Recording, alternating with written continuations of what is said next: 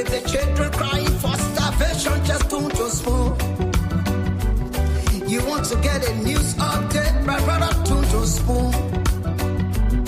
You want to know what is happening, Moravia, don't spoon. Politicians want to make their decision, just don't spoon. You want to know what's happening in the ministry, don't spoon. Don't spoon. Don't spoon. You from Vonjema, Maryland, don't spoon. Don't spoon. If you eat keep on gradually, my brother, don't spoon. You got a spoon TV, you got a spoon radio, don't spoon. Don't spoon. You wanna get a news update, don't spoon. What? Yeah, Rastafari. Kilibamba, kilibamba, kilibamba, kilibamba, kilibamba, kilibamba. What I want? Yes, what you got today? Spoon TV. Spoon. Yes, what you got today? Spoon. Beseku. Spoon TV. Spoon. Bada. Spoon. Skidibidi dabado. Spoon TV. Spoon Entertainment. Gua.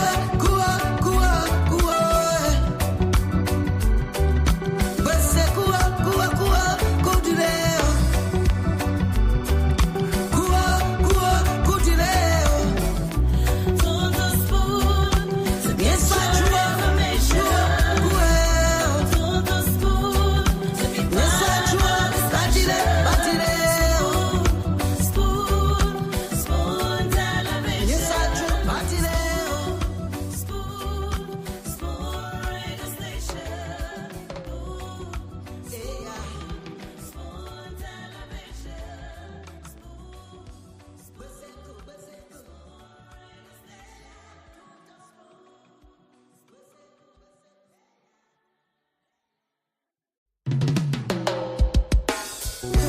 Yes, sir. A special one from the CEO, Stan coming with the spoon. And your boy, Friday the Southern Band. Charges on the beat.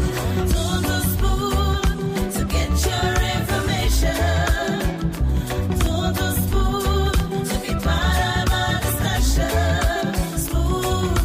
Spoon television. Spoon radio station. Spoon gonna tell you what is happening in Liberia. Spoon gonna tell you what is happening in Moravia. Spoon gonna tell you what is happening in Africa.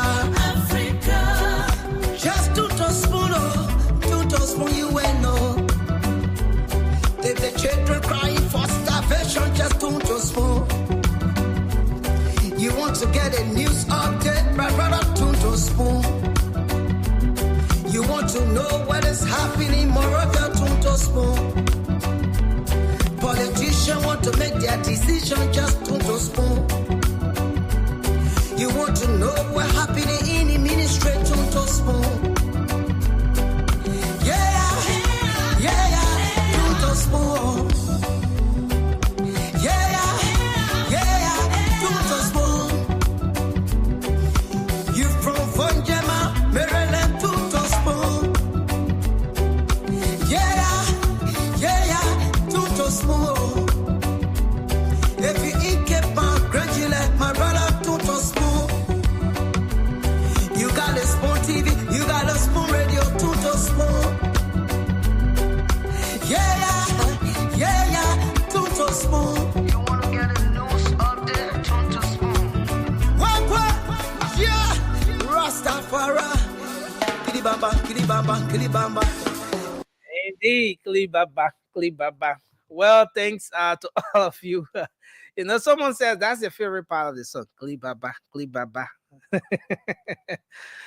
Thanks to everyone for joining us tonight. Spoon Talk is back on the radio. We're live across the Spoon Network, Spoon FM 107.5. We're live on Fabric Radio 101.1, Super 95.5 FM across the country on several other frequencies. We are live on Trust FM in Bomi County, Premier FM in Bon County, Trend Radio in Grand Crew, Radio Yalaman in Seclipi in Nimba County. Many thanks to the folks in Maragibby County always joining us on Gibi FM in Kakata. Thanks to the folks across Liberia joining us on several frequencies. Many thanks to the radio stations that will most times relay the program even without telling us. We appreciate you. Thanks for being a part of this journey, a journey to ensure that Liberians, regardless of where they are, can have access to information in real time. And I'm talking about authentic information and objective analysis on the trending issues across the country every single day. My name is Nelson Colette. We're live across the internet as well. We're on Facebook, Spoon TV, Fabric TV, Super TV. We are live on YouTube. Spoon Talk Live's our YouTube handle. In case you haven't subscribed to our YouTube, kindly go there. Just go to YouTube. Hit search Spoon Talk Live, and of course, you're gonna watch all of our previous editions of the program, including this one that is on. So thanks to all of the folks that have joined us via YouTube as well. Kindly share the program as you come out tonight. It promises to be very interesting and informative show coming your way. This is one edition of Spoon Talk you just don't want to miss. So share the program across your different social media handles, in your WhatsApp groups, in your Messenger groups, on your Facebook timelines, and let's hope we can have a great conversation here tonight. The CEO and the rest of the team will come on, but I see Dr. Richardson is already here. So let me go in the background and bring Dr. Richardson on. I must say, Dr. Richardson, that green hair tie is what the people can say, what? Giving. It's giving. Yeah, give it, yes. Yeah. How you doing? You can see. Uh, You can see oh, Nelson. yeah. Sorry. Sorry. So gonna wear a left, you can see Neil. Oh, Yeah, that's okay. How are you though? yes, I'm doing good. Dr. Richardson, I'm doing well. And I'm glad that we're here again. How are you?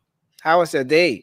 Well, I'm a little bit still under the weather, but I'm here. My day was less structured than it usually is. I was doing Christmas decorating this morning. My Ah, grandson, children, it's something that I did for them when they were okay. younger, and now they expect me to do it every year, even when I don't want to do it. They're like, "Mommy, you didn't do this, you didn't do this, you didn't do that." So it's amazing how the things that you do when the children are younger, Yeah. you're not paying attention, but they are.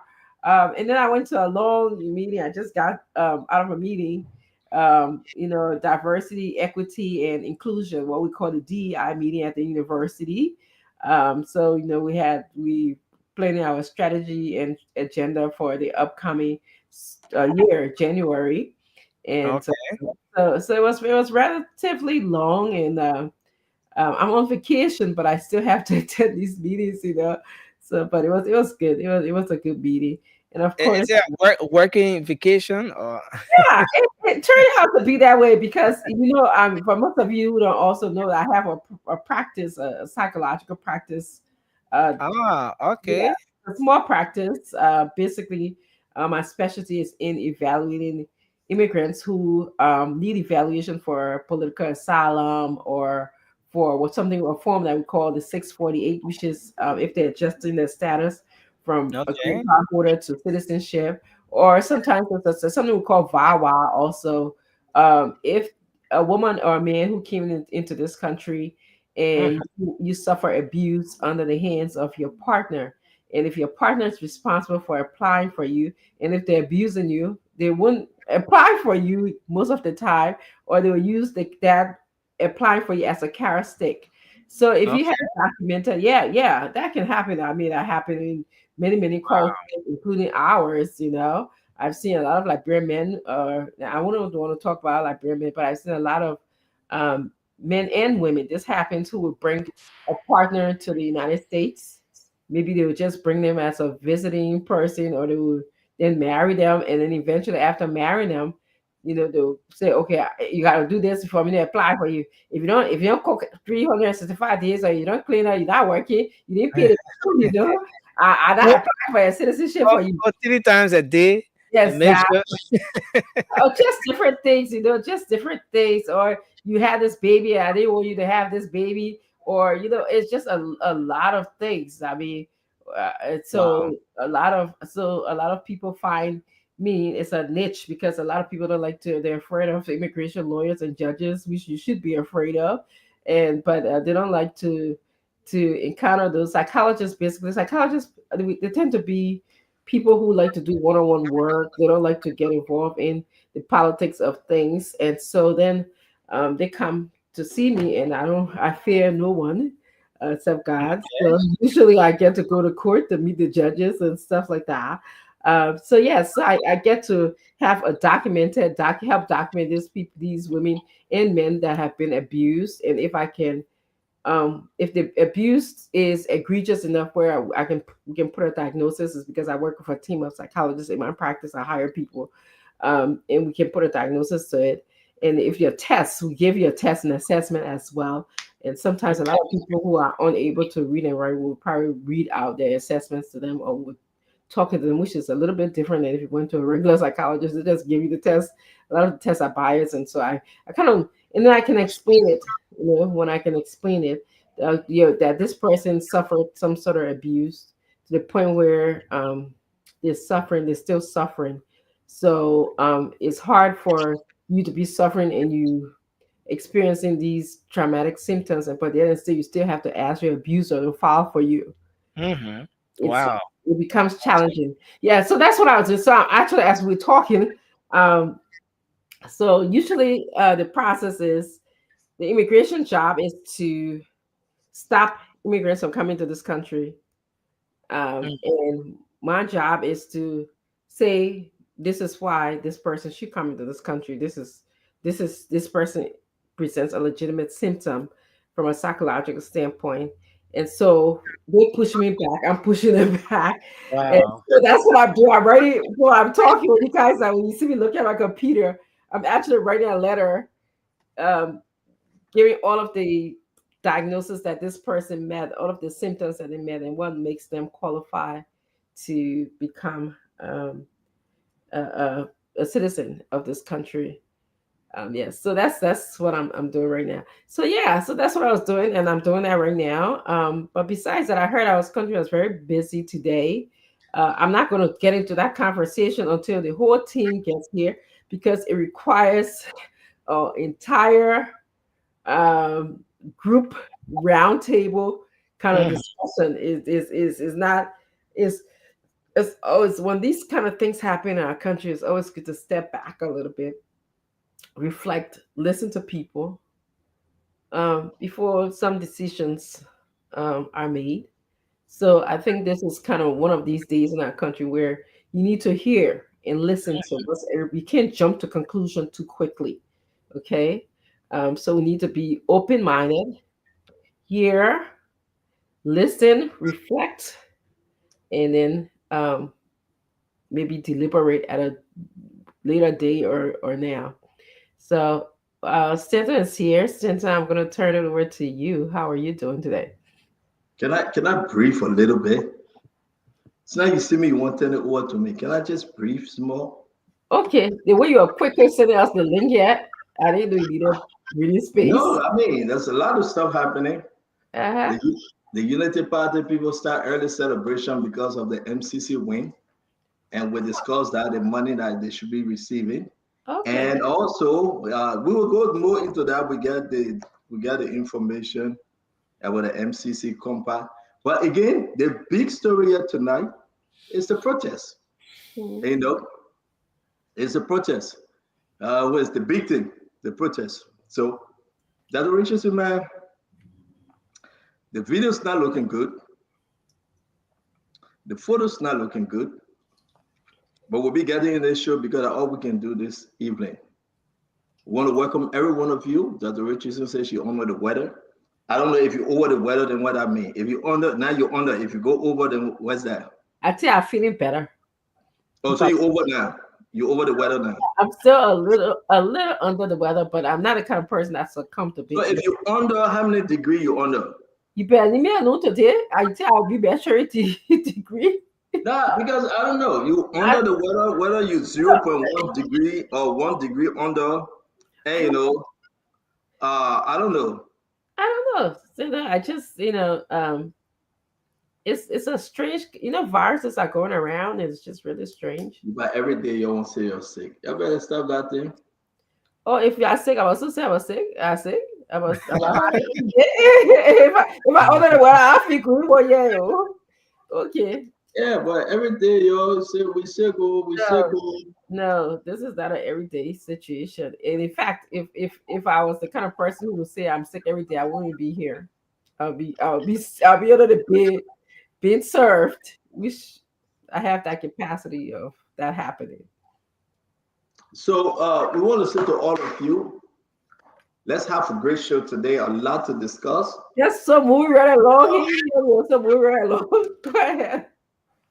Oh no, I didn't hear what you said though. No, I figured you didn't hear what I said, but that's okay. Just move right along. You plan on having a great show. That's good. Yeah, we plan on having a great show, man. And after beating everybody on the street and after the rule of law and everything is so Fiddle's Afghanistan was 1.6 degree. Oh God. You gotta give it up. We gotta have a most interesting comment award. I think today I'm gonna do the rice award. Which you have Bobby said he coming on. That 2 year will get himself coming on. And for me and that the richest in today. Mommy. I was see Mommy. Mommy will come to defend. I don't know what in that thing to defend. But first we want to welcome all of you. Every time Mommy come, he can't reach, so I even care no more say what he say. Yeah, but listen, this show for everybody. But Clinton is coming on. Mm-hmm. CDC want to take this protest and turn it into the good news that coming, or the bad news that coming, or Unity Party want to turn this protest into good news or bad news, whatever the case may be. We are here to just discuss the issue concerning our country that Rich is saying. Yeah. The MCC thing, we can discuss it at the end. And, you win the compact, you get money. We'll discuss that. It's not a new news. We're going to discuss what is affecting the people, whether it was a peaceful protest or bloody protest. You have Kalasco is in jail, South Beach. You have other things happening in the country. We want to welcome every one of you. Share the show, my dear friend, Kadu Paul Salif, Patience Rennie, Samson Goa, Dwe Nino Nima. We want to say to all of you, it's going to be a beautiful show. So allow us to just sit back and enjoy and and do what we do best. And let's just have fun today. I'm sorry, I'm on my phone. No, it's okay. I gotta make sure that the information coming in plenty. Yeah. Augustine Perry got found. I don't know whether he want to take this credit, but a lot of them happy about the MCC news. Are he texting you? No, I ain't gonna say who texted me. Oh, that okay. I forgot. Because the other day Jeremiah couldn't get on the show, that everybody said I brought him on. So I ain't gonna say anything. Okay. No comment. We want to say, ladies and gentlemen, boys and girls, welcome to the show. Wherever you find yourself, we say listen, we are getting donation from so many people. We want to say thanks to Nathan Bia, the representative in Rhode Island, giving $500 for his donation for rice. Wow, that's rice. Nice. Yeah. We want to say the UP group that is in Maryland, I will find the name. They are giving $700 for rice distribution in the country. A lot of people contributing to this thing and want to appreciate every one of you. That's where you're running going. We want to say even Nelson get another $500 from somebody. So now start talking about it running away. I know I received the information, Nelson. And on me, I give it to somebody to keep it. Oh, you couldn't give it to the business manager. That's good, Nelson. Thank God that you give it to the business, manager. But again, everybody contributed. I want to say thank you, thank you, thank you. I think Saturday, Madam Titi says Saturday we start the rest. We start the rest distribution on Saturday by God's grace, and everybody will have the rice. Now you just got to call in, take your bag of rice, and just go and do what you do best. Enjoy this Christmas. Dr. Toy, Nemlin Toy, 1,000 bags from him. The 7 group, $500 from them. Mr. Nathan, Representative Nathan Bia, $500. Somebody from Liberia sent $500. They don't want us to mention their name. We said thank you. You know who you are. The Fulani community sent 1,005, I believe. The Unity Party branch here in America, they are based in Maryland. They sent $700. And a lot of people sending their contribution. So we'll be giving over 1,000 bag of rice. We will be giving over 1,000 bag of rice. Okay? So I want to say to all of you, the Christmas will ball. We will ball over them. That what you're saying. I want you to talk about your college or your take call, talk about how long you've been in America since you were 13, you came back. All I want, let me go eat my little bread, mayonnaise, and egg. I tend to fool a man today at a Jalo shop. Now the Jolly Shop beans are eating that deal. No, there were no beans. I just traded bread, mayonnaise, and egg, Jalo shop. But let's take some calls. Let's take some calls. We got 3 more minutes. Let's hear from the people about the protest today. I mean, let's hear what's on the mind, and then we will start the show momentarily. Okay. Yes, Nelson. Yeah. So so I think then I can go to the phone lines and Let's just go to the phone lines. Anybody who wants to discuss anything, they can just. This is their time. yeah. So 0555-101075. You can also call on the WhatsApp number that I'm going to put up. Let's hear you what's on your mind. What is it you want to talk about? It's an open discussion, an opportunity for you to express yourselves. Now, let's take the first caller here. Hello. Hello. Yeah, please go ahead. Your name and where you call from. You want to lower the volume of your radio, please. I'm just a teacher calling from Hello. Moro. Yeah, just a teacher calling from Moro. Yeah, Joseph, go ahead quickly. What's on your mind? Okay, so too bad we lost Joseph. I think that line went off. Hello? Hello, Nelson. Yeah, Paco, go ahead. Let's hear Yeah, you. also happy to say to the school family. See what happened here today. I was speaking of today. And I'm live in the country. And to individuals, you see, Foco, see, America, run away to the innocent people in our place. Nobody on man, they call me. They call me for every Liberia. So now what is a spoon of talking sometimes other propinas be detained. So you say you speak or people say, well, you leave. Thank You you. don't happen to the show thing to the international community. Thank you We very can much. come okay, and we know that everything will be in the country. Nobody on a man that you enjoy to spoon. They have to say they have copy. But don't forget me what they rest. Don't forget what Paco. Yeah, Paco, you have to call now in order to I get it right. You got to spoon call them at it. The way 26. Now they all give me 26. Thank you. Now, yeah, Thank you so Paco. much. Thank you. Hello, your name and where you joining us from? Hello, please go ahead. Let's hear you. Hello. Hello? Yes, you're live on the show. Let's hear you. Yeah, man, like what happened today, we still have to be careful. At least, those out there today, they have to be careful because they want to cleanse our peace. Okay. So, you shouldn't bring politics in this thing. Thank you. Okay. Thank you very much for your input. Hello. Bro. Yes, sir. You're live. Your name and where you joining us from? Very good. This is Aman Washington Son calling for Jikotan Rehab. Go ahead. Let's hear you. What's on your mind? Thank you very much. You know, the protesters today, they are very, very bad. For peaceful protest, he start jumping over things. All the time the people pull between the executive national and they start breaking it out to join what they think. Is that what peaceful? These people who have joined them and make sure to aid that they be in order, but they win extra miles.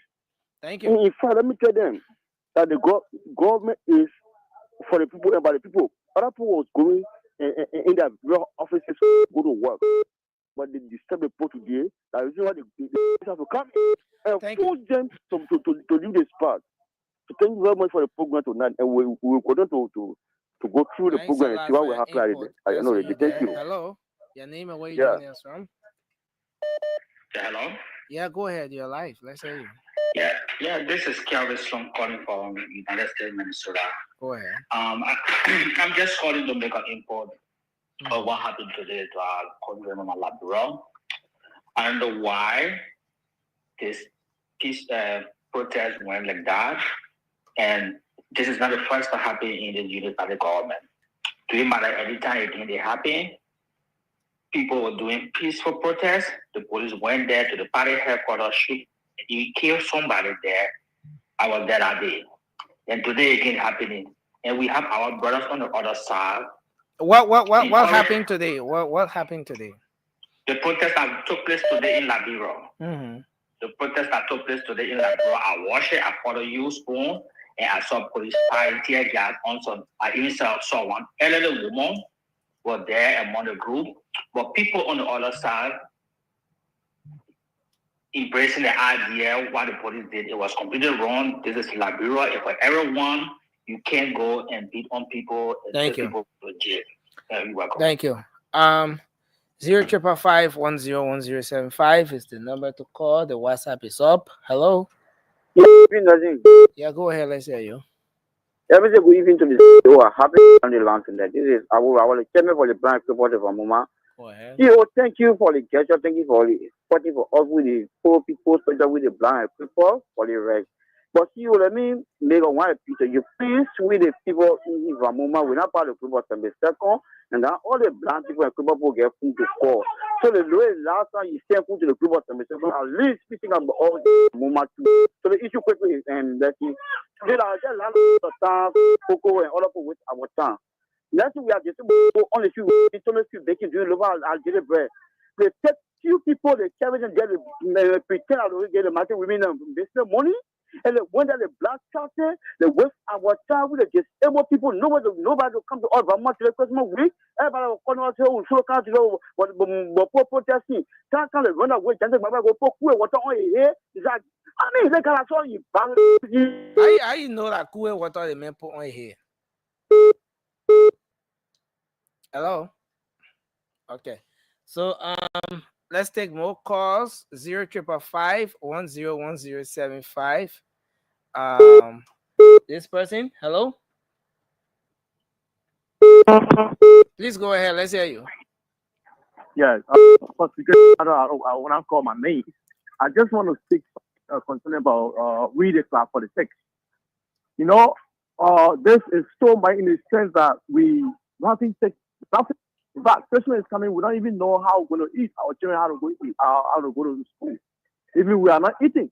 So I'm just saying for you people to please echo to the RG to please give out our money. Okay. Hello.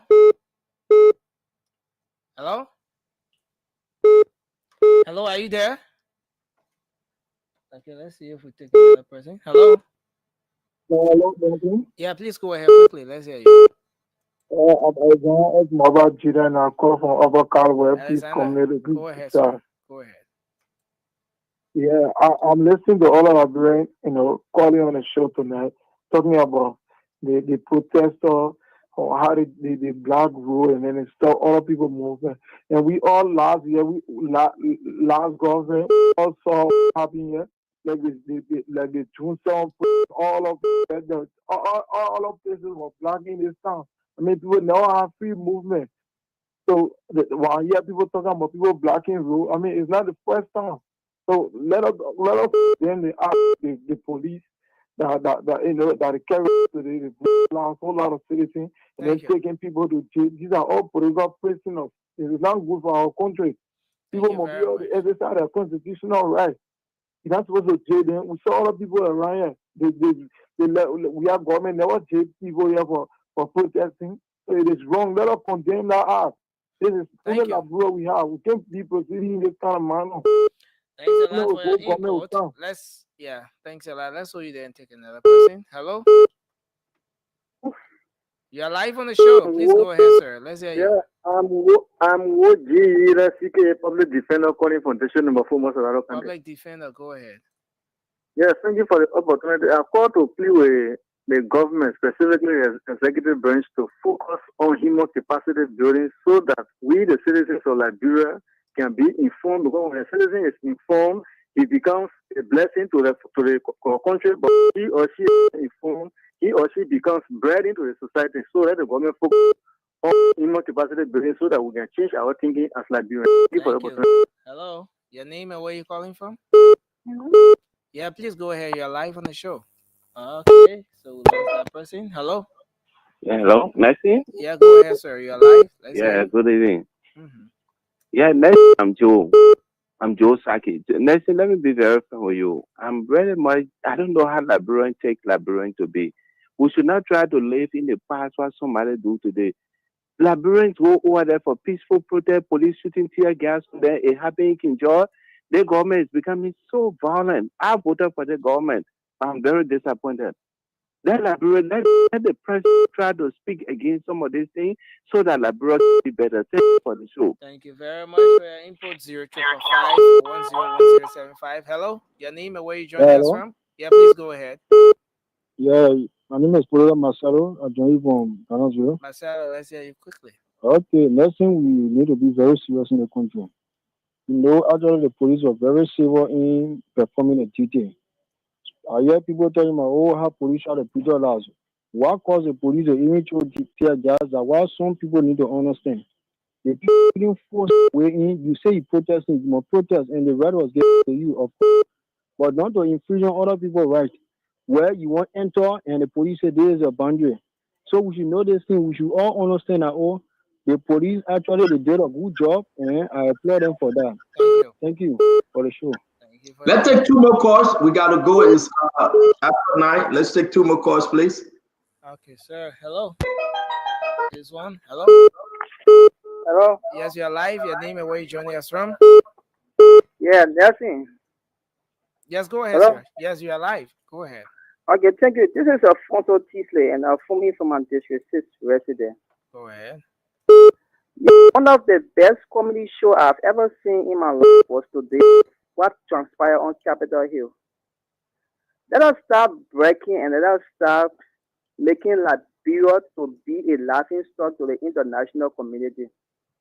Now, if a lawmaker who enjoys from the sweat and blood of many Liberians will be proud to take few handful of people to bring Liberia to public disrepute, I believe that is very much bad. And I would like to just hear that some of those lawmakers that was in front of those protests, that the police should have tear gas them, that there will be a living example Thank to you. those that are carrying to Capitol Hill today. Thank you very much for your input. The final caller. Hello. You're live. Let's hear you. Yeah, go ahead. Yeah, Nelson, this man connect. Yeah, go ahead, Kane. Go ahead. Kane, you are coming in broken, so we replace you with this person. Hello. Yeah, hello? Yeah, please go ahead. Hello? Yeah, go ahead. You're live. This is Bonacom from St. Paul Bridge. Yeah, go ahead. Yeah, see, our Liberian bro, I don't understand why people. There's a people everyone is at liberty to protest. But police is there to guide you. And police is telling you, don't take this route, don't pass this way. At least you follow the police. My people blaming police for police did a nice job because they were refusing to obey the police. Okay. Started forcing away. Someone else forced away, even hurt, even the time on officer.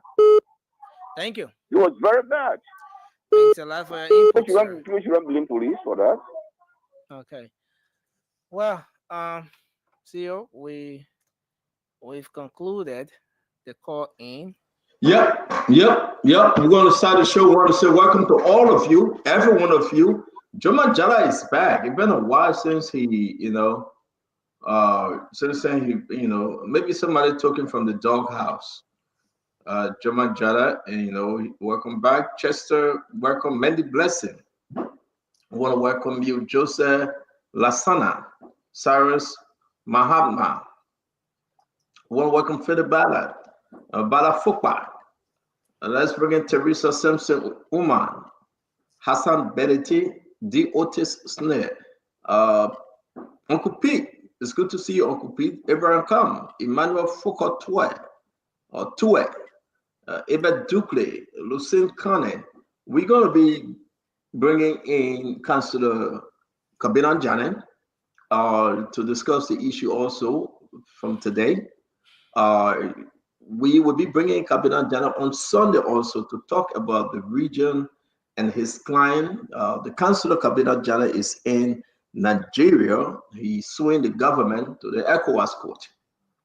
He will be discussing that on Sunday, but today he's going to be talking about the protests and everything that is happening in the country. We're going to have a full big house today. Today is a big day in our country. The president appeared on Capitol Hill, the protester, everybody and everything. Folks are complaining.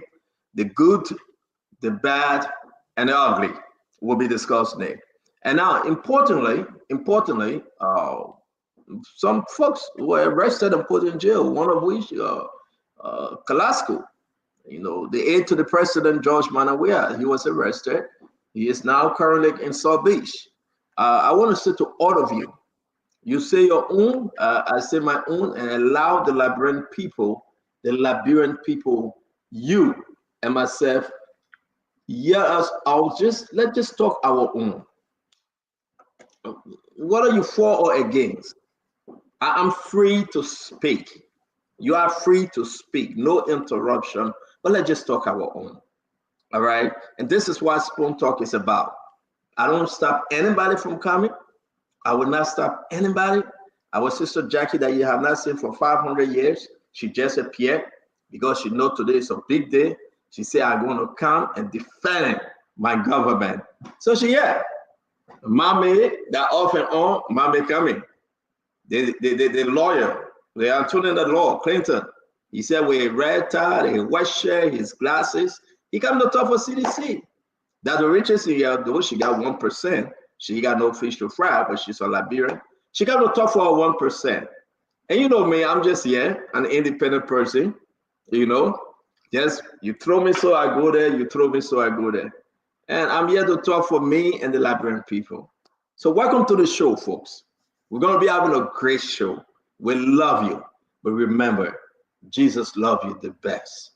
Join us. Let's be respectful. And we will be calling some lawmakers. Marvin Cole will be speaking. Those are for, those are against will come and make the case. But we are going somewhere. We're going to give this news that everybody running with two things happening in this government. One is the MCC compact. They will bring the compact. They will be getting some money. Two is the yellow machine. It's around $28 to $30 million now. And the president will be addressing those things. The yellow machine from 84 million come down to 28, 30 million. That's a miracle negotiated by Jeremiah Kuhn, the vice president. The compact, probably by God's grace tomorrow, will be hearing information that the country will be waiting the compact for another $400 and $500 million. And which will not be given to next year, of course, by God's grace, to do some good project in the country. That is the big news. But we want to say, let's talk about the protest today. Let's talk about the protest today. We got videos, we got photos, we got everything. We got the good, the bad, and the ugly. Welcome to the Spoon Talk, folks. Share our show, invite somebody. Let's have the Spoon Talk. Dr. Richardson, welcome. Your intro, man. Well, it's great to be here today. I'm happy that many can join us to discuss what is happening in Liberia. Today was an interesting day in Liberia. It was about one's constitutional right to assemble. So I'm looking forward to having a wonderful discussion about what happened in Liberia today. All right, I'm going to bring in Clinton. Clinton, let's get your intro, sir. We're starting the show. Well, see you is good to be here. Very interesting. What side did in Liberia, given what has transpired in the country today, given the heavy-handed response from the government through the Liberian National Police to uh, trample on the rights of many citizens who have gathered to protect to protest for upholding of the rule of law. And so it is. I have mixed emotions today. I'm happy and proud to be a Liberian that um, we have Liberians who are concerned about the rule of law and who are standing up for the rule of law. But I'm sad at the same time that we have a government that have shown no concern for our people.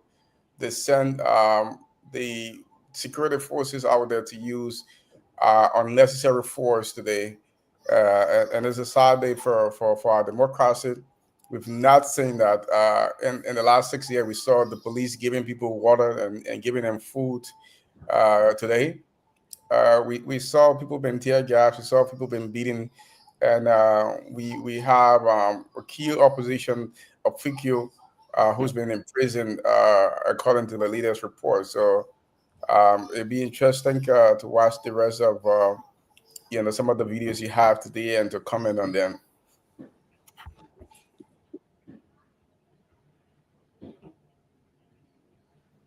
Thank you very much. I'm listening to doing three things at the same time.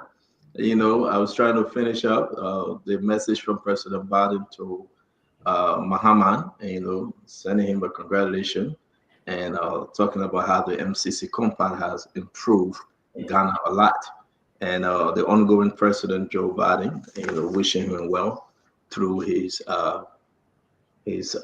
representative. So let's get back to our country and let's see how, I mean, where we are. Welcome for a long time, Jackie. It is good to see you. Thank you for joining us. Thank you, Stanton, and it's wonderful to be here tonight.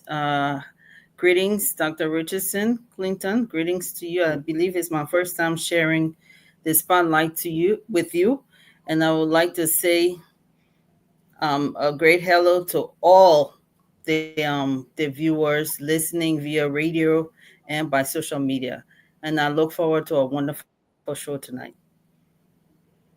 All right, so we'll take it topic by topic. The rest of the guys will be judging us. I want us to talk about what took place today. We were all glued to social media. I was tempted to come on. I Clinton at some point said, "Man, let's go on." I said, "No. I love to wait for my time because for the guys, I'm not that kind of former CEO that I say I must do this. So when the guys say, CEO, don't come, oh, please wait for your shot," I say, okay.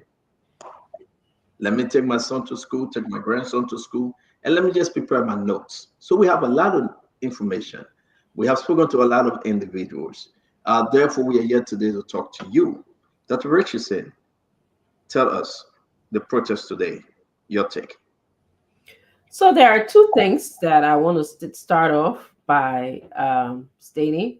One is you can support someone's constitutional rights to engage in a protest, but that doesn't mean that you are supporting whatever current or past protests that is, okay, that is occurring. So I just want people to distinguish those things because, when you say that I support one's constitutional right to protest or assemble, people just believe that, okay, you support all protests or any kind of protest and you should be supporting all protests. So I just want to clarify that. It is in the Constitution that if people are discontent with their government or they experience any kind of dissatisfaction, one way they can express themselves, this is one way, there's multiple ways you can do that, is by, assembling and speaking to your government. Now, it has to be peaceful. The question here is, what is a peaceful protest? What happened today? Many people have comments and thoughts about, was it peaceful or did the police overreact? To answer that question, I'll need a couple of days to watch the video and, make a good assessment of what happened today.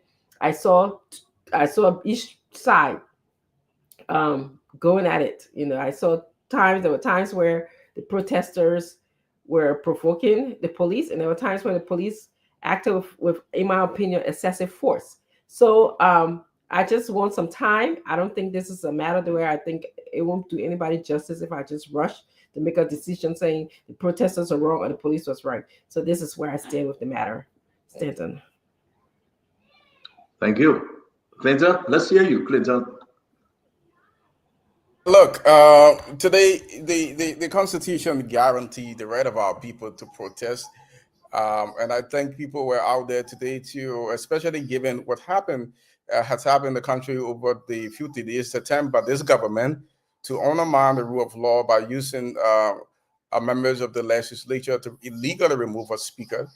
That we have a matter still before the Supreme Court that has not been finalized. And today, if you even see the Executive Marshal website today, they've recognized Richard Cohn as Speaker. And with all these, oh yeah, Dr. Richardson, there's actually a press release today from the Marshal that the president signed a book of condolence, and President was Speaker Richard Cohn. So, given everything that has been happening, this position this government have taken, that they will shred the entire constitution, they will bend the laws, they will do everything they can to ensure that they remove a speaker. The people of Liberia today show up to send a message to the government that they saw an oath to uphold and protect the laws. And they were out there today. I think the response from the police was unnecessary. I think there was a use of excessive force from the videos that I have seen so far. And the justification that there were people blocking the streets, and but guess what? These people who were making the justification were the same people who were telling us yesterday when June 7 and other days that, look, protests are not supposed to be convenient, right? But now they are saying that, because people were on the street, so the police were justified to use force. But mind you, we've also seen all the videos. There's one at the Capitol building where the police was hitting on people. There's one where when President Bouakai arrived, EPS officer attacked a journalist. There's a video of that. There's also a video of Representative Foucault walking the front of the Capitol Executive Marshal area where they have their hands up and they were attacked by the police. Look, there is absolutely no police department around the world that have in whatever modus of operandi that when you have protesters who are acting all the way, you beat them, you drag them. People, there's nothing wrong with making arrests if people are breaking the law. Is one thing when you make an arrest, is one thing when you use excessive force and you brutalize civilians. There's a difference. And I think people are missing the point. What we are saying, we're not saying that people who break the laws cannot be arrested. We are saying that the police brutalize civilians. And that's our concern. When we see protesters who have blood all over their heads and they're bleeding profusely from batons and other things that the police were using, this is not an arrest. This is excessive force. That's the point we're trying to make. So for me, it's a bad day. I think I also want to point out before I let go is that the president today, he showed a complete disregard to the protest today to Liberians. The fact that he wasn't advised or he took upon himself to go to that place today play a part because he was going over there. The police had to use whatever force they had to use to clear that place so he can go. He was going to sign a book of condolence. That thing could have been postponed given what was happening on Capitol Hill. The president did not need to go on Capitol Hill today, but he was defiant. He said he showed that he doesn't care for the protest. He showed that the message that the protester was saying, even if you don't believe it, that the people should be protected. But they had a powerful message. The reason for which they are protesting. But he showed complete disregard. He moved over to his comfort today because he was going to sign a book of component. And the security forces had to act, and they had to use massive force to remove protesters because the president was on his way there.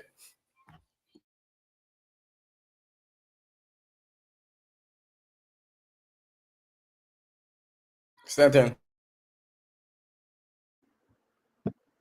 Jackie, you can go ahead, Jackie. Okay, thank you so much, Stanton.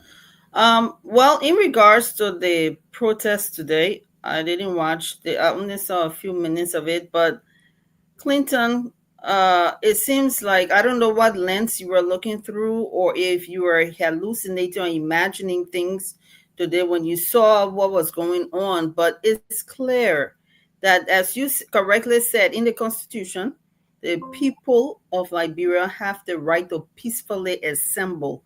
The key word here is to peacefully assemble. The police have every right under the Constitution and what is mandated under the Act, the Ministry of Justice, to protect life and property. And at any given time, if people are not acting in accordance with the law, the police have to step in and protect life and property. So, what happened today? The police have been very, very professional since people have been gathering, including lawmakers, at the Capitol where property have been damaged. And I don't see Councillor Clinton calling out those who he support and denouncing violence. There's nothing wrong with going out and advocating for your side and your side of the story, but for anybody to condone of violence and say they're fighting for what is right, that's violation of the rule of law, and these people need to be called out. I don't care who they are. However, we feel we must do so peacefully, no matter what side of the globe we all stand on. So the word here is peace, Clinton. And I will challenge you today because I've been watching you. I've never heard you speak against the violence by those you support since this whole saga started weeks ago. So I'm asking on behalf of the Liberian people, speak against the violence out there. Nothing wrong with people fighting. Nothing wrong with people going to court. And when I say fighting, I mean verbally expressing themselves. That's a way of fighting. But when we get physical with the police or with law enforcement, the police have to do their job. And kudos to Gregory Coleman and his team for acting professionally over the past several days and the past several weeks. And Councillor Clinton, please go ahead and speak against violence, because violence, there's no place for violence on the Capitol. Thank you very much. We're going to let one person run the show. Again, we want to say thank you for your first round of conversation. Let me bring in Dr. Richardson. Dr. Richardson, please. I'm not bringing you to make peace. Clinton will have the time to respond. It seemed like Jackie came purposely for Clinton because she called him out. So, Dr. Richardson, talk to us. Woohoo! That's all I can say. Well, it's important that during these moments in our country that we sit and observe on both sides and see if the police acted in a way that was excessive or if the protester provoked the police. Is important. In order for us to maintain peace in our country, we have to respect the Constitution and we have to respect the rule of law. And as both of you have stated, the Constitution do ask and do state that citizens can peacefully assemble. That is something that is guaranteed in the Constitution. Each citizen has the right to do that. However, though, that doesn't mean that you should go and act out of pocket, as my teenagers would say. You should provoke or you should not listen to the police. But because if you do not do that, then you are not behaving in a law-abiding way. One thing I thought was interesting. I think it would have been it would have been just more. The protest would have been more promoted. Okay, if some of our leaders of our country who were promoting the rule of law would have been there, would have been there to show face. I didn't see that. I didn't see that. So I think it's important that if you believe in something, that you should stand up for it. You shouldn't just send other people's to go and fight your battle for you. So I wanted to know, where were some of the leaders, the people who believe in the rule of law and protests in our country? Where were they? So yeah, but you got to ask the question. You're not asking us. First of all, you say you don't want to talk about it because you don't know. You didn't go into it too much. Now you're asking where were those people that, that organized this protest. And I was asking the same question, Dr. Richardson. I didn't see Musability. I didn't see Marvin Cole. We'll call Marvin Cole tonight. I didn't see Alex Noah. Alex said I would do the protest from my office.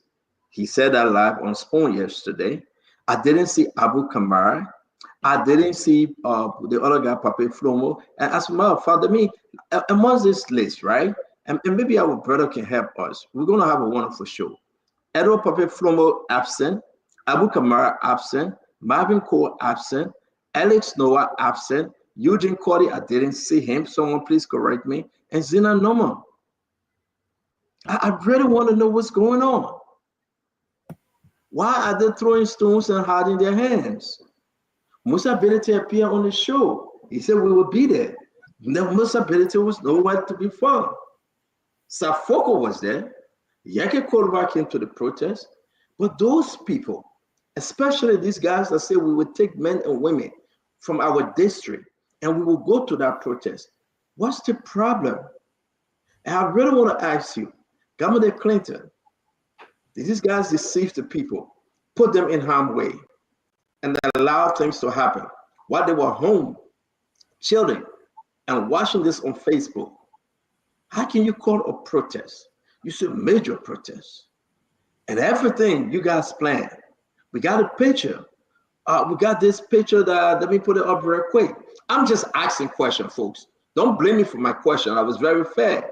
We got this picture. They were planning the protest. Natana Falo Mage was in there. Musa Benete is right there. Yeke Koloba is in the picture. Marvin Cole is in the photo. Where were they? How can they just send the young men and women, go ahead? We coming, we watching, we behind you. But guess what? They hide their hands. I also want to say, if I can just add, I want to. Clinton coming quick. We'll come to it at Richardson Clinton. Okay. Well, first, Senator, let me begin by responding to Jackie. Look, Jackie, the right to protest is not absolute. I have been a lead advocate for, at least as a lawyer, I know that there is no absolute right. There's not even a right to.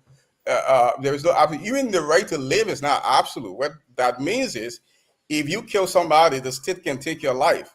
So there's no absolute right. There's no absolute right to protest. When you protest, you have to do it peacefully. I have not said on this show or on any platform that people should not protest peacefully. What I've said is that today's protest was peaceful. Whenever there is a protest, there's always a possibility of this very small pocket of people inciting the police violence. But on the larger picture, or on the larger or the broader perspective, what we're seeing today, the protest was largely peaceful. And there's videos, and I'm sure Stanton will post some of these videos of protesters having their hands out and being attacked, or whether this was journalists that were in the Capitol that was being attacked, right? So people protested peacefully today. Now, if there were protesters who were disobeying police orders, the police have a responsibility, absolutely, to arrest them. That's fine. However, the police cannot use excessive force. You cannot justify the brutalization of people. You cannot justify the young man I saw today who was bleeding from his head. How do you justify that? What kind of police training says that when your police is giving instructions for people to leave the road, if they don't do that, then you have to use your batons and start to bruise their heads and stuff like that. That's the point I'm making. I'm not saying that those who acted disorderly today should not have been arrested. I'm saying you cannot use excessive force to do that. So on to your question, Stanton, I would have loved to see, absolutely, numbers of the people today of the lawmakers who are the center of this issue who have been suspended. I would have loved to see them. I would have loved to see some key opposition political figures today. However, this shows that the fact that the Liberian people were able to get outside there without these leaders, to show that they have a serious, very serious concern, that they are concerned about the rule of law, and the Black administration needs to take this seriously. I listened to the press conference today. 70 Liberians, according to the Inspector General, were arrested today. 70 people arrested today.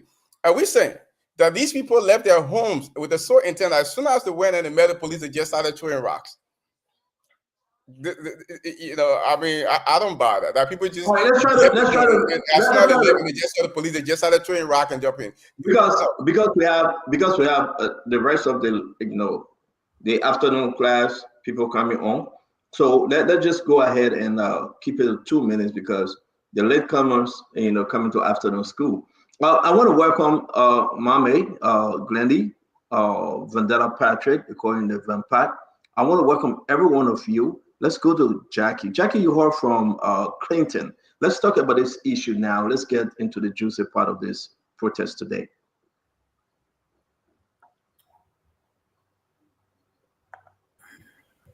Oh, sorry about that. Clinton still didn't address the questions I posed at him. When Marvin Cole was breaking down doors, when he saw other lawmakers destroying property, why did he not speak against the violence then? And before the protest today, why didn't he call on the people and say, look, even though you're going to assemble tomorrow, it is very important that everybody assemble peacefully. If people assemble peacefully with their placard in their hands, the microphone, the police will have stood by as what they did to observe, and just to observe, just in case things got out of hand. Whenever things get out of hand one way or the other, that's when the police have to move forward to protect life and property, and that is what they have been doing. Gregory Coleman, his team have been doing an excellent job since the whole saga started weeks ago, and we call on people like Councillor Clinton to speak against the violence. Violence is not the way to go. We have the Supreme Court. There's a bill of information that has been filed. Why was there a need for a protest today? Let's wait for the response from the Supreme Court on that bill of information. There was no need for it. But at the same token, people do have the right to peacefully assemble. And the key word here is peacefully assemble. And Clinton should call out his people he support when it comes to violence and violent behavior. Clinton, I'm waiting for your proper response. Thank you. Let me address this. No. We'll get to you. We got to do this in order. We're baking the show will be jam-packed. A lot of people want to hear from us, please. Though your new friend on the show, Jackie, wants you to speak a lot, but let's do it in order. Let me welcome you, Glenny. Talk to us. Good to see you. Hello, everybody. It's good to be on. I must say I was busy and I didn't learn about the protests and everything else until later on when I look in the chat. I don't think any form of violence should be encouraged, whether it was with Melvin Cole or whether it was what happened today. We must be in a position to condemn the violence that occurred. Suffice it to say, the police are the one that's supposed to be able to instill law and order. There's also nothing wrong with people protesting. People like Jackie is saying, I'm going to disagree with her. People don't have to wait for the ruling of the bill of information that's been formed before the protest. If people want protesting, it's not illegal. If they want to protest, they can. But I think what we need to stress on is the peaceful protest is what is necessary, especially for our fragile country and our fragile peace. So I think what happened today, I don't know at what point it escalated. I haven't had the time to watch all of the videos. And then there are some stories that's coming out that some people are faking it, it's not real and all of that. No form of violence right now in our country should be encouraged. So if the police felt in their trying to instill peace, they felt that there were people there who were escalating what happened today, and they felt the need to intervene, then certainly I don't have a problem with that. But I think just what it showed, I'm sure we'll learn more about what happened today. I think peaceful protest is important instead of the violence that we saw today. Thank you very much. I'm going to bring it from Della Patrick. My brother, talk to us. CEO, thank you. It's good to be here tonight. I don't know which one of you have gone to prison because of leading protests or participating in protests. If you know that, I think the tone of our voices will be completely different. I personally have been in prison many times, physically and psychologically tortured by state security, specifically the police. And what the police usually do is to make you look ugly. And what we witnessed today, I think they overreacted. The police provoked the situation. We saw Safoko walking. I remember when the police besieged him, his hands were up. We show a sign of surrender. Even some people are still making mockery out of it on social media. The general run away. The general, if you are reacting with force, it's a whole lawmaker. But what I can say today is that CEO is disheartening. I'm part of a network, and what is coming from Liberia is going to hurt this government. It's going to hurt them a lot.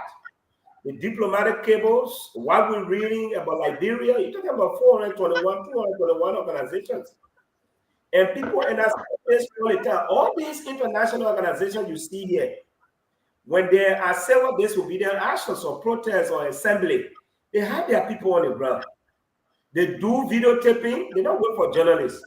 They discuss it in their network. Manda will tell you. And what is coming from Liberia is not, it's not good. But today, I think the government is painted bad because you can't tell me the opposition are going to take blame for what happened today because the government is in control of state security. And yeah, I agree. There are other things that we really need to investigate to authenticate as to whether these occurrences, took place. Like people were brutalized. I saw some people, I visited the scene. I interacted with some of them, even though I was not part of it today because I'm not too well. But while driving today, I saw some people. I interacted with them. I visited some of them, and indeed, yeah, there were bruises on the scene. But what I can say is, I think it's too soon to present this country in a negative image. Yes, sometimes when I sit, I reflect on some of these actions that came on in the past. I've never been violent. Even the recent one, we went to the police and I saw, and let me say this, if I was not very careful, I was set up for me to fall in the trap of the police because they planted people among us. And I remember one of the guys from West Point took the phone of one of the journalists. And after he was apprehended, we saw some of these media institutions saying that these guys were fighting over money. And at the end of the day, I was not able to control them. I maintained law and order throughout. If you are not careful leading a protest, the police will set you up and you fall into the trap. And exactly what happened today. When I see the bruises on the skin of other people and other areas have to be investigated, it speaks volume. But again, I think it's still too soon for us to experience this. This government is still struggling to put itself in order to see these kind of negative images going on international wire. It speaks volume. Investors will be scared to come. Your lawmakers are engaged in a political battle. No hear, no take. So again, I think the government lost. Thank you. Has lost this entire thing. I think we should be talking about positive things than people brutalizing, each other here or whatsoever. Thank you. We're going to play some of the videos and put up some of the photos and want to hear from you, our fellow Liberians. Where are you on this? Bloody protests or peaceful protests? Peaceful protests or bloody protests? We were asking the question and we continue to ask the question. Wherever you find yourself today, something happened in the country that was so bad. I'm going to take my position and say my own, but please talk to us. Let me bring in our brother Abula Mame. Yeah, Stanton is good to be here. Good conversation. I followed the event. Peaceful, bloody, cool water, whatever situation that existed today, those are things that are always most often associated with protest. Governments have always been, we who've been advocating and condemning violence against peaceful protesters.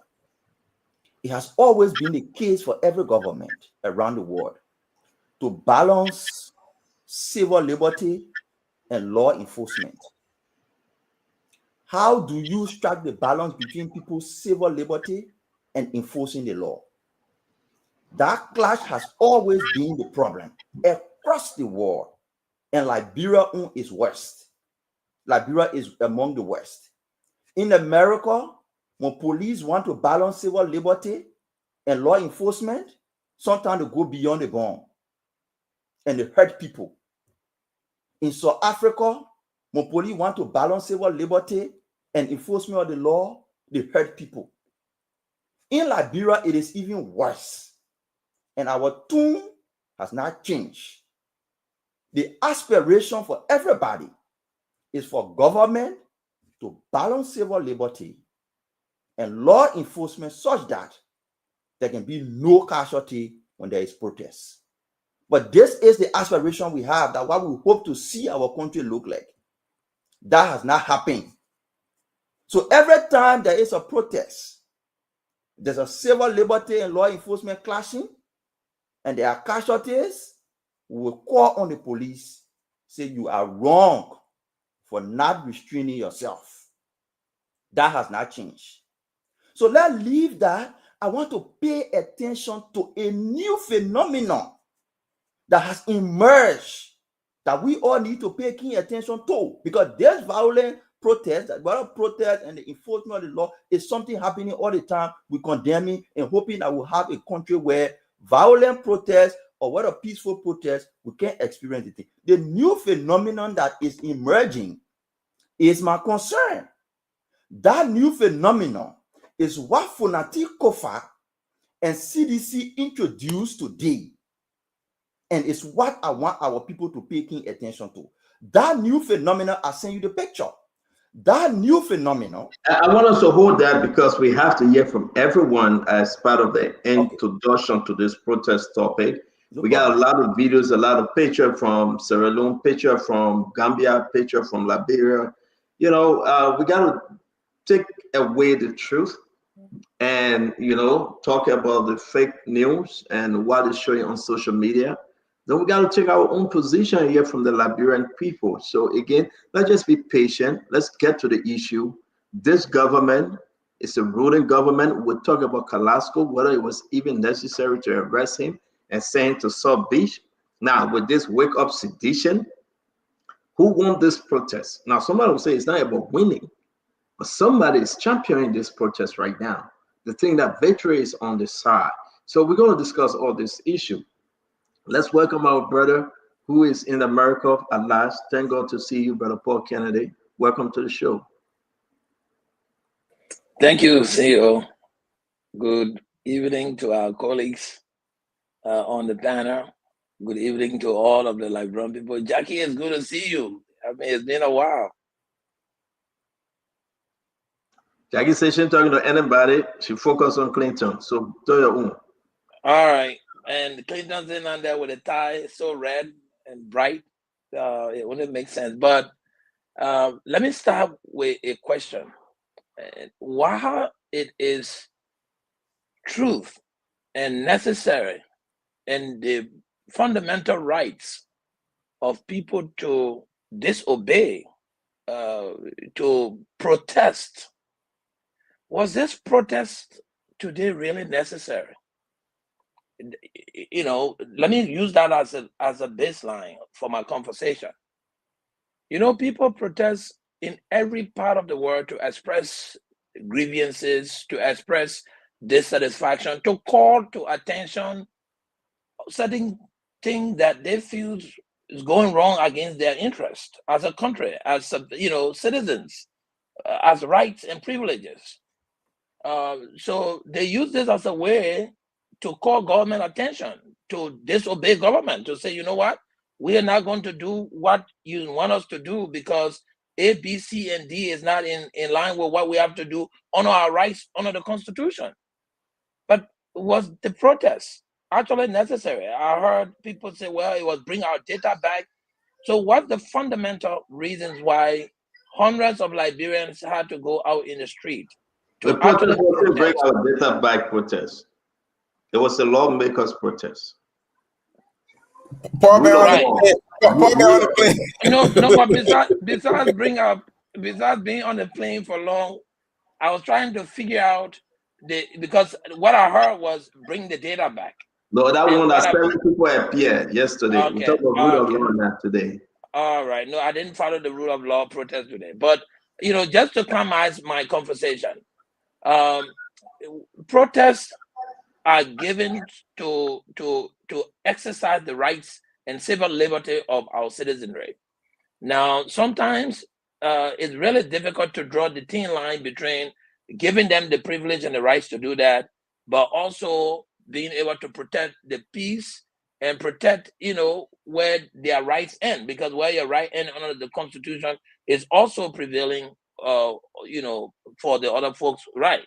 Now, considering a country like Liberia with very limited resources, sometimes the police will step their bounds. Sometimes the police will go over, what they are capable of doing. So I really want to sit and listen more into the root cause of the protest. Clinton said I just jump out of the plane and put my mouth into this.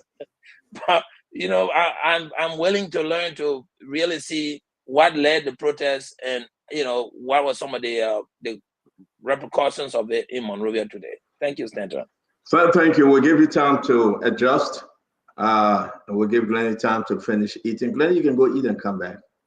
You don't have to eat on the show. We know you just from work, and the food that Oma cook is very hot. So enjoy and come back. Dr. Richardson, let's come to you. Paul Kennedy asked a unique question, though. Today, was that protest necessary, Dr. Richardson? Was it necessary? So let me just state a couple of things that I wrote down as Paul was talking, and I'll get to his question. First, I just wanted to say kudos to Sekou Kolasco for standing up for what he believes in. I heard that he was arrested and perhaps is still at Central right now. So my point is, if you believe in something, sorry, thank you for the correction. My point, if you believe in something, you stand up for it. So he was setting an example. He believed in the protest or the assemble, and he stood up for it. I would have seen, like we discussed earlier, other people, if you say that this protest is for the rule of law, I would have seen people who believe in the rule of law as I do, okay, was violated. I would have loved to have seen them stand up for what they believe in as well. That would show some seriousness to the protest. That would show also interest, and it would show that they are not customarily putting other people's children in harm's way, as we tend to do in our country. We like to play the bishop part, and then when it comes to other people's children, we send them out to do the fighting. No, they should have been there. Your question, Paul, was what Center asked me, was this protest necessary? I believe, as I started and stated earlier in this show, it's the constitutional rights of everyone. Okay, and I repeat myself, and you said that as well, to assemble. All right. However, who am I or who are you to determine if a protest is necessary or not? People have different levels of discontentment with the government. I may be happy right now with everything that the government is doing, maybe because I belong to Unity Party, maybe I belong to CDC, maybe I belong to ANC, maybe I'm independent. Okay, but there may be other groups of people in our country who might not be happy with the government. So am I the one to determine whether they shouldn't protest or they should protest or not? No. So people have different levels of discontentment or contentment, right?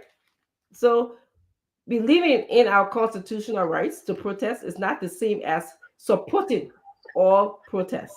I just wanted to end with that point. Thank you, Dr. Richardson. Let me go to Clinton. I will go to Jackie Mame and take this route back to Paul Kennedy.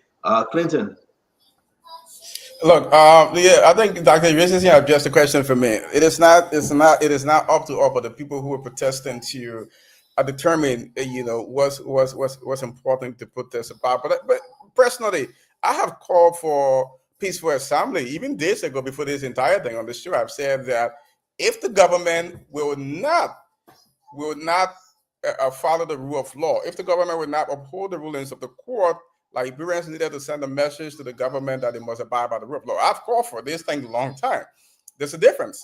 There's a difference between calling for a peaceful assembly and any level of violence. Look, Jackie, even under the CDC, we were some of the folks who were calling on the government. Some of the actions that the government took, providing water and food and everything to people, was because some of us were demanding that the government was on an obligation to do that. That the government, if you follow this show, I think 2 or 3 days ago, when the Bring Back Your Data people were on this show, I asked a question to the organizer. I said, given Liberia and what we know historically about protests, that there is the possibility of some elements creeping in the protest to disrupt it, to cause chaos. Are you cooperating with the police to ensure that there is enough protection and that this protest is peaceful? There's always a possibility of that in a country like Liberia, and that's why the police have to be prepared when there are charges of protest, and they have to train their people to deal with these protests. There will always be pockets of people. I'm not going to say, I haven't seen videos of people throwing rocks, but I'm not going to say there were nobody throwing rocks. What I'm going to tell you is that when people protested today, the vast majority of the people who protested today were peaceful, and the response from the police, from the government, was heavy-handed, and it was very much the defiance from the president today to still go on Capitol Hill. No mention of the protest today. It only hurts his government. Protest only hurts government. I don't care what you say. I don't care where you say people throw rock, people start, bro. At the end of the day, when you read the international wires, whenever there's a protest and there's civilians who have bleeding heads, it's going to hurt your government. And as a government, you take every action to ensure that civilians, whenever they get on the street, that they're protected. I didn't see much of that today. Again, like I've said, I've seen videos of people being brutalized by police purely unprovoked today. There's a problem historically. Right, I'm waiting today to see the videos where pictures actually of police officers have been brutalized. I want to see those pictures. I want to see those videos of bleeding police officers. I've already seen videos of civilians being brutalized. I really would want to see it. And I have, Jackie, condemned violence in all its forms. It has no place in our society. What I'm not going to do on this show is to say that people should not protest because there's a case before the Supreme Court.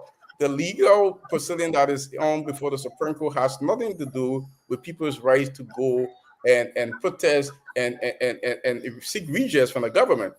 Thank you. Yeah, all right, go ahead. No, I beg you, because we just gotta keep this down. I got other people in the back. I want us to get to the meat, of this thing. I'm begging you. Jackie, talk to us. Councillor Clinton, still am waiting for you to condemn the violence on Capitol Hill by the lawmakers. But anyway, maybe I will be waiting for the next 10 years. Listen, you talk about the president. The president is the commander-in-chief of the Republic of Liberia. He receives, as you know, because you're a lawyer, security briefings throughout the day as he wakes up in the morning to the time he goes to bed. Throughout the entire day, the commander-in-chief receives security briefing.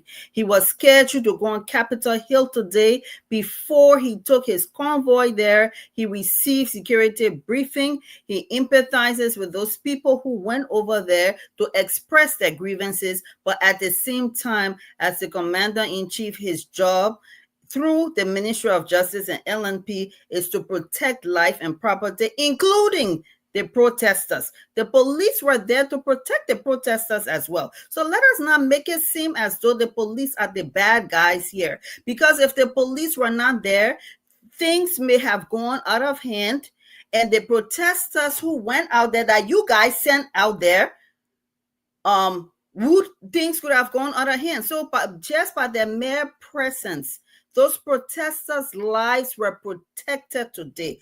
Property was protected today. And if there was anything that was going beyond the boundaries, the police job is to make sure that things do not get out of hand, which is exactly what Gregory Coleman and his team did today, and exactly what they've been doing the last several weeks at Capitol Hill, protecting life and property. So we should, regardless which side of the fence we on, we should tell the police, thank you for doing a very good and professional job at Capitol Hill. All right, thank you. Mama, talk to us. Come on, I saw one side, I saw both sides. I saw the police giving water to people to drink. The pictures are there, you can display them. I saw police providing comfort for elderly women who participated in the protest or who were victimized by protesters. I saw police taking them into safety so that they are not harmed. But I also saw people hurt in the protest. I saw police walk behind representatives from as far as Oro to university campus. Nobody touched them. When they told them this is the boundary that you cannot go beyond, that's when it began little bit fracture between the police and the protesters. And the police used additional force to keep them beyond the boundary. In that process, people got hurt. In that process, people were rescued by the police. The police took them into safety. The police gave them water. The police gave them comfort. I saw both sides. But one other side that I saw was that this was not a protest for the rule of law. This message of the, and that's the reason why I came on the show. There is nobody fighting for rule of law. The protest was not for rule of law, and we will display the evidence. The protest was clearly established by Funati, and it's part of a grand scheme of things. The protest is just one episode. A grand scheme of things Funati has put in place is how can he use this situation to blackmail the government and paint it in a way that makes it unpopular so that people suffer, and they use that as a basis to get elected in 2029. That was the motive. And the way they demonstrated that today, because they were not successful in showing that the government is reckless, they manufacture pictures. They wasted cool water on themselves and send it out in the international space through social media so people can see what is happening in Liberia, when in fact, this is not what was happening. This is a former superintendent, party leader, putting cool water on his face to prove that he was brutalized. Only to pin the government back is part of the Kunati agenda. Show the other picture they posted. Start, please show the other one. This is another picture. That is too graphic. I can't show that. Let me show this one. This is that one stand on that one. Yeah, please. but let me try to take that gashing out because it's too, you know. Follow mommy so they can. So, but go ahead. We're gonna fix it. Yeah, okay. We'll fix it. The first one you were putting up is a post, and this other man is a party leader. The second one you putting up is the post of the Deputy Secretary General of the party.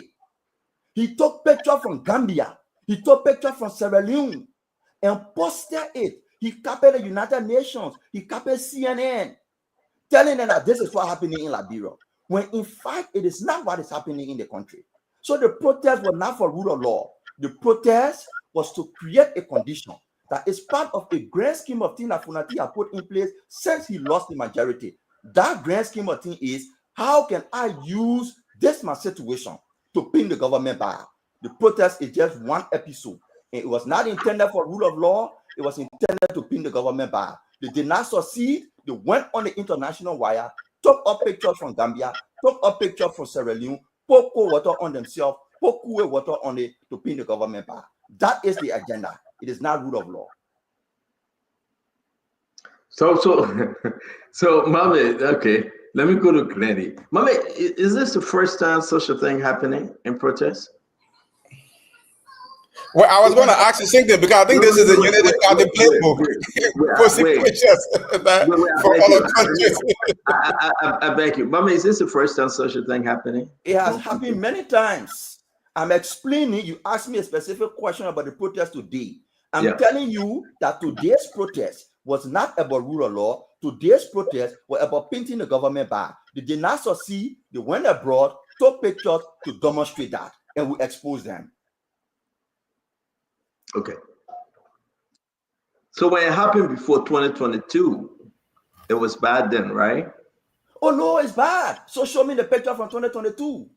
I just sent it to your inbox. Okay, I will look at it. We can display it on the screen so people can see it. It is bad because that has been the strategy.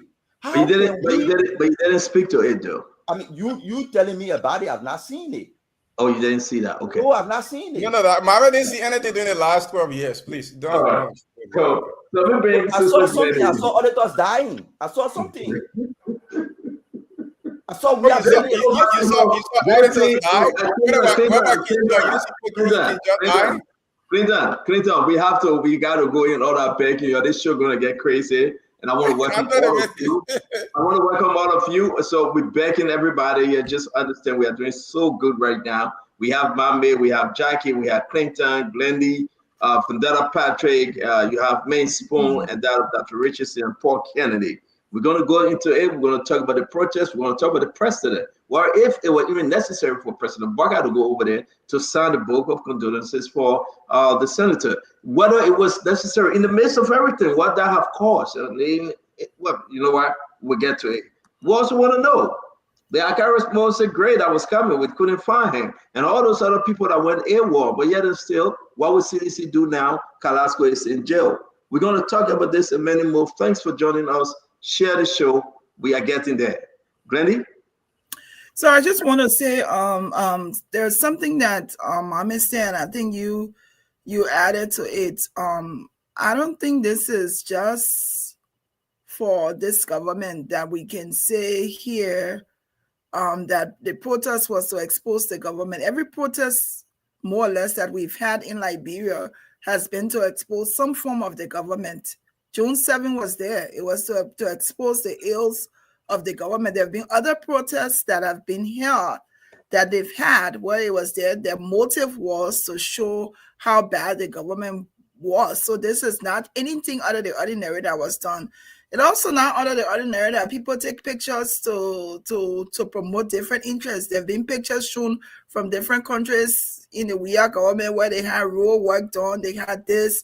Different things have been shown. I think to be able to, I think what happened today, we need to be objective. And I know Mame tried to be objective, but I don't think he's very objective today. I'm just going to say that. The fact that he only came here today and he said it, I came here today just for that, makes it seem like this is his only interest today to come talk like the other people who here talking. We come here every day, but only today now Mame needs to come and put us straight. And I'll say straight up to him. We got to be fair.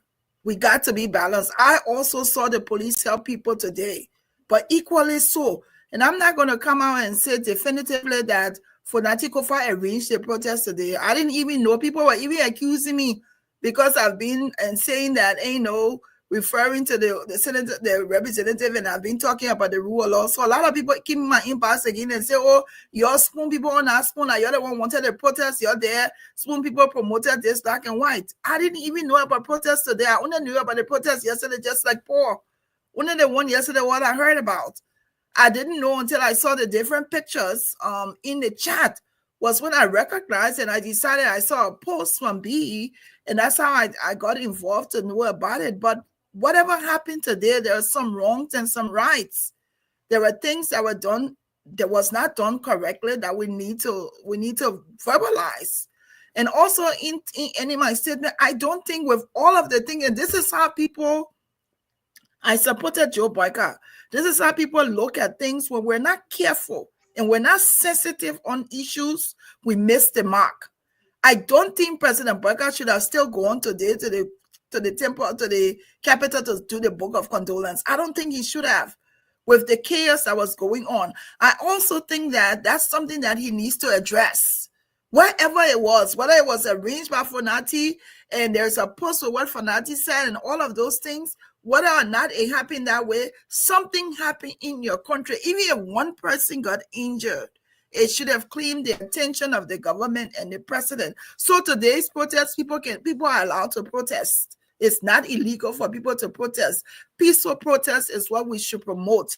Police also, I think they got a little bit ahead of themselves where they got irritated, and so they reacted. I think they reacted too quickly, but they were trying to calm the situation down. So those things we have to, for today, let's be balanced as to what's happening in our country, because you don't want this to escalate. So I think that's what we should do here. Whether we support whatever side, whatever pictures we're seeing, whatever happened, each side today, if there were people in that protest who were there to escalate things, they're wrong. If the police acted they overexerted themselves and they overreacted, and then people got injured in the process. That was also wrong. I think we need to speak to that and not look at the fact that, oh, what was done today was with Fonati and all of that. I'm not looking at it whether whoever did it. I'm looking at whatever happened today. Both sides have some wrong in it, and we need to be able to, and the president of Liberia needs to be able to address that. We always want him to address it because he's the leader of the country. Thank you very much. And again, I want us to squeeze into that. If you're speaking, guys, let's squeeze into what it was important, like Glendy tried to do. That in the midst of the protest, the president went through just to sign a book of condolences. Then guess what happened? They have to provide maximum security for the president. And again, the use of excessive force, like other people are saying. Let me bring in my brother Van Pat.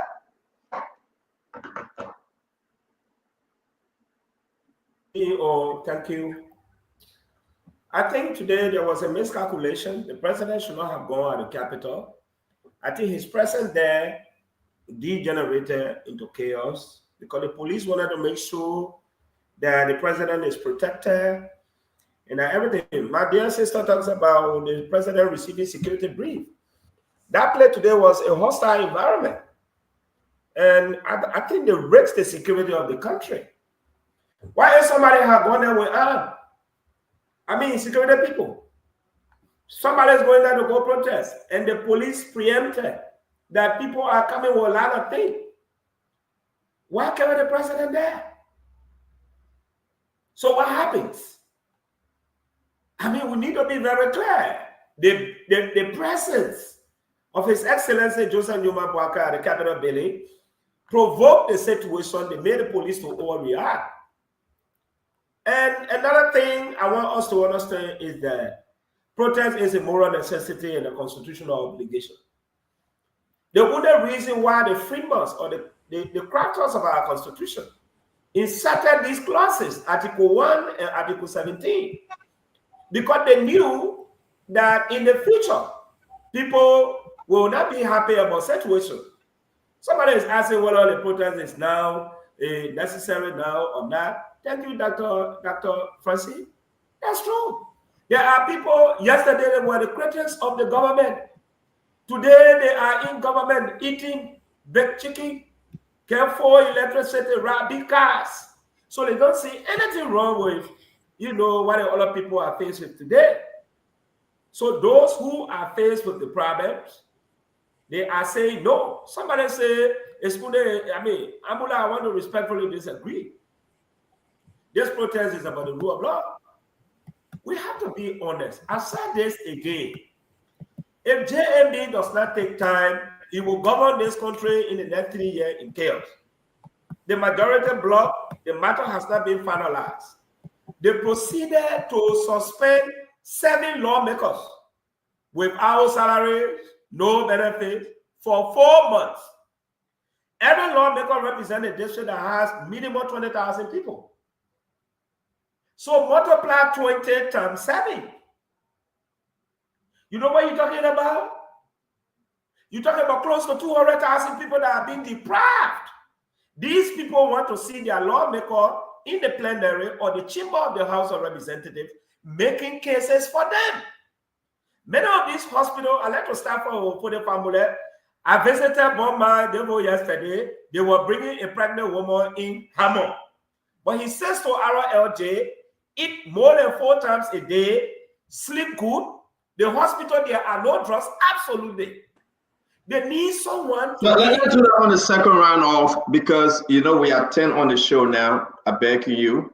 Okay, let me conclude. So, see, as I conclude on this, the protest, it was a moral necessity and a constitutional obligation because if these articles were not enshrined in the Constitution, it means none of us will have utilized it. So again, it was necessary, but we condemn the violence perpetrated against the citizen. Let me ask you a question quick before I leave you, 10 seconds. Why do you think the president, he was advised, and here's the issue now, just to go sign a book of condolences through the maze of everything, why do you think the president accepted such?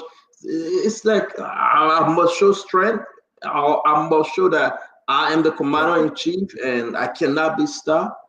And because of that, people see that the security now have to be elevated. So real quick from Della Patrick, Why Joseph Boakai took such an advice? No, listen, he has no control. The president trusts these people and say, oh, look, my man, the ground is level, press, so you can come.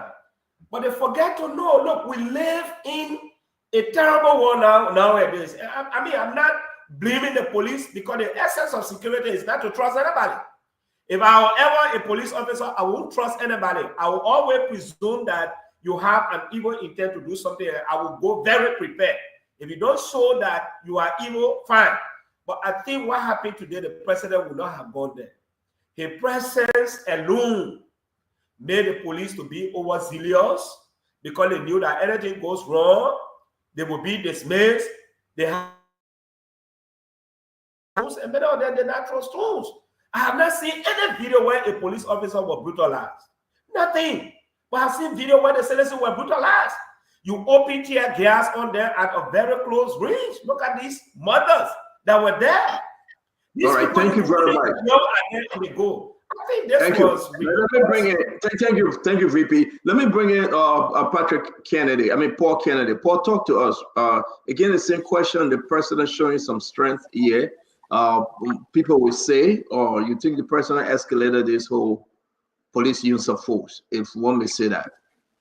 So thank you, Stanton. I've been able to catch up a little on the protest. You know, I'm getting a feedback, but let me just drag in something that Mami and my sister Jackie said, then I will come back to your question.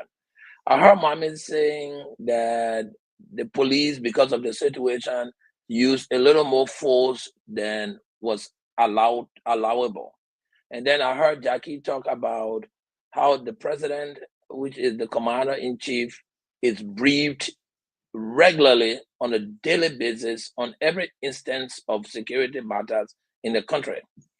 If the president, to Jackie, is that briefed and that occurrent with the happenings as far as security threats and security occurrences are, I do not believe Stanton, he as the president of Liberia, should have gone to escalate the police enforcement or the security situation on the compounds of the Capitol Hill. And I say this to mean that the president's presence at that place actually increased the security activity, right? So if the president had not gone, probably there would be no kind of clashes between the protesters and the police. But because the president was coming or had planned to be there, and the police honor obligation to provide all maximum security in the vicinity before the president's arrival, apparently is when the police was stopping the protesters from getting to certain point of access in the protest. And protest means to disobey, and this fueled the protesters. This gave the protesters more advantage to go ahead to do worse than to in disobeying. Now, for the fact that somebody said, "Oh, the protesters took pictures and they were putting it online to pin the government black," that's what protesters do. They will do everything necessary to give negative image on what government function is. And government should have a public relation mechanism that will be able to dispel these kinds of images on the international scene, because it's bad for the country, and just giving the opportunity to read back and catch up on some of the things. I've completely changed my question now of whether the protest was necessary. The protest was extremely necessary. The first question I asked was whether it was necessary because I thought it was to bring the data back protest. But now that I'm educated enough to know that that was not the nature of the protest, I think the protesters had the right to protest at will. Thank you, Stanton. Thank you, Paul Kennedy. I'm going to bring in Jackie because a lot of questions, folks, and we're going to be bringing in the chairman for the majority black now. Whether he still the chairman, because they already have the speaker, but we'll be bringing in Samuel Koga shortly. Kabina Jana will be joining us Sunday. He couldn't make it today. Internet problem from Nigeria.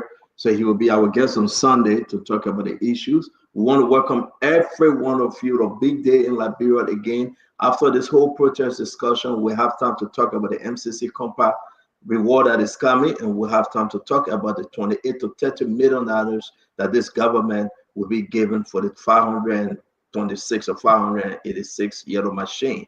Again, let's come to you, Jackie, on this protest. Do you think it was only necessary that through it all, President Barker go into that place and sign on the book of condolences?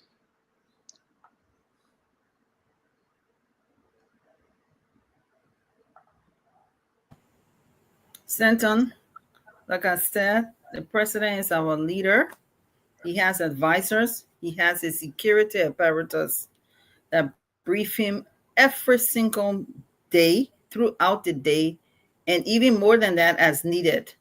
There were so many things going on today. On the president's schedule today was for him. He was invited. He was told that this was going on today. We have a fallen government official who laid in the rotunda of the Capitol today. And was it necessary for him to go pay his respect? Of course it was necessary. But the president, in his wisdom as commander-in-chief, and after consulting with his security, would not have put himself nor his citizens in harm's way if there was any reason for him or his security apparatus to sense that there was risk. The situation was brought under control. There was absolutely no protester at the Capitol building when the president arrived. And I dare anybody to say there were protesters. There were no protest activity going on at the time the president arrived to pay his respect, to sign the book of condolences, and then he left the Capitol. Everything was brought out of control. And for Paul to come here and talk about the president and say what he's saying and creating what if scenario. Paul Kennedy, he's not on the show.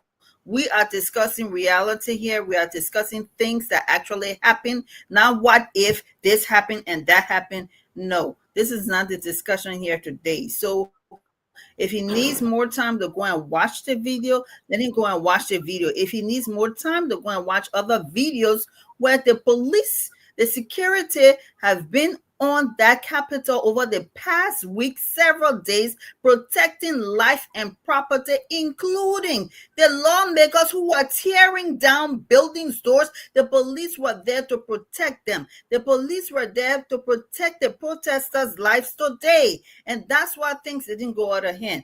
And let us say this, all those who trying to talk stuff and pretend as though they didn't see a policeman get severely injured where he was unresponsive today, that is not fair. We shouldn't be speaking one-sided here. The police were there to do their job, and some of the police over the past several days have gotten injured, and some of them severely injured as they tried to step in the way to protect life and property, no matter who these people were, whether they were protesters, whether they were lawmakers who were violating their very own law on their very own Capitol, breaking down door and hitting each other. The police apparatus were there today and the past several days to protect everybody. As stated under the Constitution, they did their job. They've been doing their job. The president did his job today as he needed to by being on the Capitol building. Thank you. Jackie, let me ask you a quick question before we leave you. Real quick, Jackie. One, do you think... How do I address this round? Yeah, you're coming, brother. Let Jackie finish, please. One, do you think... Can you show the video, Stanton? Did you see that video where the policeman, his arm was even dislocated? It's not time for video yet. We got all the video, Jackie. We'll upload all of that. Stanton, it was Dr. Richardson akin to come on there before me cleansing. So you can say you not speak on it yet. Okay. Senator asked a question about the president's presence. I haven't addressed that question yet. He asked everybody that question. I haven't addressed it yet. So you not ask me yet. Okay, so we turn around, guys. Let me just ask Jackie a question. You forget my question. Mama, you better go back to the play. You coming from today? You're not coming to this. You're not coming to this. I can't hear for you today. I can't hear for you. One month you can't don't disrupt anybody because we're coming for you in the back. Let me I tell hear you. for you. That No, Jackie, police let me was ask you though. severely beaten today. Jackie, And Jackie, I let me don't ask hear you a anybody question. talking about Jackie, the wait, police that was Jackie, wait, severely Jackie, Jackie, Jackie, when I we got, get chance today, Jackie, when I we get got us all, chance. Jackie, we got all the videos. We're gonna show the videos. We're gonna show the photos because we do Thank have you. everything. We have to first of all lay this thing for people to understand where we're coming from. Then we play the video. I just want to ask you: do you think the president was aware today that there was an ongoing protest at the Capitol building, Do around I the think Capitol what? building? Do you think President Barker was Say informed that about the question again. protest? Do you think President But I Barker just was? said the president gets briefing. Good night. Let me finish. Can you hear us, or we have a few seconds delay? Can you hear us? I hear you. I hear you. Can you Okay, hear me? I can hear you. Let me finish my Can you question, hear then me, please. Stanton? Let me finish my question, then please you Okay. can come in. Do you think President Barker Okay. was informed today about this protest that took place? The president, like I said, gets briefing all the time. There is no way the president will be on the Capitol Right. building without getting the proper briefing, security briefing as to what's Correct. going on in So the thank you country. for answering that question. Now my follow-up question to that: the president was informed that a protest, people marched into the Capitol building. Do you think it was necessary for the president to go where you're going to have heavy police presence and his presence will escalate and increase the tension? Do you think it was only necessary then the president accept the advice from those that are around his security team to say we have to go, we will bust through?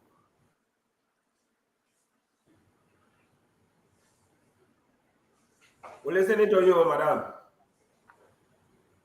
I think we have some delays. For some reason on my screen, Stanton, you went in and out. So I didn't hear everything you said. Okay, so let's move on. And maybe we'll come back. Let's move on. Dr. Richardson, my question remained the same, right? The president, he was brief. He met every day, 24/7, that we inform the president about ongoing issues, right? If the president was here, if he was informed that, listen, there will be a protest tomorrow, do you have this event? Was it the only proper way that President Barker go in there, sit and sign a book and leave, knowing that he's present? We escalate everything. And my next question that I was trying to ask Jackie, the president came after the tension or before the tension? Then it would give us chance to understand that because the president was coming at the Capitol building, they had to clear the way. Dr. Richardson, take it from there, and we hope to have Jackie back. So, to answer your question, and I want to get back to something that Amla said as well. I believe that President Buckeye put himself, citizens, and the police in harm's way. I believe that he, considering that he gets briefing regularly, routinely, on what is happening in the country and what is specifically happening at the Capitol building, especially now, um, in this age of constitutional crisis that we have, he should not have been there. Signing a book of condolence is something that he could have at least delayed, and I'm sure the family would have understood very well, considering that it was very dangerous for him to be in that setting, okay, along with the police and the protester. I mean, um, I think that he should have just postponed. And this is where, again, decisive leadership comes into play. How can you know the danger of going somewhere and just because you had it on your schedule, you must do it? That does not show any kind of ability to lead. You know, that does not show decisive leadership, an ability to be flexible in your leadership. You just or your ability to make sound decisions about your surrounding. It doesn't show that. So that's what I wanted to add. Number two, you know, anytime I hear someone say that this protest was organized by groups considering who are in favor of the rule of law, and they don't present no evidence, you know, it sounds like a conspiracy to me. Okay, until you present your evidence to me, I'm talking about significant evidence. Don't just show me a picture of somebody putting, because I wasn't there. Okay, or you tell me that one person put kueh on their head so that they can sell it to the international wire so that the government can look bad. That's just one person. It is my understanding that many people are just discontent for several reasons. Some people are there because of the reduced data issue. Some people are there because of LU culture. Some people are there because of the rule of law. Some people are there because of general hardship in the country. So I cannot sit here, okay, and say, oh, is Fanati orchestrating this group, this whole protest? Is Fanati orchestrating this whole protest? I cannot sit there. I don't think it's fair for us to say that. Or there's nothing about rule of law regarding this protest. Let's just be able to separate that there are some people who perhaps were there to jeopardize the protest or who were not there to follow the rule of law. But the rule of law is a serious issue in our country that is still unfolding. So we should not undermine this rule of law issue and saying that, some people were just there because they want to win in 2029. No, that's not what it was about. Okay, so let's go to Clinton and we'll go to Mame. It's only important for us to know. I'm trying to upload all this video because the video will help us understand. The president, when he signed the book of condolence, the reason why we're talking about the president now, we can take a vote and the Liberian people will decide. In the midst of the protest, what actually President Barker was trying to prove? That I am the commander-in-chief and protest can stop me? Did he save lives?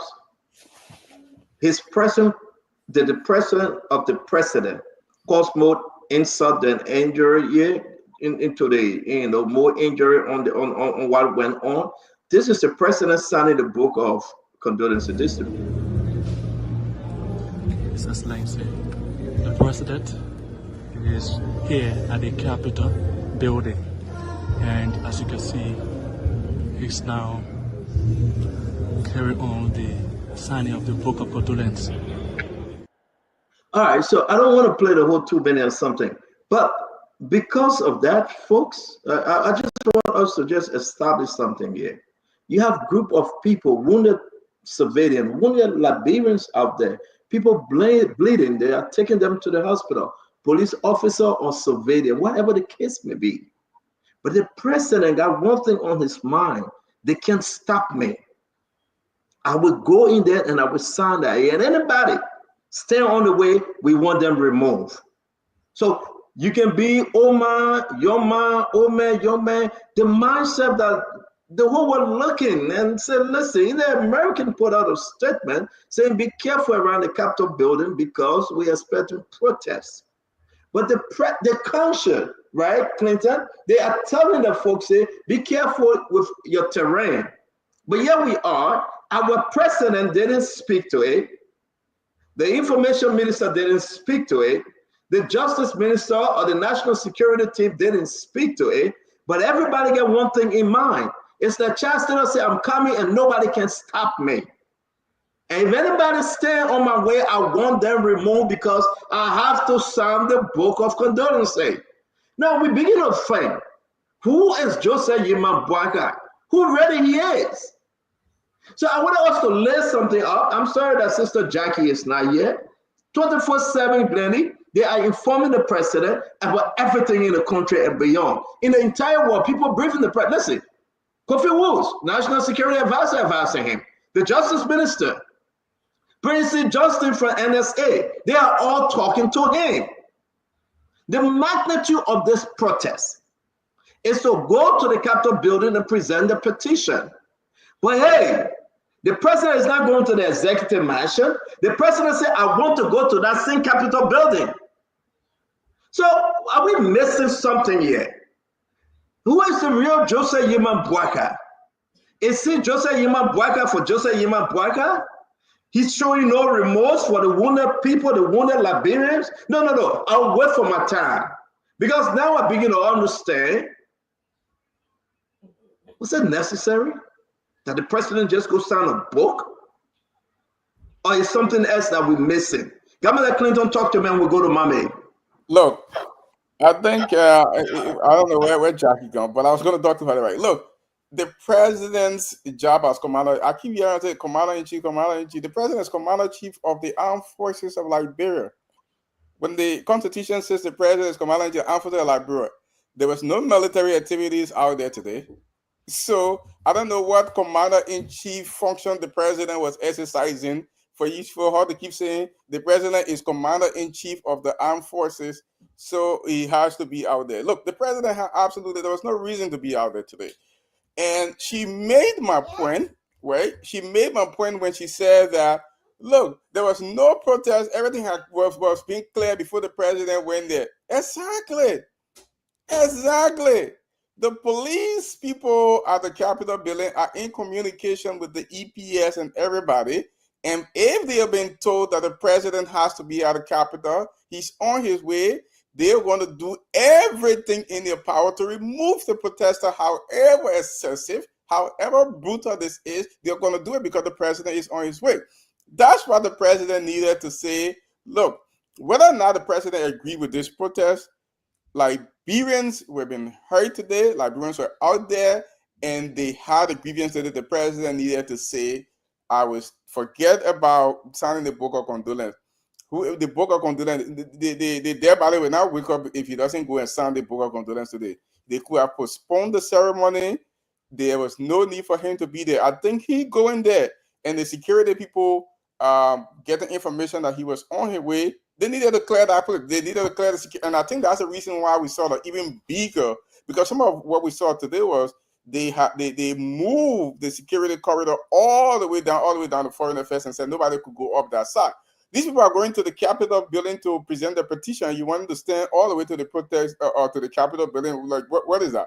Is that all the way to the Foreign Affairs? That's where they're going to present the petition. So it was because of the president. I think he's exacerbated the entire situation. People need to start talking about the president as commander-in-chief. The commander-in-chief role of the president is of the armed forces of Liberia. There was no military activities out there. There was no internal threat to the state out there that the president needed to go exercise any commander-in-chief function. Look, violence in every form is unacceptable. We've said this over and over. We cannot. When people go to protest, we have to protest peacefully. And if there were elements within the protest who were disobeying the law, the police were perfectly within their rights to make arrests. Mind you, make arrests. There's a difference between making arrests and brutalizing people. I don't know of any police department around the world where they use a full guideline say when you go arrest protesters who are refusing your order, you're supposed to beat their head and bleed them, right? That's excessive. That brutalization, that's not arrest. So I think Jackie Olapo are making the point and say you're not condemning violence. No, we condemn the violence.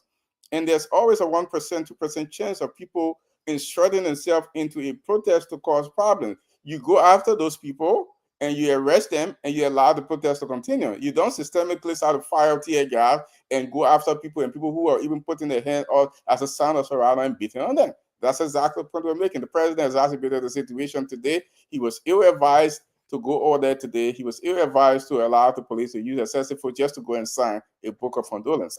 Thank you very much. I'm going to bring in Mame. Mame, let's hear you, my brother. I'm going to upload what the U.S. embassy put out for their people.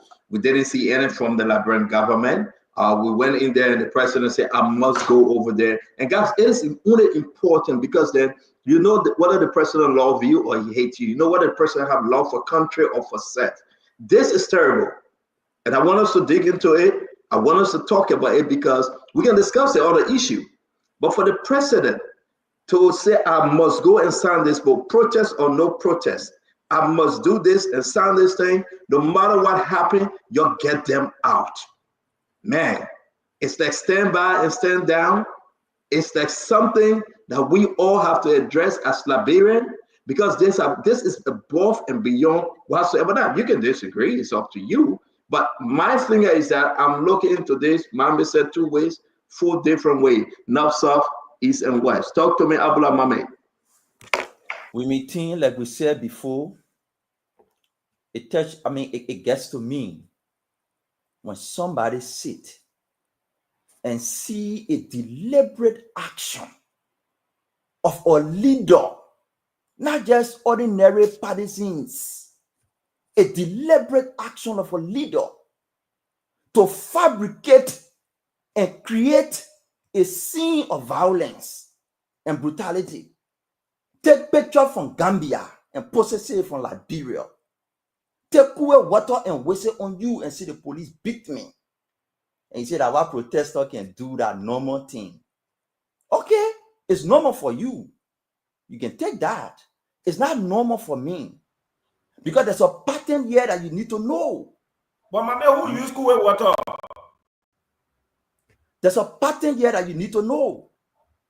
Right after, in the middle of the second round in the 2023 election, the same CDC fabricated a story against the United Nations greatest partner and said they took data from NEC and were giving it to Amarakone. The US government detected that. This same group of people were trying to do that during the 2023 election. You claim it is okay. This same group of people taking pictures from Gambia, Sierra Leone, wasting cool water on themselves and posting the picture. The good news is the message they try to get out has already been diluted because these people have technology where they can put the picture into and determine where it's coming from. That's how we manage to know. So if it doesn't hurt you, if you feel cool about it, that's up to you. But for me, that is my message.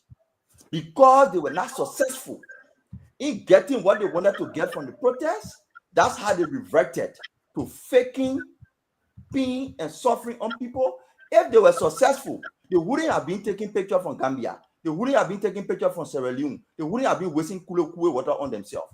They were not successful in getting that message. That's the reason why they fabricated. To the president movement to the place, the president needs sweet. We can talk about it. The Senate was in session. The senators, come on there, your Senator Magay, your Senator Abachi, all your senators were in session. The House of Representatives were in session. You should have told them yesterday, don't go to session because protests will be there tomorrow. You should have told them, leave from in session because the protesters are coming. You should have told them that. The U.S. Embassy came out with their statement yesterday. You should have told them, do not go to session because the protesters are coming there. But you can't tell the president, don't go there because the protesters are there. If it was wrong for the president to have gone there because protesters were there, then it is equally wrong for the senators to have been in session. And if you can tell the president to not go there, tell the senators to have left the place. That is my point. Whatever wrong for the president.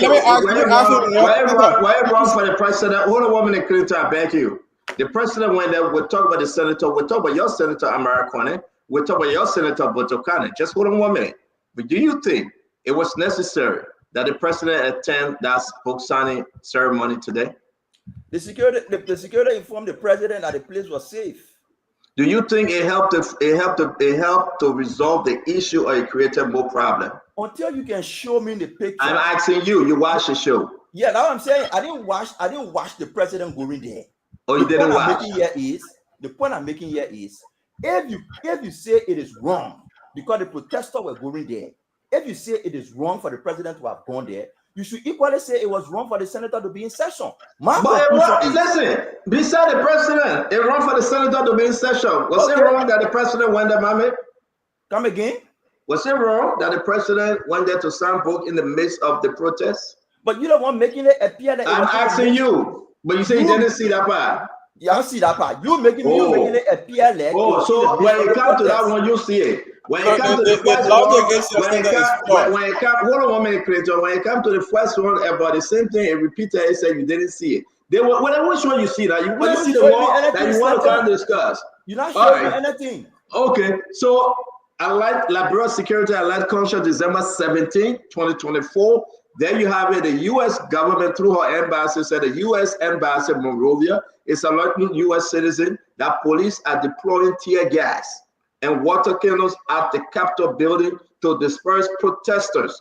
Traffic is hindered on Camp Johnson Road and Tubman Boulevard. It is advisable to avoid Capitol Hill area until further notice. That's from the U.S. government. That's what a good government would do. They will go on the radio and tell the people to stay home, till the country can be under control, till this thing can be resolved. They will say that. The American ambassador is saying avoid Capitol Hill, monitor local media for updates, exercise caution if unexpectedly in the vicinity of large gathering or protests. Keep a low profile, prepare for delays in travel, and have fun to cover those delays or these delays. Now, there you have it, Mambe. They are saying we're going to caution you. We're going to say chill out. Now, the president said no. You're talking about protests? Let's play some of the video. Let's see. No.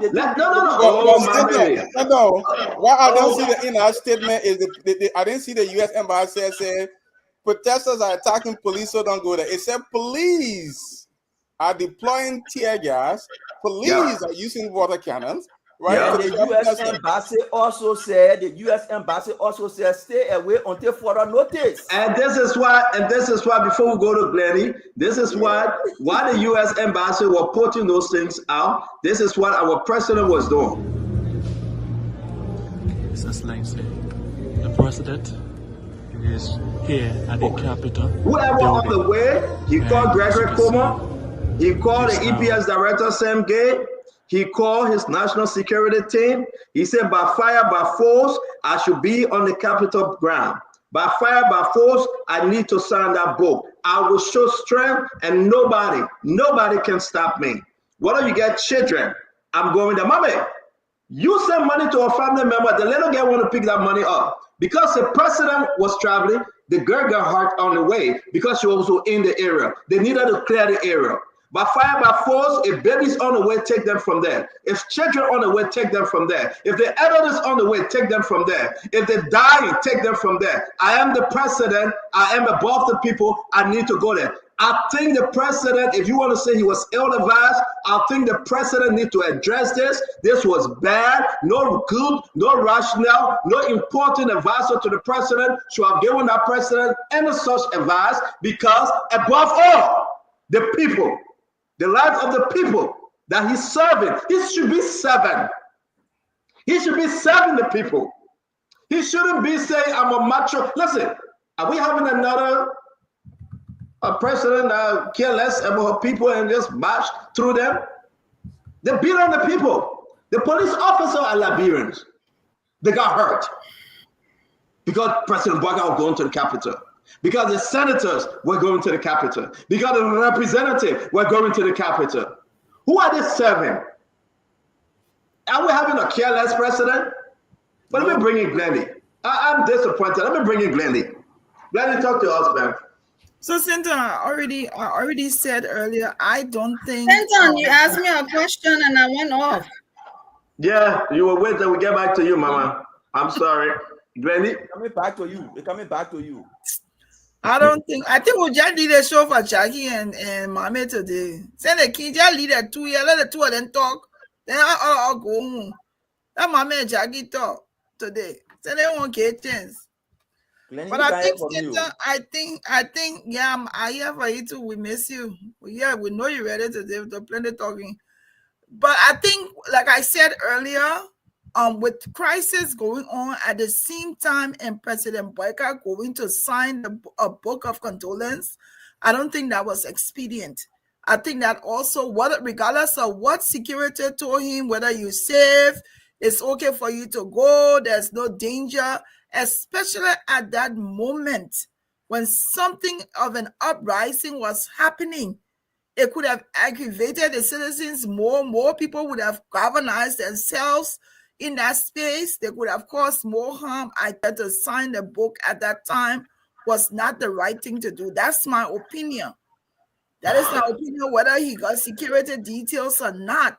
That is my opinion. I'm still anticipating that he will address the situation that happened in the country today, and that also maybe in the press briefings, maybe tomorrow or Friday, the press secretary will also address this. We cannot, President Boakai cannot afford to put himself at risk because he wants to show that he's president. We know that he's president. Sometimes the gunshot then or the rocks, they don't see owners. They don't see where it's landing. To go there today to sign a book of condolence that could have been signed any other time. Book of condolence, you can go to the people hospital and sign it there. After the funeral, you can go there and sign it. I don't think it was necessary for him to have gone there today, especially at the time that there were crises going on. That's my personal opinion. People say no, people say yes, but I don't think he should have gone there today. I don't think he should have done that, knowing there was crisis at the time. I would say this. I better upload this.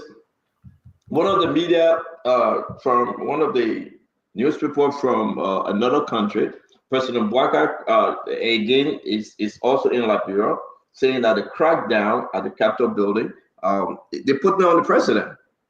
They put them on the president of Fandela Patrick. People are saying there was no reason. I mean, the president could have stayed home. They are putting them on the president because this is an embarrassment.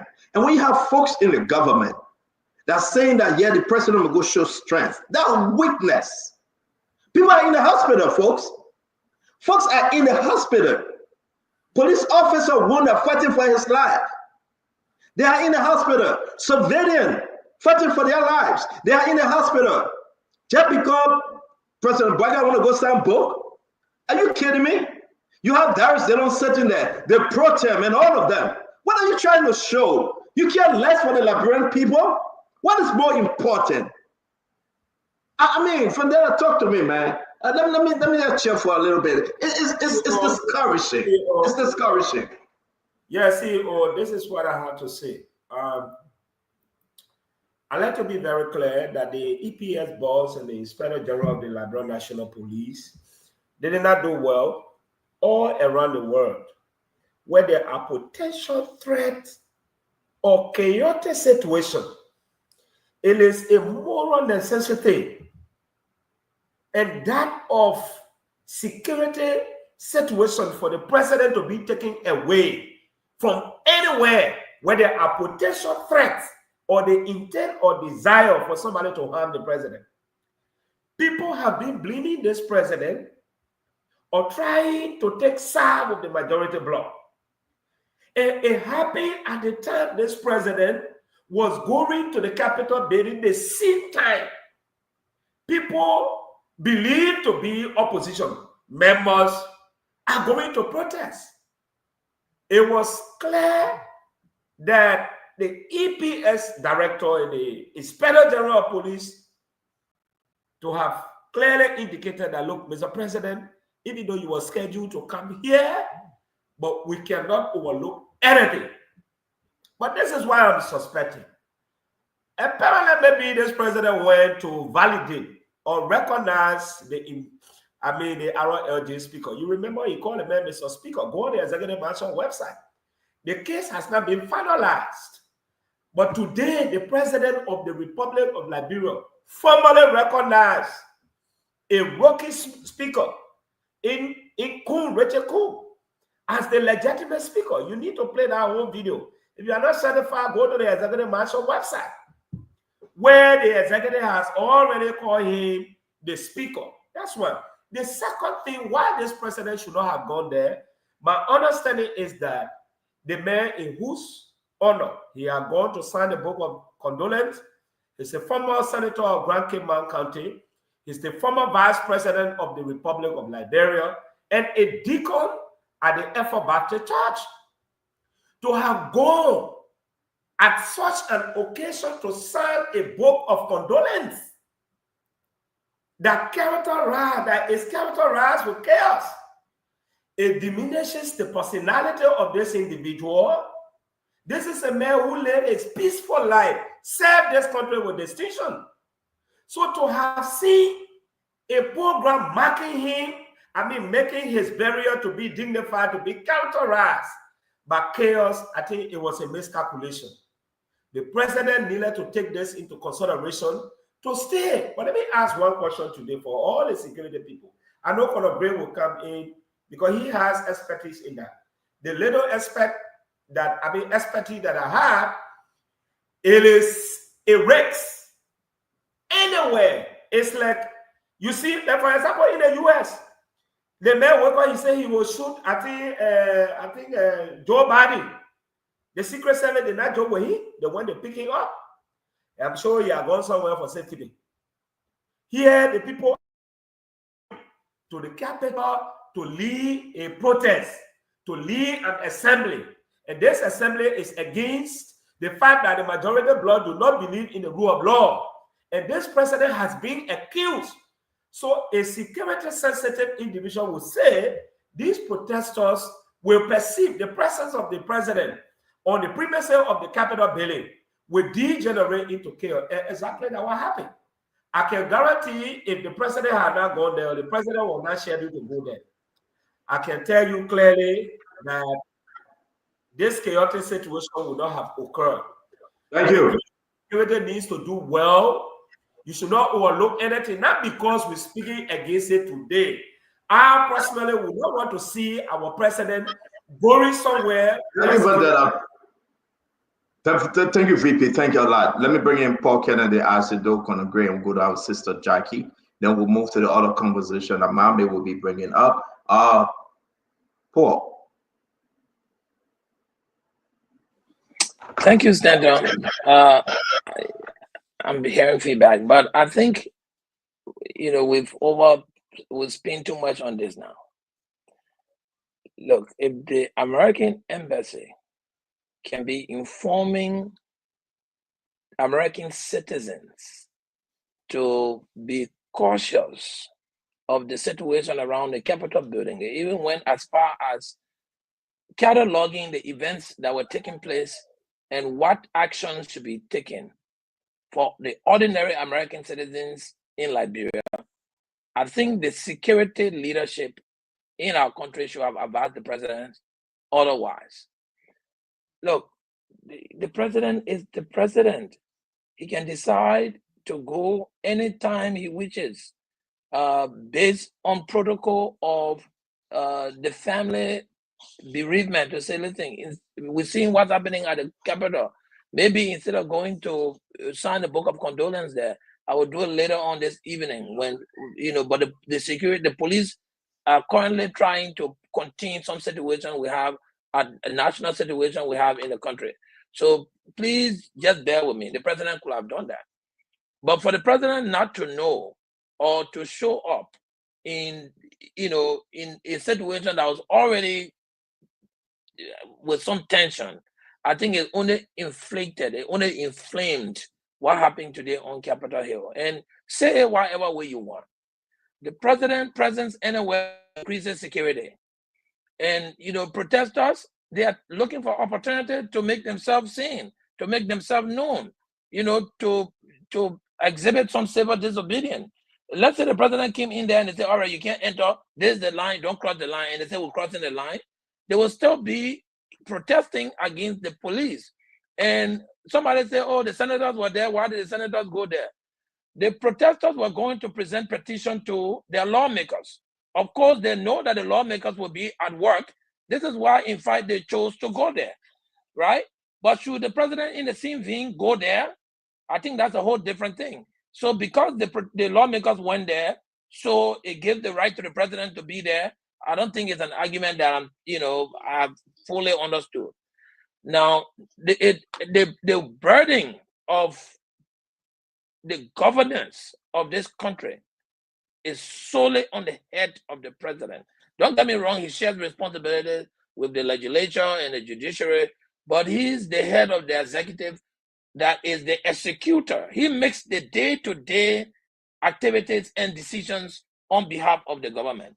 So if those decisions are not in keeping with improving the well-being of the people, I think it negatively reflects on the president. Today we are talking about what's happening here. Nobody calling the pro tem name. Nobody saying, oh, the pro tem they were not supposed to be there. Nobody saying the chief justice was not supposed to be there. What we are saying was the president presence there necessary? So I just think to avoid all of what we are talking and de-escalate the issue, whoever advised the president to show up today was in the wrong. And I think the president should really have a conversation with that person. Thank you, Paul. I'm going to bring in Acid Doe. I beg you guys, sorry that you came in late. I really want to squeeze in Samuel Koga on, but we are so over the book. We got 10 on set. We can only take 10. But I hope that you can understand once we have the space, we'll bring in Chairman Koga. I will also ask, please, guys, let's try to mute. Acid, is that you? You're coming in very badly, Joe. You want to reposition yourself, Isaac, and come back? Your sound is terrible, Isaac. While you do that, let me go to. Good. Yes, you're good now. Yes, you're good. Go ahead. Yeah, just give me one quick minute here. So unfortunately, Liberia has officially return to the dark days. Liberia has officially returned to a country unrecognizable. President Barker will be remembered as an alleged 49 years old government experienced president under whose watch Liberia became a banana republic, under whose watch law and order became a thing of the past. Today was another test, yet again, on our democratic principles under the leadership of an alleged 49 years of government experience president. Let me take you down the route a little bit. There was a protest in Kinjor. Everyone here knows what happened. There was a protest at the University of Liberia by students. Everyone here knows what happened. There was a protest around the CDC compound. Everyone here knows what happened. There were many other protests that we've seen. Unlike in time past, where people could feel the joy of exercising their right freedom, we today have a president, unfortunately, who has it in his mind that he has won an election. So nobody, no thing, no human being matters most than the power he currently has. Stanton, you asked a good question. And somebody was laughing, saying certain things that I'm not sure exactly what that meant. That if President Bakai had not gone to the legislature, should not have gone to the legislature, the legislators themselves should not have gone there. The people were marching to the Capitol to present petitions to human beings. Those who they were going there to present their petition to are no one else but the legislators. So, of course, they needed to be there because it is their working place for the people to be there to present their petitions. But President Barker said he must go. You know why? He is the president now.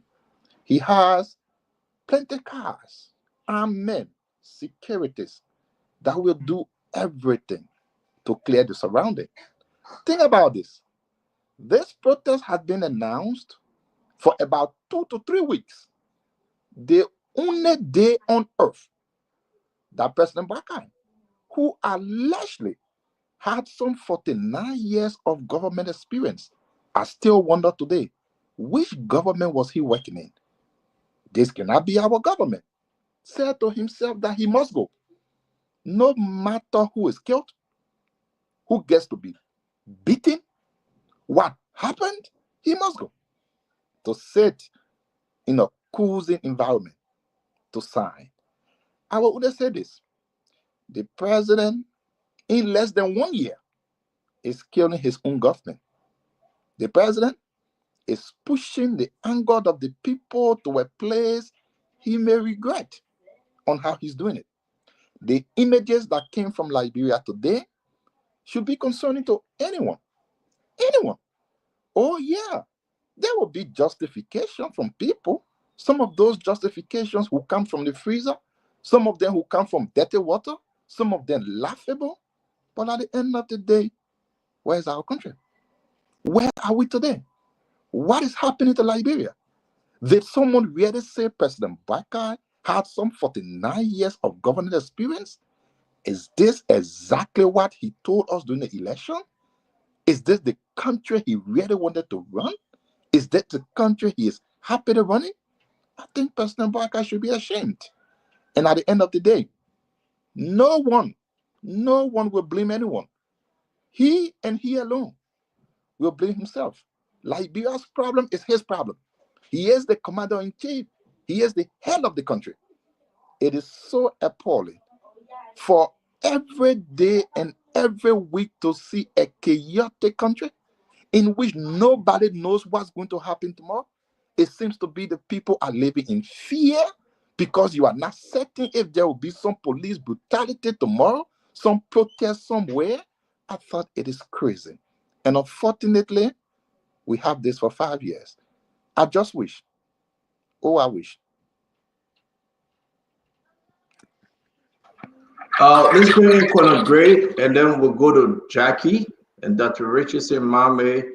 Conor Gray, before we do that, let me play this because we're talking about the president trip to the Capitol building.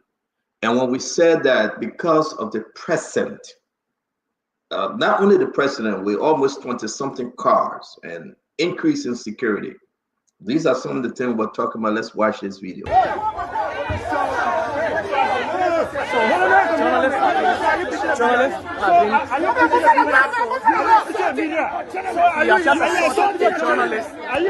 Security of President Baka, EPS officer just assaulted journalists.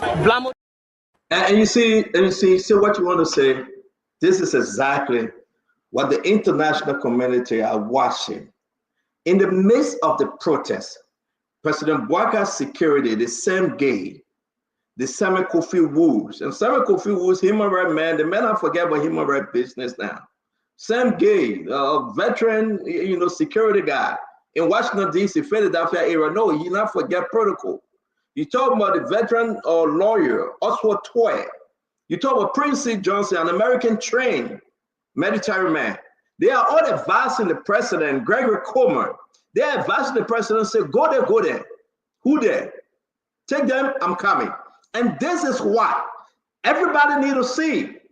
Because of that decision that was taken today, that the president went to the Capitol building today, even his personal EPS security, beating on journalists and telling them, get out of the way, because you know why? The country giant is coming. Get out of the way because Gange is coming. Get out of the way because the leader of this country that will walk and march and protest because of no reason, he only want to go there to sign the book of condolence is coming. So get out of the way. And let's show this video again and let's compare the announcement that was put out by the American embassy. Let's show this video.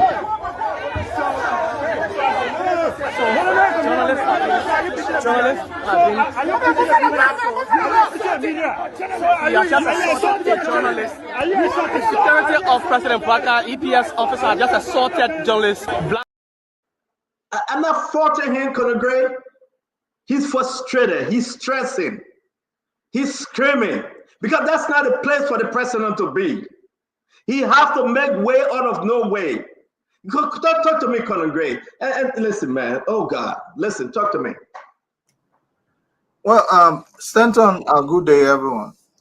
In my own observation, it seems as though the Unity Party is at a point where they feel they need to cheer the propaganda, and it's not by accident Jackie is here today. And Mame, my security had to tell me that you're compromised. The fact that you look at this situation and squarely place it on the Speaker Black, meaning Funadi Kofa, that tells me that's the narrative you're championing here. That's what brought you here today. But this is beyond and above that. A few weeks ago, we were pushing on people who were begging within the EPS detail. We were beating on them because of the safety of the president. But then let me land what Vandala Patrick said. This president is championing an activism, ploy, in the sense that first he took Funadi to Rome, and then his removal ensued. And then when they were deciding, we're waiting on the decision of the court, the president took the budget to a block of the very group that he deems his group. And I can tell you, that manipulation not taking place by now, the country would have gone far. Budget would have gone into hearing session, and it would have made our progress.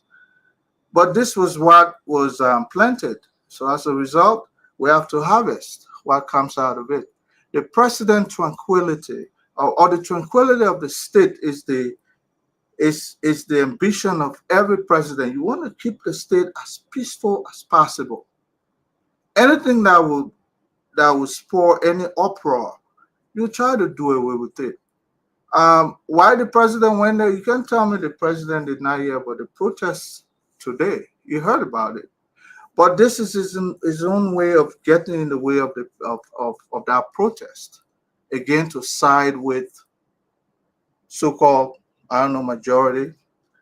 But we have to be able to look at this beyond. That's why some people are frustrated with us, because they want us to champion, the ambition of President Boakai, like a religion. I'm not, the only deity I serve is God.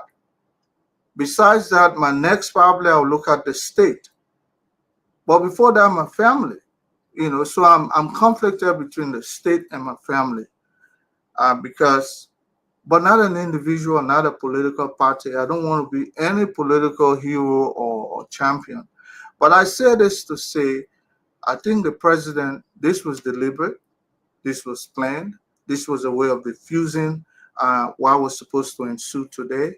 And my question is, this happened under Patrick Sudu, what would Bapulu Boy be saying? What would Jackie be saying? Were they going to sing the same chorus? Let's look at it this way, practically. I know I would have gone against the way administration. I would have lambasted Patrick Sudu, and I see no reason why I can do the same for this administration. Clearly, this was meant to actually brutalize and bastardize the citizen who are only protecting for varying reasons. And Dr.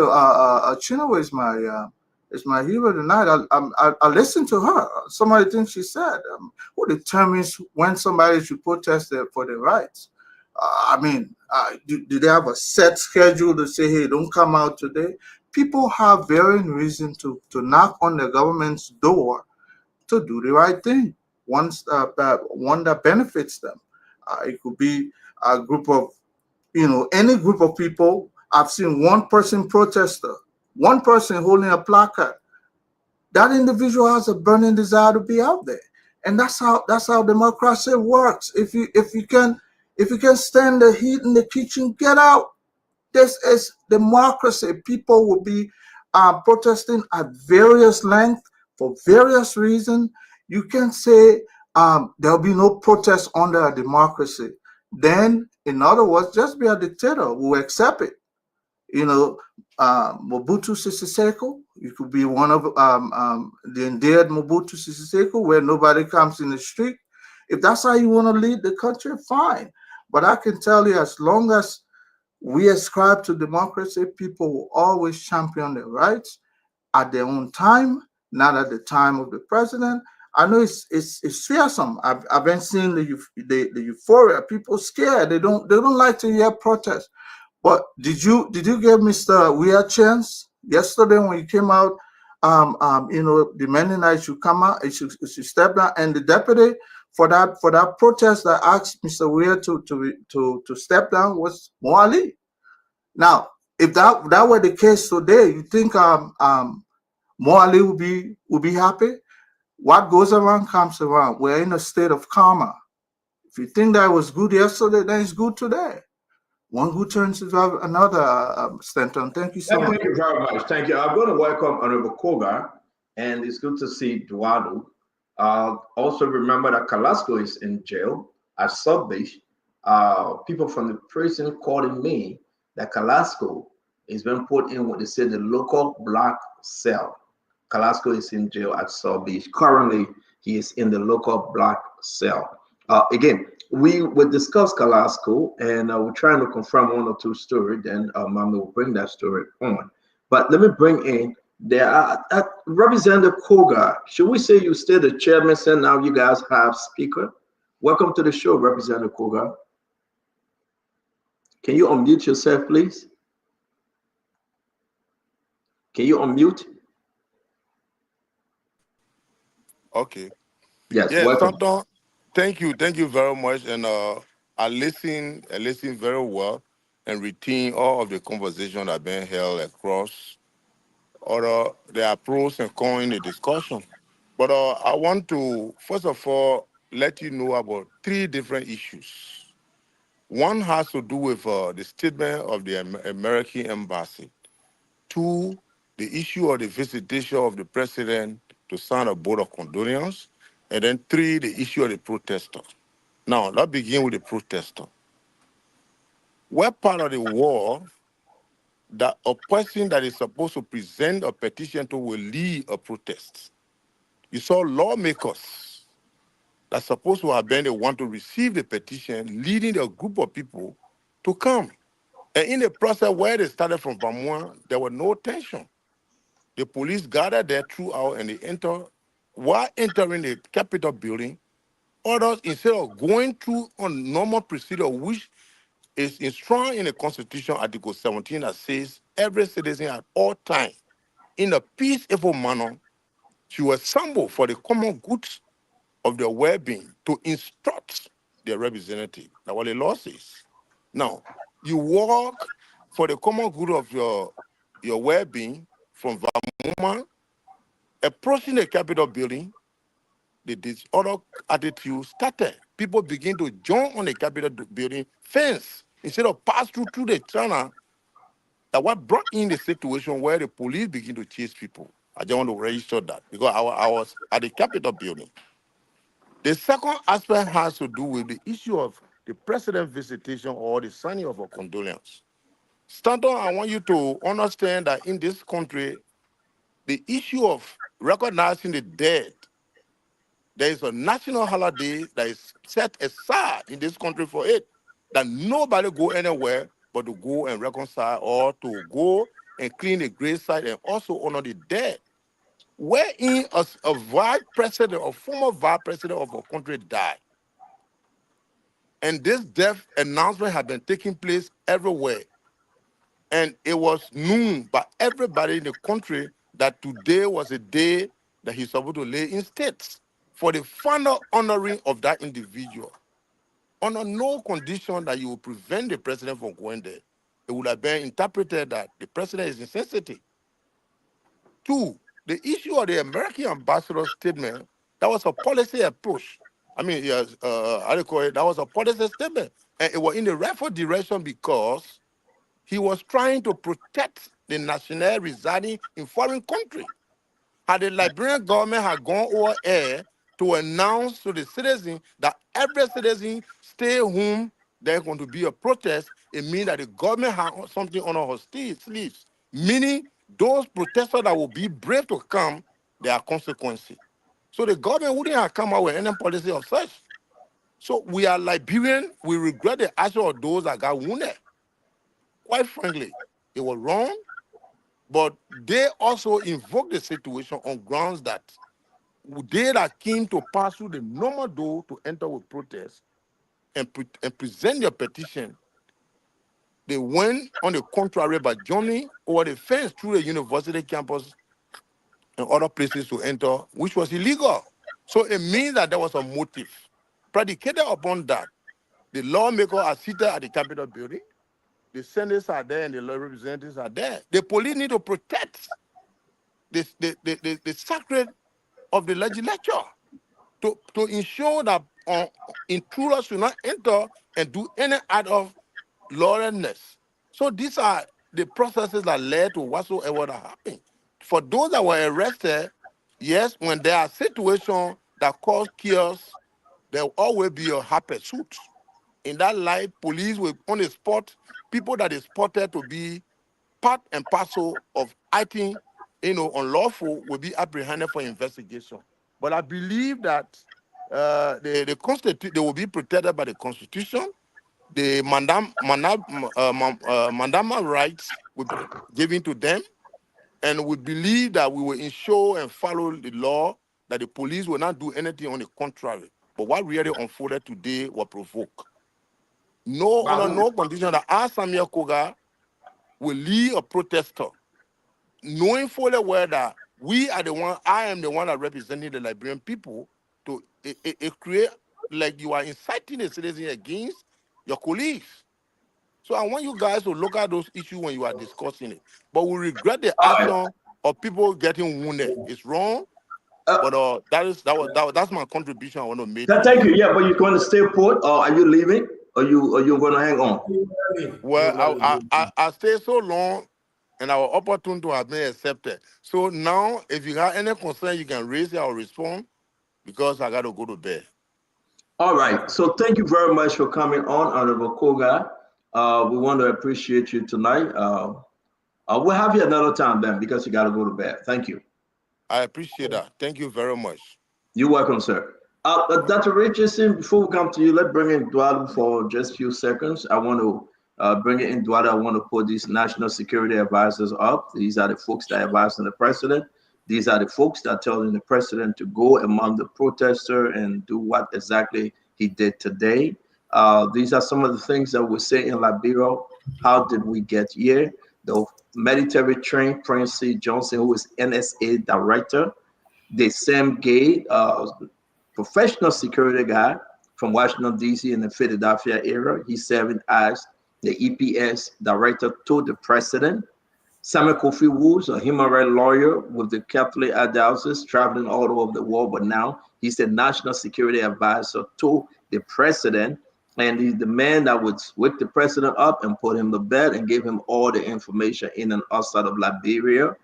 He's here today and saying that people were beaten bloody, and Samuel Kofi Woods is advising the president to go in that midst. The justice minister, who is, you know who he is, definitely also a 12 veteran lawyer, and that of American trained police IG Gregory Coleman, who told the president to go among the protesters today by fire, by force, clearing the way, and leading to this video that we want everybody to remember today. This video, even the EPS guy with the president, he was frustrated and he went against the press. The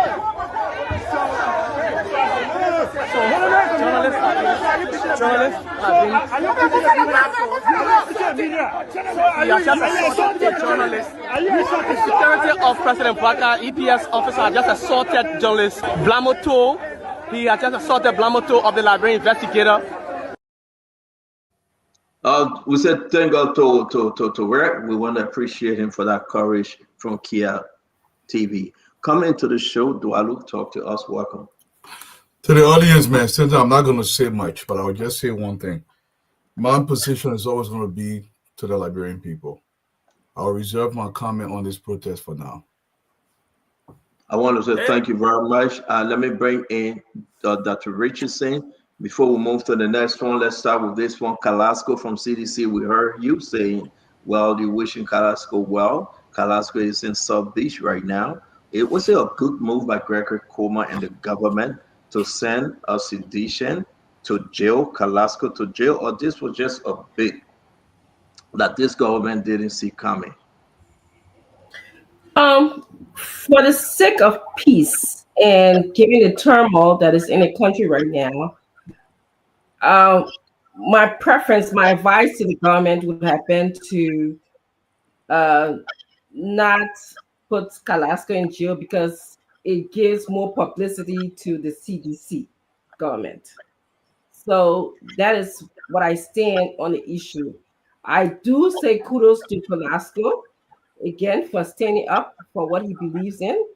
I wish the other lawmakers who were, fighting for the rule of law would have, came out today. I think that would have, allowed the protests to appear like profound and serious protests. But I wanted to address three things that the Representative Koga came in to speak about. One, he talked about why was the lawmakers the one leading the protests to receive the petition. And my question to Representative Koga is another question that I have for him. These are strange times in Liberia. Which part of the world do we have two House of Representatives right now? Which part of the world do we have a group of anti-law individuals who would disregard their own rule that it took an oath to and violate their own rule? to have their own speaker or their own plenary session. So these are strange times in Liberia. So that's how we answer his question with another question to him. He also talked about the Americans, the statement of the Americans as being a policy statement. I wish my government would have at least warned Liberians. I don't think that the announcement would have meant that the government had something under their sleeves, as he said to the public. I think that the government would have been right in the right place to announce anything that's going on in the country. Liberian people are wise. They're not gullible. They can think for themselves. But I think our government should always be in a position to support its citizen, to keep the citizen aware, to be transparent with information. He also talked about the book of condolence. He said the president had to be there because it's the way that we see death in the country. My question to him is, so because of our opinion about death and how people are going to feel of the president not signing the book of condolence, does that mean that we should jeopardize the president's safety, the safety of Liberians, and the safety of other of the protesters, other citizens? So those are, I have questions for him. It's in response to what he just said. That's what I have to say. Thank you, Dr. Richardson. Fairly, thank you for putting in that direction. Let me bring in Abula Mame. Mame, Kalasco is in jail. Is it a win or loss for either side? I will speak to Kalasco issue, but I will speak to Sonny first on this whole president's visit. I will conclude on there and then speak to Kalasco issue. Vendela here said, this man served as vice president. Peaceful man. They are having his memorial ceremony. Why should the president go there? But Vendela yesterday knew that there was a memorial ceremony for a former vice president. On that same day, he was announcing a protest and declaring support for a protest on that same day. No, let's be clear. No. No, Vendela, we gotta wait. After Mame, we are coming to you. Let Mame finish, please. Vendela said, where you at? I'm not even seeing you. Cancel after me. Cancel, I beg you after me. Vendela said, the president is going to the place. This man was a vice president. He lived peaceful life. Why the president had to go there to create chaos? My point to Vendela and the other people who believe that way is, if you really think there is a chaos with a protest group of people coming together peacefully to go and petition their lawmaker, why didn't you say this vice president ceremony is happening today? Suspend your protest. But here is the deal. There was a national event ongoing. The video that Stanton played is misleading. The video is not showing protesters. The video commentary is saying the journalists coming on the road, the president's security is pushing the journalists back. The president's security is beating the journalists. You can see the journalists with their cameras fighting to come and stand to where to capture the president. And the security is telling them, go back. There were no protesters at the scene until you can show me a video of protesters that the president drove through. Your video is misleading. The video is showing journalists. And while those journalists were there, there was a national event of almost all the national leaders, foreign partners were seated in that building, having a ceremony. It was not just to sign a book. There was a national ceremony going on of all national leaders in attendance. Foreign guests were seated. And you create a picture as if there was violence on the scene and the president marched through the violence. No, there was no violence on the scene. The protesters left, they were calm, and the U.S. embassy said, stay out of the place until you are further notified. So the president and other people stayed up until they were notified that the place was safe. foreign So that the U.S. dignitaries. embassy telling our president to stay out there, they No, notify him, no. right? The president. So the U.S. embassy just put out their light. Mr. President, stay home. We will tell you when the place is safe for you to go to the Capitol. But are you serious? No, that's what I said. Are you understanding yourself? That's not what I Well, said. That's not what I said. Finish. The U.S. embassy doesn't even have the information that the president has about his security. That's the first thing. The information the president has about his security is not in the hand of the U.S. embassy. The U.S. embassy. But wait, let the man finish. Let the man finish. The man trying. You trying. Let's see if you get it. The U.S. embassy was giving out statements to the public, and in their statement they said you can go there when you are further notified. I am telling you, there was a national event going on. All the national leaders were seated. Foreign guests were seated. There were no protesters. The video you show doesn't show protesters. The video you show journalists. The commentary in the video said they're beating the journalists. Yes, they pushed the journalists, which I don't support. But they were not pushing different from beating. I am telling you, it was not. No, I'm asking you.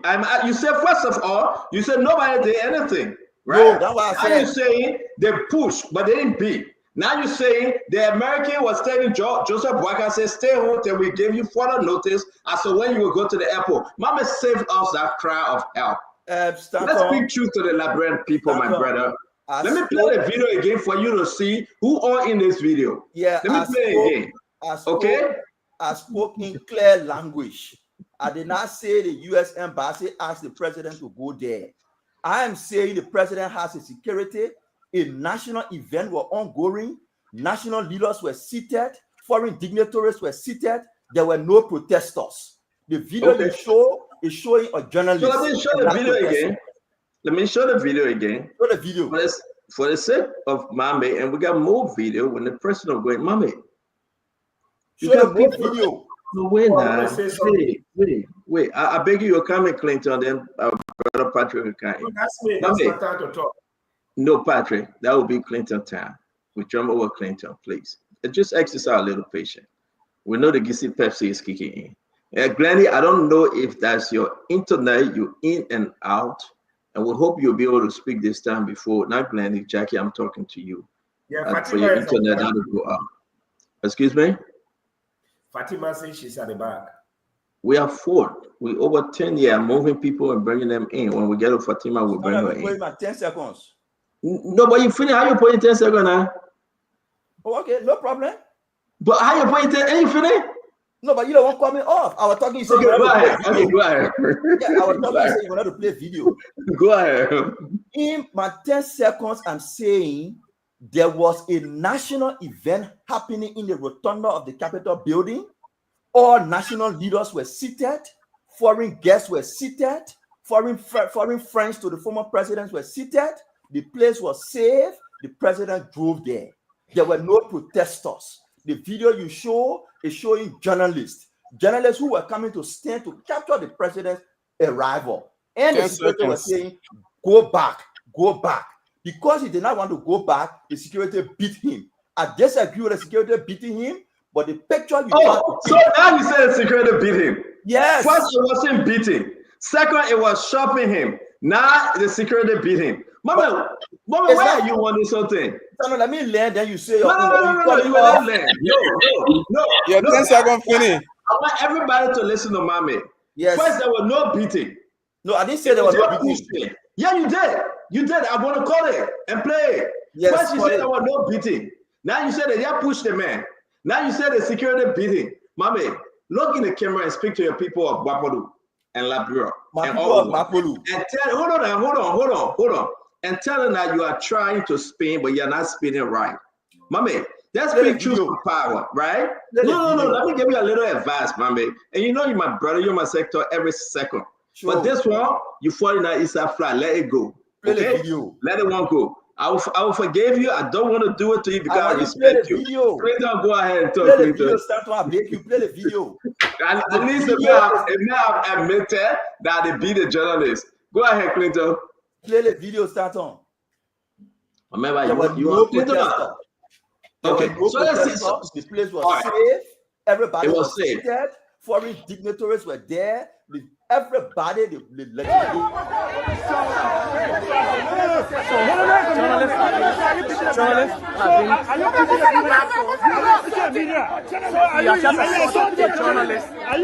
Security of President Parker, EPS officer just assaulted. So, mommy, I mean, finish. I beg you, just wait 1 minute. So, all the other people going all the way down the road under the tree, they were all journalists, right? Those were not protesters. Oh, so you are saying they went there as guests for the president? Those were not protesters. Oh, so you know protester when you see them. The video you show is telling us. Mame winner. So you know protester when you see them. I know protester when I see them. Yes. Clinton, please talk to me, man. Let me leave Mame alone. Clinton, talk to me. Yeah, okay. So I was taking notes here, what I'm talking about. Let me start with Mame. So where Mame is saying that the beating of journalists is justified because there were no protesters. So it's okay to beat journalists because it's justified because there's a national event that's happening. There's a national event. No, don't do that to me. Come on. Boy, he says Stanton. I didn't say nothing. Correct the man. No, man, no. Interruption. And I spoke you spoke the man out of your own. Why you calling my name? As a matter of fact, let me go in there, but let him get enough time to talk. So Mohammed, you're saying that the beating of journalists today is justified because there was a national event and people are seated so because there were no protesters, so it was okay. But you're missing the core message. The core message is that the security forces were under pressure, they were under duress to make room for the president. And that is the message Center is playing with this video. If you see the EPS officer in that video, he's frustrated. He's trying to make way. The president is coming, and these journalists are crowding the area. So this is what happened. Journalists are protester. I need some protection to continue. They make you interrupt me. My man, yeah, man. A chief from protester to journalists again? All of them were there, my man. All of them were there. You saw the video. So look, and the other thing I wanted to talk about was Representative Coker, and he said that the protest was going on so fine, everything was fine until the people started jumping over a fence. So because people jump over a fence, so the blood we saw today, the bruising people we saw today, justified by people jumping over a fence. The last thing is this administration cannot justify anything that happened to brute force today. So they are sending their surrogates like Mame, like Jackie to come on the show today to put a spin to it. But you can't put a spin on what's happened today in the country. There's no way, absolutely no way you can put a spin on what happened in the country today. Because look, why is somebody like Kalasco still behind bars? Right? I mean, it's people go, they protest, and there's maybe the most you were charged with, maybe this all other conduct. You release them on, you go, you charge them, release them on personal reconnaissance. Why do we still have surrendered people with Sekou Kalasco behind bars today? Up to now, why they not been released? There's no justification for this. When there's other conduct, you go to the position, they do your charge, they say you can go home and come out of court. Kalasco is everybody know he is a national figure. He was out there today. You're telling me they're holding him because they don't believe that he will go to court? I mean, come on, man. Okay, so I think that his daughter is really giving us a hard time. Let me bring him. That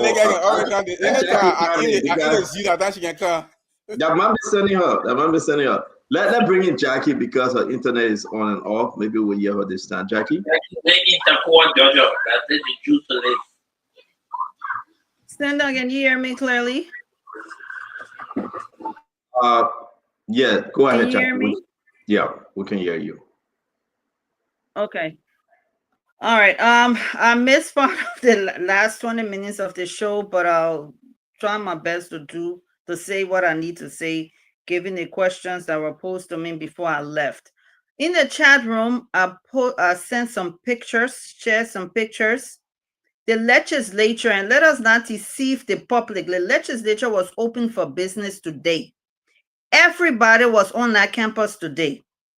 And if you look at the photos that are online on the social media, even on the Executive Mansion website, you will see the legislators, regardless of party lines, whether they're sedition, UP, Liberty Party, whatever party, ANC, you will see that all of them were present at the Capitol today. Now, the planners of the protesters at the legislature, they did not know McGill, all of them, they were on that campus today. They knew, they planned the protest, whosoever planned the protest, they knew today was a day where you have to sign the book of condolences. Now you guys keep trying to make it seem as though the president did something bad today, as the leader of the country, that he should not have shown up, and he tried to put somebody in harm's way today. Well, who were the people who planned the protest today? Why are we not asking the question that they knew that today was set aside for a fallen government official, for people to come to pay their respects? Why did they plan a protest today? And they didn't even show up. They had people, children in possible harm's way today. What they call a peaceful protest. They said the protest was peaceful. So as a result, the legislature was open for business today. Whenever there's protest on the Capitol, the legislature who go to work, they go to work, they do their job. The police come, they do their job, and they make sure that everything is peaceful. And in the event that there's somebody who violating, and we saw some people jump over the fence and cross the border, the parameters that they were not supposed to cross. And that's where the police had to step in to make sure that everybody, including the protesters, were protected today. So let us be fair in our analysis today. The president had to do his job, and he did his job, and he did his job very, very well today. The president took an oath of office on January 22nd last year to protect and serve the Liberian people, and to serve the people, to be with the people, for the people, by the people, and with the people. And at the end of this president's term, the Liberian people will be well pleased, because this president would have governed well and peacefully, unlike people who are calling themselves, I don't want to say the other word, the other party, who are not trying to be peaceful, and whatever motive they had today, they failed. And for the last time, and I will continue to repeat it as long as I'm on the show, when the president arrived on the Capitol building today, there were absolutely no protester on the ground today. The ground was clear. The legislature has been open for business all day today. I'm in Liberia. I even drove by the Capitol today, and it was peaceful at the time. So let us not make it seem as though protesters were there all day and the president did something to bring harm towards the Liberian people. In fact, by him being there, showed a sign of peace. It showed that everything was under control. And as the head of the country, if he can go somewhere where his people are, that tells you he's making sure that he is protecting everybody, and everybody will be protected. So let us not just twist this thing here and make it seem as though the president is doing wrong. And let us look at what Fonati and his people are doing, the violence that there. Let's talk about it. Why is nobody on this show talking about the violence for the past 3 to 4 or 5 weeks that have been taking place? Thank you. I think Let us not blame the president for today. He did his job today. He did it very well. Jackie, I think you're belated, because we spoke about the violence. We played the clip. We played all the video. So if you want us to just you spoke about what? Jackie, I hope you can hear me. I'm sorry if you cannot. I didn't tell the government to reduce your data, so I hope you can hear me. I am saying that to you, that we, Gladys, wait, Jackie, wait. Again, I said we've been speaking about everything from the Capitol building. So if you didn't follow the show, I'm sorry. You can blame us. We will not say it today or all of it just because you came on. I hope that the LTA can give you the promo on your data, that your internet can be better, than we can hear each other. But again, we'll come back to you, Sister Jackie. It's always good. You know I love seeing you on the show. It's always good seeing you. Let me go to Paul Kennedy and our brother Conor Gray. Thank you.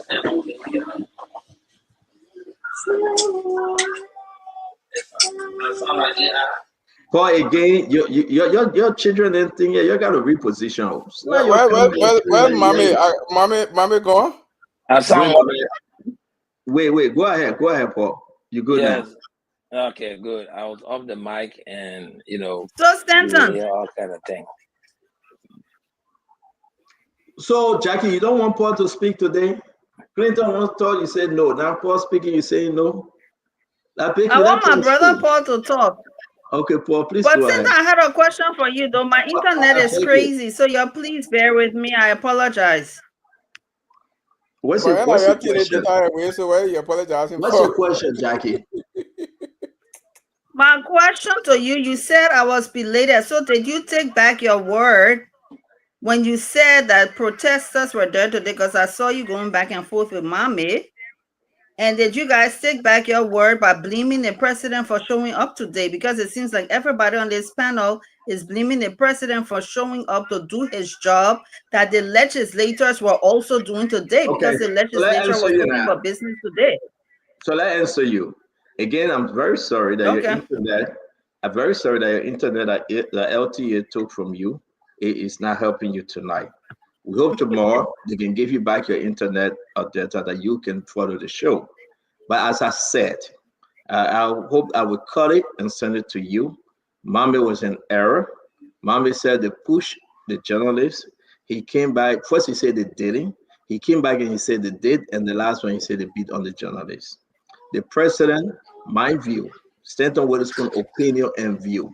I believe President Joseph Yeman Barker, he was ill-advised, or if he did it, as per Joseph Barker, president, I mean, it was wrong through the midst of the protest for him to go through. People got hurt, police officer in hospital, civilian in hospital, because they had to make way for the president to come. He's the #1 man in the country. So above all else, they used excessive force, and that's what led to the chaos and everything we saw today. I think the position of the president today to go sign the book of condolence, it was absolutely wrong. And that's my opinion. When I go to Paul Kennedy, Paul, please help us understand. Talk to us, Paul, and we'll go to Conor Gray. We got only 30 more minutes, folks. Paul, you're muted. Yes, can you hear me now? Yes, sir. All right. So, Stanton, you are the moderator, and I really like the work you do. So let's come and cut everything to a chase. Who were the protesters going to submit their petition to today? The legislatures. If I'm correct, the legislatures work and are assembled on every Tuesdays and Thursdays. Of course, they go to committee meeting on Monday, Wednesday, and Friday in the Capitol building on Capitol Hill, adjacent to the University of Liberia in the executive mansion. The protesters had planned scheduled protests to present their petition to the legislators at the Capitol building. So for people to be asking why were the legislatures there? If the protest was going to be this, I just think we are trying to give this thing too much of a spin. The legislatures being there does not in any way validate the president being there. The president does not work in the Capitol building, and at least today was not the day he was going to give the State of the Union or State of the Nation. So he had no business there. I mean, he could have, rescheduled his visit. As the president of Liberia, he can reschedule his visit to anything at any time. So what escalated the incident today on Capitol Hill was the president's presence. Had the president not shown up there today, no policemen were going to be trying to provide an extra cautious police protection for anybody. I mean, don't get me wrong, the police have been doing their work. We're seeing the kind of public disrepute that the legislatures have brought to our sacred ground. They've been fighting, throwing chairs amongst each other, something that is totally uncalled for, only because they are trying to bypass the rule of laws, right? So had they not been trying to remove a speaker, bypassing the due process, there will not be a split group trying to stop them from doing so. And all of this thing is coming only because that August ballot that's supposed to be in accordance with our constitution is seeking to follow that precedent to bring disorderly conduct and chaos in our country. So let's call a spade and look at where we slipped before we fell. Everybody's just looking at where we are falling now and not many people are actually looking at where this thing is starting from. We've been on this thing for 2 months now. If these guys had gone and put their grievances on paper and presented it to the speaker sitting on his gavel and asked him to recuse himself and set a committee to probe to the matter and vote him out based on signature after they've actually heard his side of the story, we will not be here today. But we are here today because people are seeking to ignore the constitutional due process only because they hate Fonati so much. And don't get me wrong, Fonati is not a Jesus yet. He has sinned and come short of the glory of God. He has his own field to carry. But because of his action, should we continue to condone the bad actions so that everybody can just bypass? Oh, Fonati did it. Yeah, they moved Cabina. Yeah, when they move Cabina Janet, then they move Edwin Snow. Yeah, all of them move Aletalo. So let them move Paul Kennedy. That's total nonsense. We do not have a country when we set a course of action on bad precedents. That's all I'm saying. And this president of this republic should have known that he, as the president, can call this thing to act. But I think clearly now he's taking side. And the president needs to stop taking side. He needs to stop taking. He sent a budget to something called a majority black when you know fully well the budget should be given to the speaker. So why are we trying to make this thing look like it's a Can I ask Paul a question? No, you are interrupting me. Don't ask me until I finish, please. All right. Thank you. Look, Liberia is derailing. Our democracy is being undermined. Our leaders are setting bad precedents. And all at the detriment of the survivability of our country. We got a country that cannot even open a university. The whole country has one state-run university. A country of 5 million people. And we sit down here and try to back some wrong and some right. I'm for the Constitution. I don't care. I care less about Fonati. I don't know this guy. I've never seen him before. Besides passing in it on TV. But what I believe in is that he should not be removed if his side of the story is not heard. Let people listen to him. If he's guilty, you move him, you get him out. But you got to follow the due process. And this is what I'm saying. So, Stento, I believe that this whole thing today was escalated by the president's presence. The president, in his wisdom, should have decided, you know what? There's already a conflict there. I'm not going there. But all of them seek to ignore the fact that there is a conflict. And they are sitting down acting like there's no conflict in the republic. There's a constitutional conflict. And the sooner everyone gets to realize that, the better it's going to be for our country, or else it's going to degenerate into physical violence. Thank you. Paul Kennedy, thank you very much. Let's Gray. We're about to close the show. Can I ask Paul a question? Jackie, you will. I beg you. Let's hear from Gray. Okay. We gave you time. I beg you, sister. Colonel Gray, let's hear you, my brother.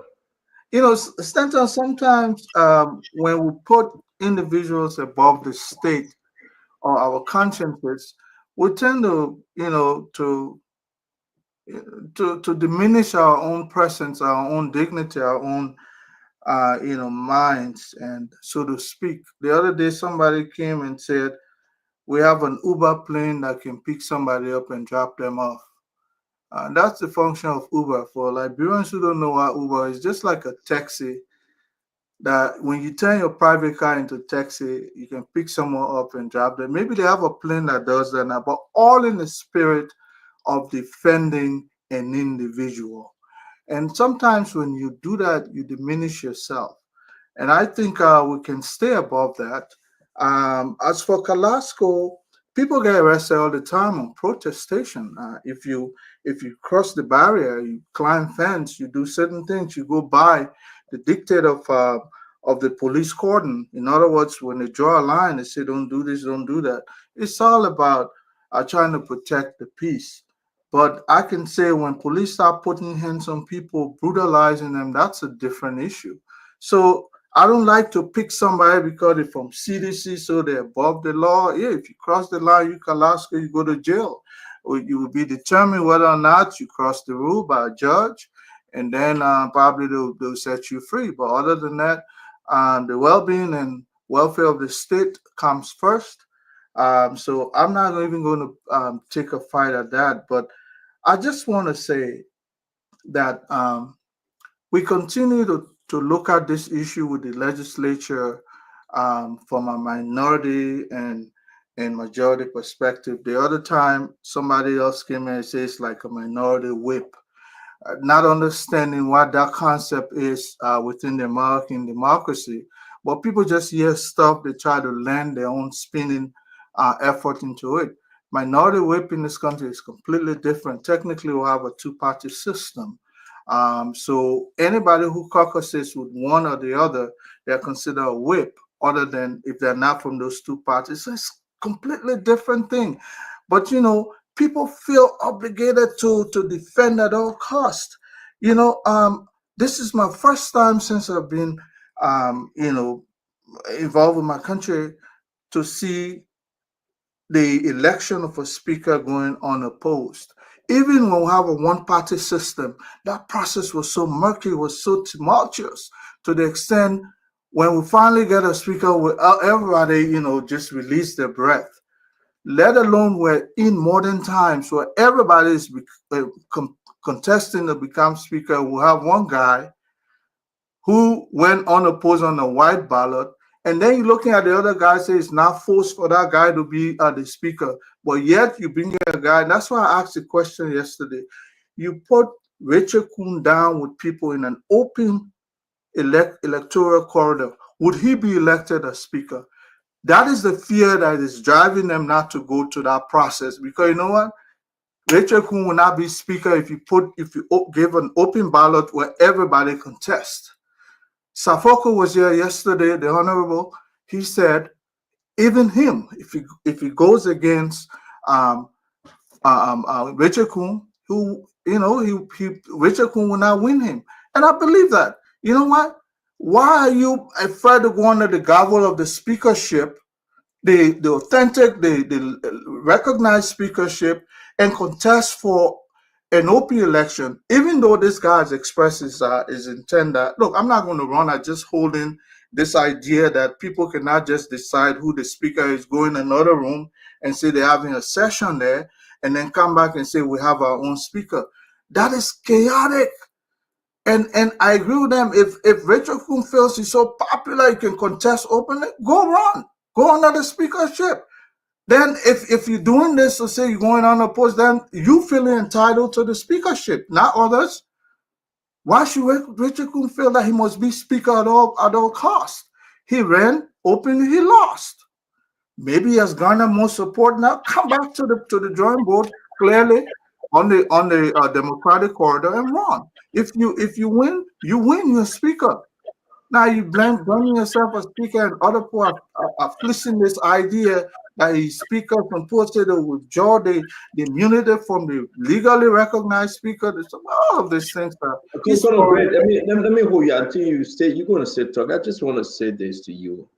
Thank you very much. I think our country is going back to that dark days. Conor Gray, you serve the country well. You know the terrain. Seeing this thing, and the president have not spoken openly.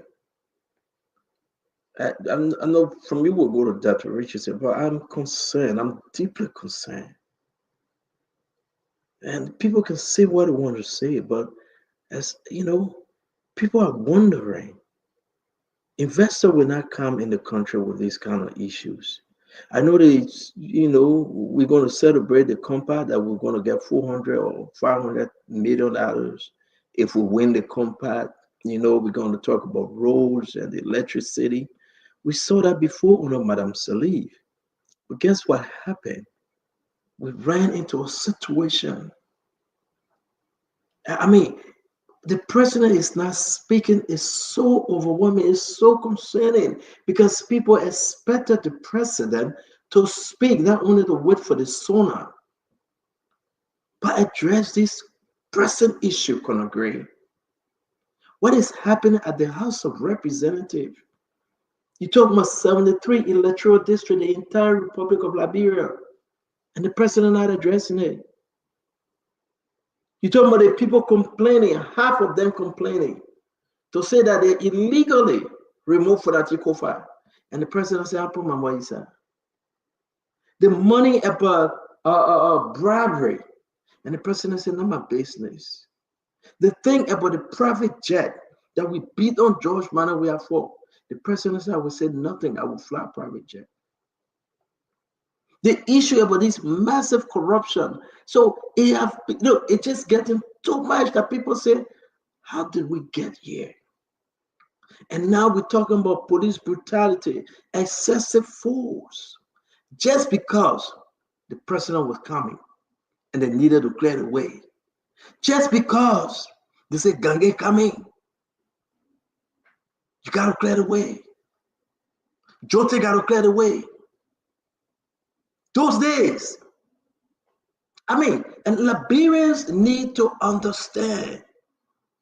I don't know when you talk about these guys that are around the president, where you have the Gregory Coleman, where you have the Sam Gay, where you have the, you know what puzzles me about Samuel Kofi Woods? A human rights advocate. But now it's nothing compared to that. He's gone. He's gone. Most of the guys said they were trained in the United States. How can you suppress and oppress your own people? The poor people too. Look at this picture. I have to do my best just to black his face. But just imagine, look at this.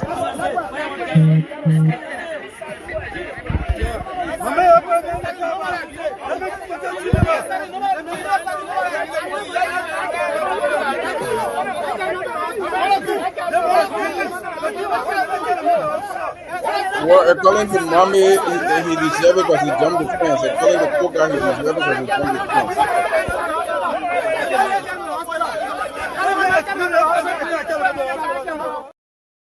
We should condemn these things because it's beyond joke, it's beyond a party, it's beyond everything. But guess what? The president, when I speak to this, somebody's son,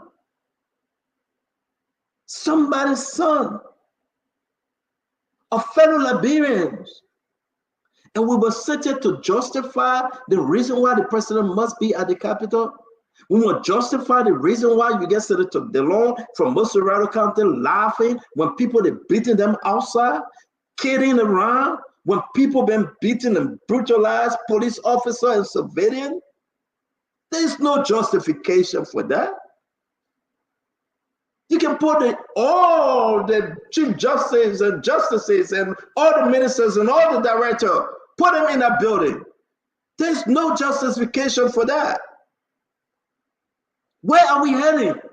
And that's my closing, because if I stay on the show, I would do something or say something that I don't want to. But you begin to ask yourself, where are we heading? Where? Don't say something, CEO. Don't say something. Listen, sometimes it hurts. Sometimes we begin to think and say, what's going on with President Boyka? This is not the President Boyka we spoke to, we get to know. What's going on with President Boyka? Is this just dereliction of duty? What's going on? That for 20 and 40 years you spend in America, you come to know and come to understand that above all, the people first. We don't care. How can you say you don't care? And these people walking, people want to bring you to power. We don't care. We chop the data, we take the money. We don't care. We can walk away with our $96,000 car. We don't care. Medtech and LRA stealing, double, triple charging the people. We really don't care. We don't hear you at all. I mean, are we serious in 1 year? I mean, may God save our state, man. May God help us. It's the embarrassment we were trying to avoid. That's why we brought in Ambassador Boyka. Because when you sit with him, he talked about building a new Liberia. And he said, think Liberia, love Liberia. Together, let's build Liberia. There's no togetherness now. There's none. To see this young man bleeding, to see the police officer bleeding, and to see President Boyka, all he wanted to do is to go sit there and sign on the book while his citizen, his people, but the president would sit there and watch the video His Excellency, the President is here. That's what matters most today. The president don't care about people lying on the street bleeding to death. What matters is I'm going to sign. I have to sign on that paper. So whoever standing in my way, get him out. May God save our state, man. You have a good night. Dr. Richardson, you can take over. So, let me ask a question before. No, Senator, don't run away. Oh, you said a lot. You stay right here, please. Excuse me. You're not going to tell me what to do. You're not going to No, I said please. I'm not telling you what to do. I'm not giving you a suggestion. Go ahead, But since I'm not, I'm okay. Can you stay? Well, you joke all the time. We all joke each other all the time. No, I'm not mad at you. I'm telling you, so I'm hungry. But you're not telling me I'm not going to tell you what to do. Yeah. I know you and Mama coming from the same place tonight. Y'all do your thing. Yeah, so stay on now. Stay on so you can hear us too. No, the We're asking you to stay on. I'm done with you, Judge. So somebody contacted that everybody was peacefully. But send them what you said today about President Boyka was not fair. When he attending Jackie, you gotta have your time. Everybody coming close. Everybody closing. But I was already talking about Santa. You're the one interrupting me. Yeah, I will have your conversation. Now. We gotta close no, everybody close it. Let's gonna agree. Okay, you know what, Jackie? I'm not going. Jackie, I will stay. Okay, I'm not going. All right, thank you. Go ahead. If everybody was sitting down peacefully and waiting the arrival of the president, wouldn't they require journalists to be in there to cover those occasions? Yeah, but why should you have to stop journalists from going in there? Just stay from the car. The journalists were there. Did you not see it? The journalists were there. You saw the group of journalists. We're not journalists. Can we just have our own time, Senator? We are not. Let's go right now. All right. So let's close this show. We'll start with Asido to do his closing. I know before we get to Jackie, our internet will go off. I will be happy. Then we'll go to that.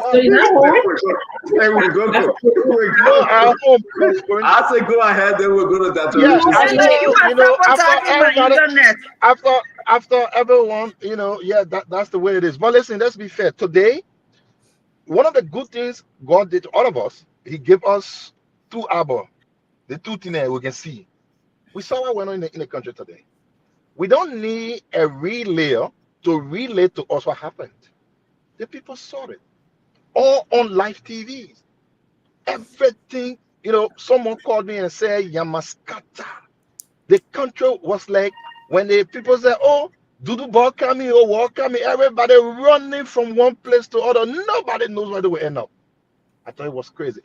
And I didn't know I would have listened to someone, brought up the joke of the year, Samuel Koga. Did I hear Samuel Koga mentioning lawlessness? Did he mention that little word, lawlessness, as Samuel Koga? How can Samuel Koga come here and be using lawlessness as a word in his mouth? How? If Samuel Koga is not the definition of lawlessness, what is lawlessness? Did someone hear Samuel Koga using the word lawlessness, my people? I thought that was the biggest joke of 2024. A person who himself represents everything wrong of our country is here speaking lawlessness from his little mouth. I really was looking in his mouth to see that his mouth was talking or his ear has anything talking from there. I don't think Samuel Koga should be the one talking about lawlessness at all. He is the definition of lawlessness. Let's go to Sekou Kalasko. Listen, after 6 years of no political prisoners, and laughably, I saw some little rescue children putting Munipaket Dumai pictures up, Mo Ali pictures up. I said, but do they really understand what is political prisoners? In less than 1 year, Sekou Kalasko committed a heinous crime of protesting for a rightful cause. He was arrested by Unity Party Joseph Baka's police. Today, RG Gregory Kumo was not on TikTok making videos. He wore clothes. He posted on a band here. He put fountain right here. He was active because peaceful citizens were protesting. But let me tell you when RG Gregory Cuomo can be on TikTok making video. Amanda Nimbo, a sports administrator and a certain police officer, was gruesomely stabbed to death on April 4. No one is in jail. Maurice Gomo died in police custody on July 2. No one is in jail. Franklin Darko on March 12 was stabbed to death in Magibi. No one is in jail. Austin Yagbaulo, following police brutality on him in Pinsville, died on April 17. Nobody is in jail. Bangali Kamara was shot to death by police on February 28 in Kinjal. Nobody is in jail. Esa Mesale in Kinjal was shot to death by police on February 28. Nobody is in jail. Leto James Kande, a 17 years old, was shot again by police in rehab on July 1. Nobody is in jail. Leto Masale Vesely on February 5 was murdered. Stop screaming. Take your time. You screaming. Take your time. Calm down. No, because I'm in a spirit, and the spirit has taken over my body, my brother. And I can't believe I will be in a country today when I will be seeing this.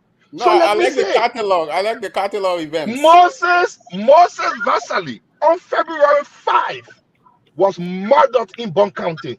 Nobody is in jail. We got Amadli Zuba was found dead in Dodolo Town, Lower Magibi on June 4. No one is in jail. Dorothy Nima was found dead in a place called Iplibo, Degba River on June 7. Many other of recent. We just saw a mysterious death from a recent graduate from Stars University. Nobody is in jail. Gregory Cuomo was then on TikTok making video marching on the street.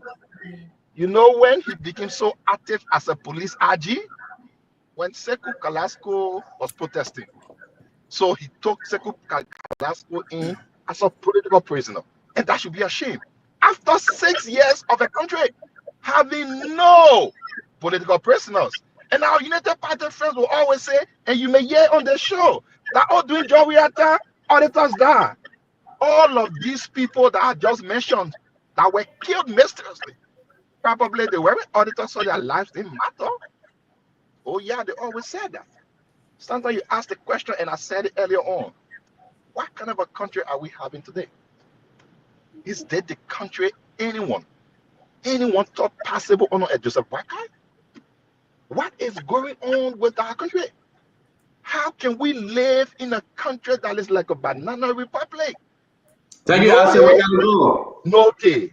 Y'all making y'all. I will not get to Jackie. I will leave. We gotta go. I know Jackie want me so bad on the show. We gotta go. Dr. Richardson, can you do your closing, please? Sure. And I would definitely try to be short. I want to appreciate all of you for coming on the show tonight. This is how we learn from each other. This is the highlight of being tolerant. We present different views, and everybody had an opportunity to listen well, and also rebuttal if there was a moment for that. I really enjoyed something that Connor Gray said. He said, and I'll paraphrase what you said. He said, when we put a person or a party against the state, we diminish ourselves. Or I like to add, we also diminish our democracy. And this is strictly for those who see through the lens of partisan. Those who yesterday something was wrong and today is right because it is your party that was not causing wrong yesterday. Okay? So Maya Angelou says that when you know better, you do better. We have been exposed, every single one of us on this show. We've been exposed to a different form of democracy. We've been exposed to a different form of government. We've been exposed to a different form of human relationships. And so we know better. We're supposed to do better in the context of our own culture and our country. We have read and studied perhaps the American Constitution. Some of us here, we even have seen the practice of the constitutional right to assemble. Every day in many parts of the world, people are assembling. And some of us here agree with that. I agree with people having the constitutional right to assemble. But it is not my place or your place or anybody in Liberia's place to tell someone when you can protest, when you cannot protest, when it's necessary to protest, when it's not necessary to protest. Because I may be satisfied today. My government is in power. Okay? But not everybody in my country is satisfied with the government. Now, when somebody protests, does that mean that it gives our government the right to violate their rights? No. The government is the authority figure. They are supposed to protect the citizens. That's what you're there for. I know and I hope and I pray that our police force has a special unit that know how to manage protests, protest management, assemble management. Okay? Because if we don't, we're in serious trouble. The reason why, as a government, I don't think I would have preferred for our government to negotiate this whole matter of Kalasco because of something what someone who is in the CDC party, would say. They would say that this is politically motivated, that the United Party has an opponent in jail. News agency can run with that.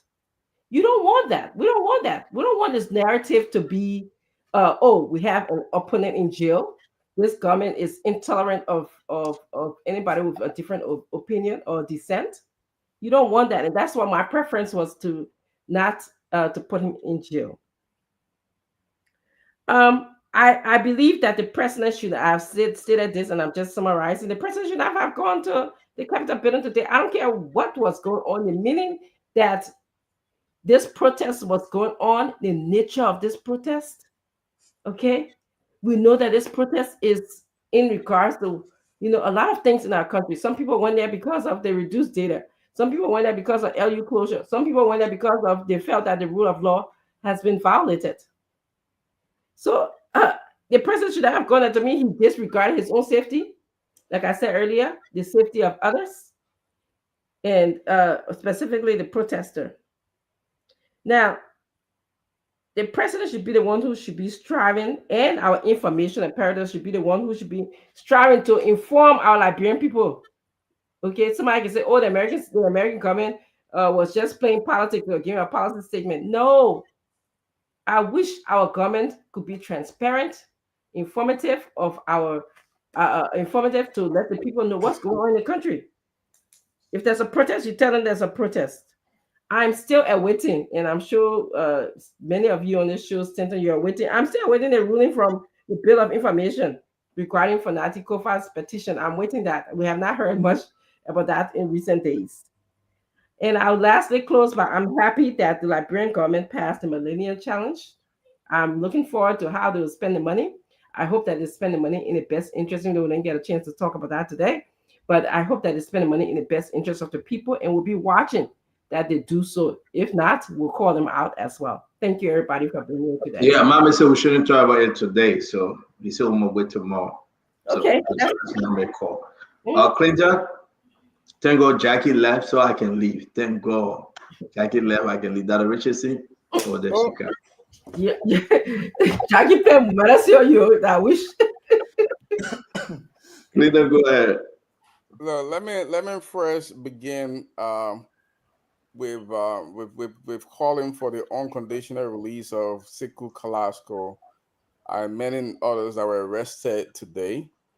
I don't know what Kalasco has been charged with, as far as all the videos and all the documentary evidence that I've seen so far. I've not seen him, I've seen no evidence of him being involved with any of the violence. He has a right to protest despite his proximity to the former president. And, I think, he should be released immediately, not just him, but all the protesters that are arrested today. We are calling for I want to be on record. We are calling for the unconditional release of those prisoners And if the government fails to do that, we are asking the leaders of the opposition, President Weah. I mean, this is going to be unpopular, but I'm going to say it anyway. I am calling on President Weah. I'm calling on the leaders of the other opposition, Cummins and everybody else, to lead the next round of protests. I think this is going to protect our people.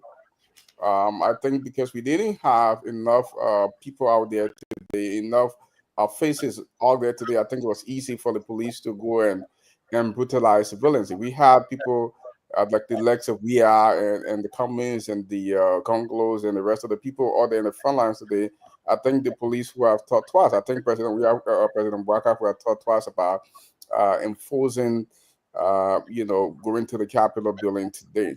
So that's the first thing, unconditional release. And if that is not done, the leaders of the opposition must lead the next round of protests to ensure that these people are out of prison.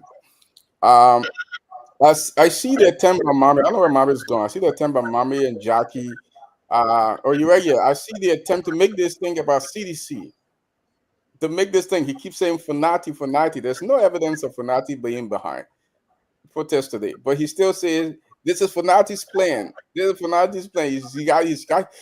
He got to make this about CDC and Funati. Just because there were CDC people in the protest today doesn't mean this was a CDC protest. Look, if there's a CDC protest, we've seen CDC protest. If the CDC as a political party decides to do any kind of big protest, we know that this was not a CDC mandated protest. But what if it was CDC? Matter of fact, I sent you a video. We don't have time to play. But there's a video I sent Stanton or somebody of Councilor Prayer Bamboo. Mama, do you know who Prayer Bamboo is? Of Prayer Councilor Boo, one of the framers of the Constitution, who was out there today. This lady signed on the Constitution. She was out there today protesting for the sanctity of the Constitution. And you say this is a CDC thing? She's an opposition apologist. She doesn't like Bouakai. Oh, does she like George Weah? Because I saw her criticize a lot of time on George Weah. I'm not asking. I'm not guessing. Let me tell you, mommy, you have your time. She doesn't let Bouakai. You're looking at the order. You're very nothing about him. She like. Look, where he come from. The point is, there were a lot of Liberians out there today. I beg you, mommy, that equal share. You don't let George Weah.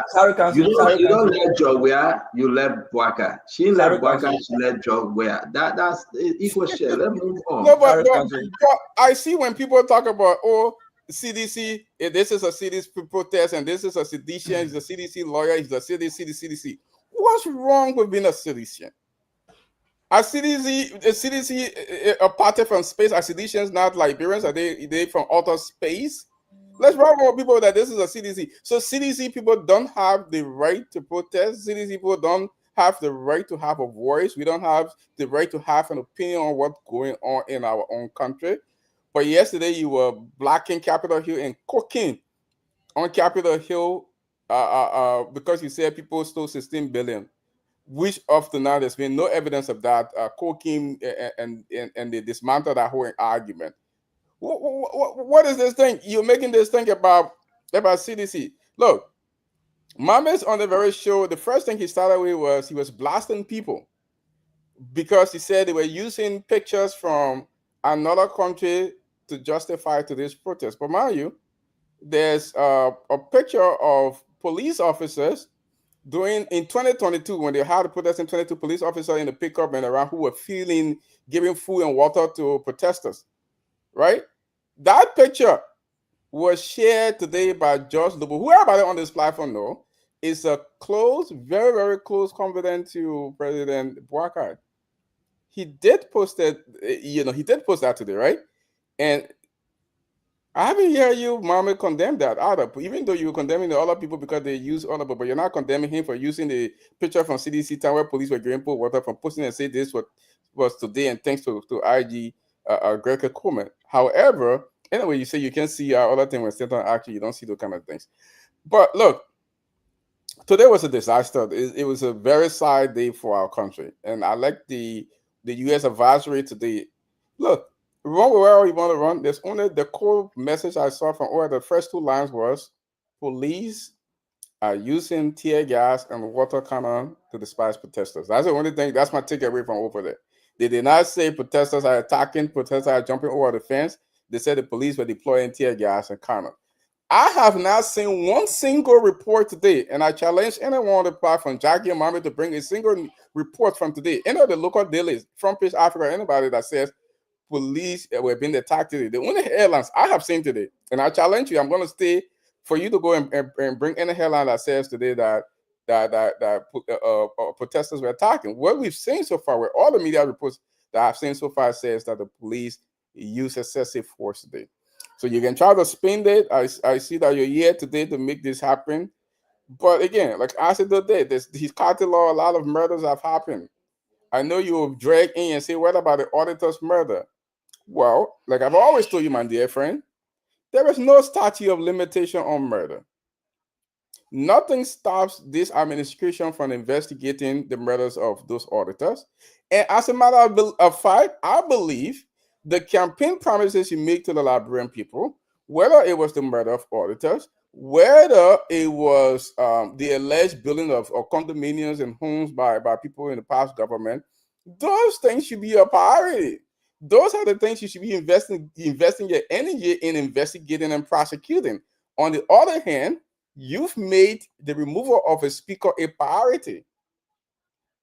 It's been your priority. This thing has fallen apart. It's exploded. You're still insisting that you're going to make it happen. You've recognized the speaker, even though we still have a bit of information before the Supreme Court, and this has not been finalized.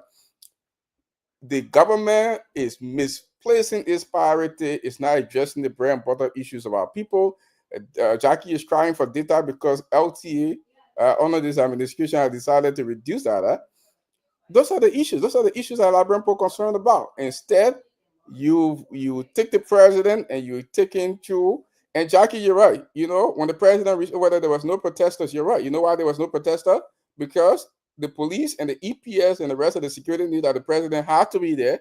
They are communicated that he was coming, so they had to violently remove the protester, beat them, put them in jail so that the president can be there. That's why there was no protester there.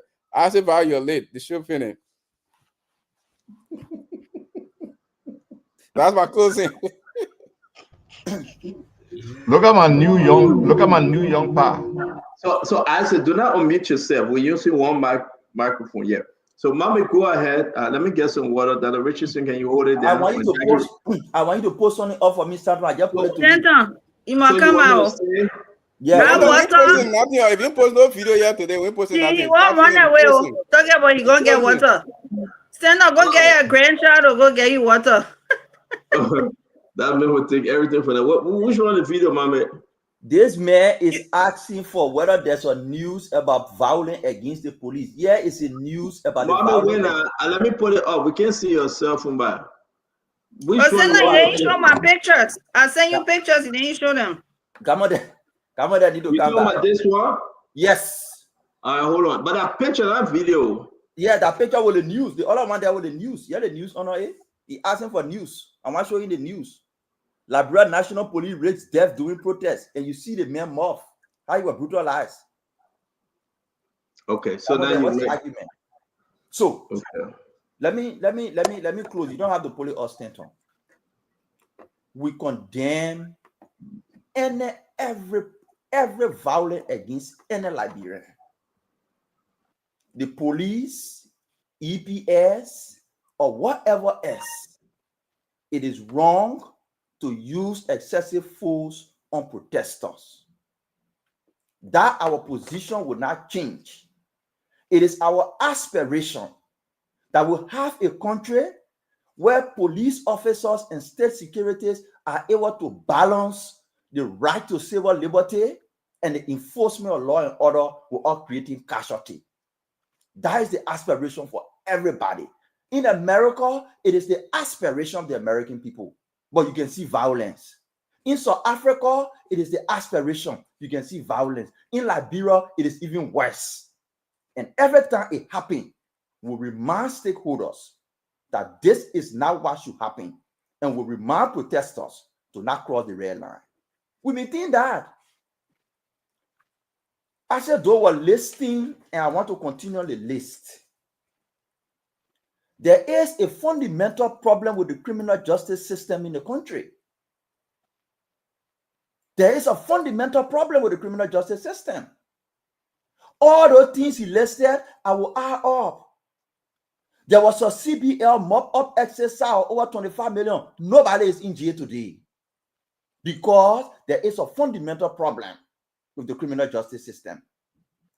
The CDC headquarters, the Supreme Court of Liberia, the highest court in the land, ruled that the property belongs to Dempster. CDC has refused to turn over that property. Nothing has happened because there's a compromise in the criminal justice system.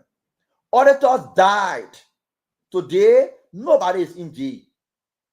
Nathaniel McGill and other people manipulated the mineral sector, took the licensing of mineral of gold mine from the Ministry of Lands and Mines and Energy, brought it to the president's office, used it to take millions of dollars and keeping it in gold and diamond. Nobody has gone to jail. Claude Weir was in New York selling cobalt. She in Liberia today. She's a millionaire. Nobody's investigating where she took that money from. That's the problem with the criminal justice system. So all the things he listed, and in addition to what I listed, represent the problem we have with the criminal justice system. If President Bouaka cannot change it, we will change President Bouaka, but we'll not bring Weir back to do exactly what he did. And that's a mistake they're making. I will come to the protests and I will tell you the objective underlying the protests. They failed. And because they were not successful, that's why they went to Sierra Leone to take pictures from there to post it. That's why they went to Gambia to take pictures from there to post it. That's why they took cool water and put it on their head. If they were successful, they would have used real pictures from Liberia. They wouldn't have used pictures from Gambia, from Sierra Leone, and cool water. But because they were not successful in painting that picture, that's why they reverted to going to other places to take pictures. They failed. Yeah, there are semblances of mistakes along the way. We saw it, we condemn it. But the ulterior motive of the protest, the agenda that Funati is pushing, how can I use this situation to paint this government black? How can I use this situation to send out negative images about the country? That mission failed today because all the pictures they posted are the same places they posted those pictures. We send it back to the people and inform them and provided the evidence that is not coming from Liberia. There was a national event today. All stakeholders were seated. Paul, they were not in session. They were having a national event honoring the life of the former vice president. International guests were there. National guests were there. Diplomatic partners were there. The entire country was assembled there today in terms of the leadership. The president went there when there were no protesters. The protest lasted for no less than 2 hours. The wall from Vamuma House, nobody touched them. They arrived at the Capitol building. Situation ensued and they left. After they left, before the president arrived. Whatever happened in terms of violence, we condemn it. Lastly, on Kalasco. Council said something. He said he didn't see Kalasco in any protest. He didn't see him in violence. I know Kalasco. He's not the kind of person. He's not a violent person. He's a peaceful guy. He's afraid of trouble. That's Kalasco. It baffles me on why he was arrested. I'm beginning to think, like the council said, he didn't see any protest. How suddenly he became arrested. We are investigating that it's a plan set up. He was not in the protest. He did not participate. All of a sudden, he's arrested, will hang out on a hand. Let me go, Mama. So, I agree with him. Kalasco is not a violent person. He was not in the protest. He didn't participate. So Kalasco says his own protest? All of a sudden, and I know, you the one here, the same council told you he did not see Kalasco in protest. He did not see Kalasco anywhere. I am telling you too, I didn't see Kalasco. All of a sudden, we just see him go on your hand. He's going to jail. We are investigating that it is a setup. and it was intended to create So, the picture. let me help you with this information quick, 5 seconds. So there's this judge that was put on the bench by President Weah, right? His name is Borkin, George Borkin. So when they took Carrasco to the court, he just signed the paper to carry Carrasco to jail. He picked up his That was the briefcase plan. and he left. But it doesn't mean that was the plan, though, That was man. the plan. You're funny. I don't think so. But That was the plan. Did you see Carrasco in the protest? Did you see Carrasco in any protest? Carrasco is a political prisoner right now. And I do believe that. So are you saying that city's Unity Party fell for the bait? Because Yes. Gregory Coleman, let me tell you now, Safwa Gray and the rest of them met Gregory Coleman. And Gregory said, we have sent him to court, it's all of our hand. So my issue with you, that Gregory Coleman too was part of the plan? And is that what you are saying? Gregory, that's what I'm saying to you. We are investigating. The police officer who arrested Carrasco, the police officer who took him to the charge of quarter and later prepared charge sheet and saying to the judge, we are judge. And that judge sent him to court. We are investigating that particular scene. So you're investigating Gregory. So you're investigating Gregory Coleman too? Not Gregory. I said the Gregory is there. Gregory gave the order. No. The What do police you mean no? officer that arrested him. Gregory spoke to Safwa Gray that I was representing Carrasco. Then he said no. All our story, Gregory speak to Carrasco, that the story behind the scene. What we see in last video is Carrasco did not participate in the protest. Carrasco is not a violent man. He's a peaceful young man. He don't let no violence. All of a sudden, we see him go on his hand. The judge sent him to prison. We are investigating that. Thank you very much, Paul. This is a wonderful, wonderful day, Paul. The man saying Unity Party through and by CDC stage Carrasco going to jail. Amula Mame is the greatest conspiracy theorist on this platform. I'm thinking the boy can create conspiracy. Okay. I have been hypnotized. Listen, I'm beginning to believe Mame now. Maybe thinking that the judge is the police. Did you see Carrasco in a violent? I'm beginning to believe Mame. They believe in Mama's story. Is that my story, Stanton? Ask yourself. Is that my story, Paul? No, Paul. 30 seconds of the time. 30 seconds of my time. It is not my story. You listen to Gamon there. He said Carrasco was not in the protest. You can be serious too. You listen to Gamon there. He said Carrasco was not in the protest. Carrasco did not do any violence. I am telling you, I know Carrasco. He did not participate. There was no violence. You didn't see him anywhere. Suddenly, he get hung on his hand, going to jail. How did it happen?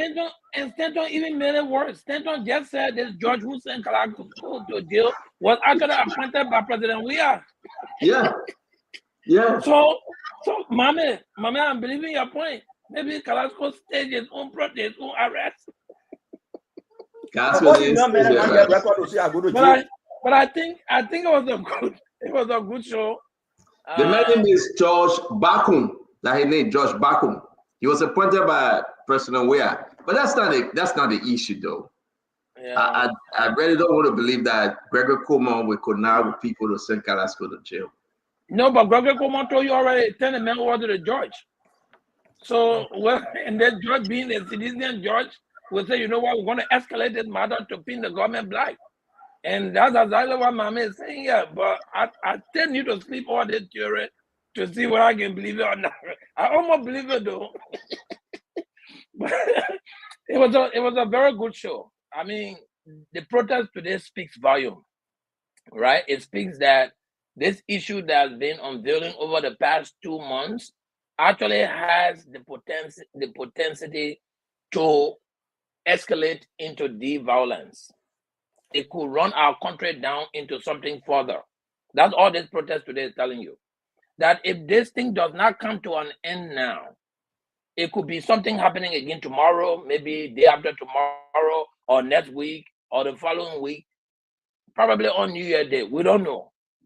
So this protest today tells us that Liberians, especially the leadership, should come to a particular point in time now when they should cut this thing to an end.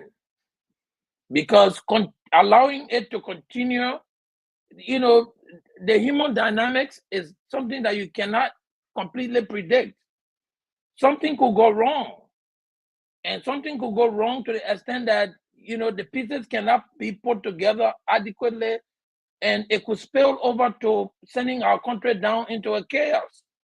Today could be people putting a cool water on their head to actually bullet going through people's head the next week. We need to stop this.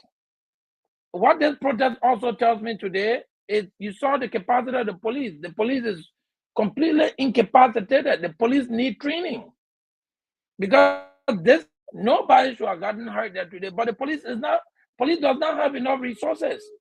You can see them literally trying to do their job, but because of course you got some people who are just gotten off the street, went to the academy, and they are sent to enforce peace, they will not probably know everything. They need constant, continual, improved training. And if you're on this platform and you actually don't know that our police don't have the required training, then you're living in utopia.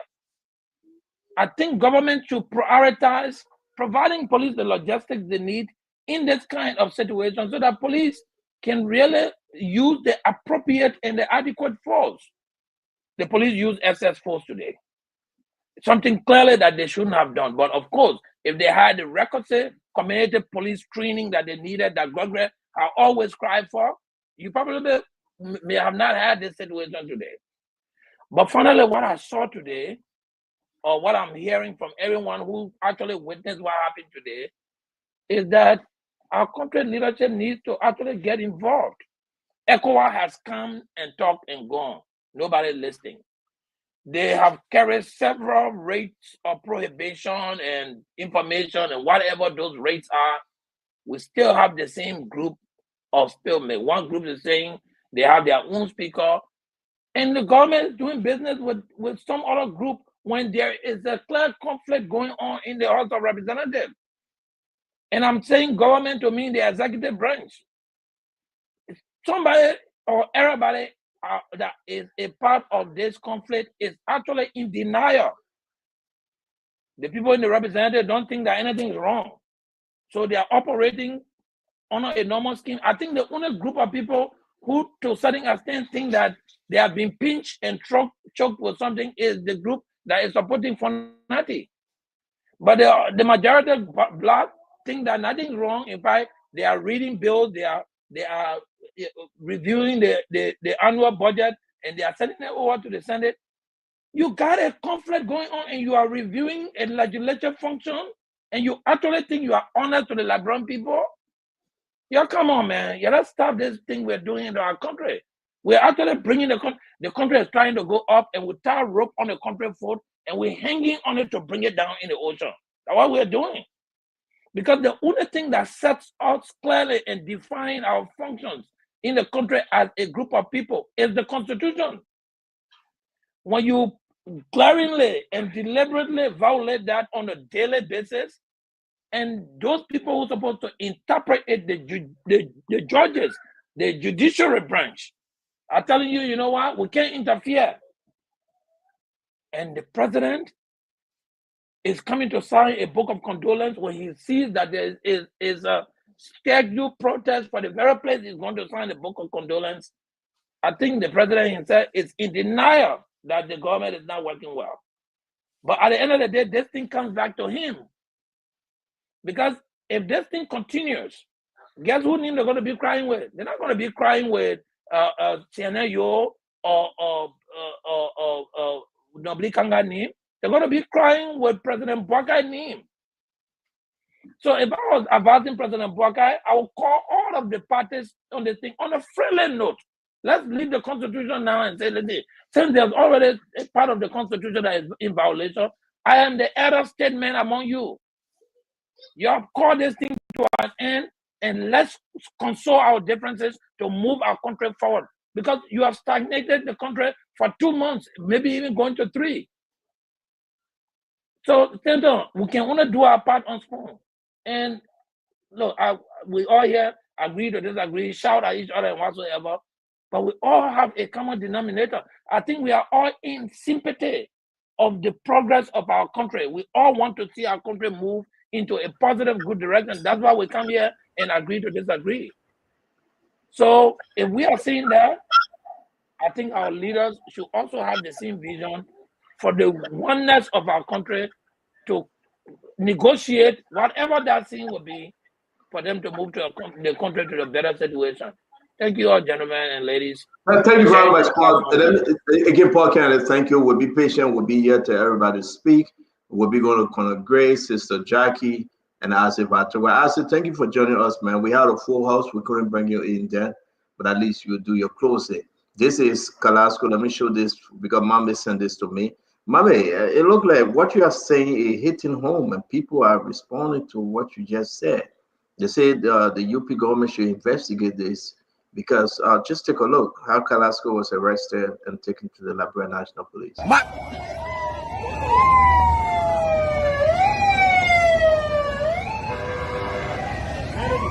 So as you can see, the police are working today. So this is what's happening. I want to say welcome back. Welcome back. We are going to relay from the radio very soon. We are going to relay from the radio very soon. So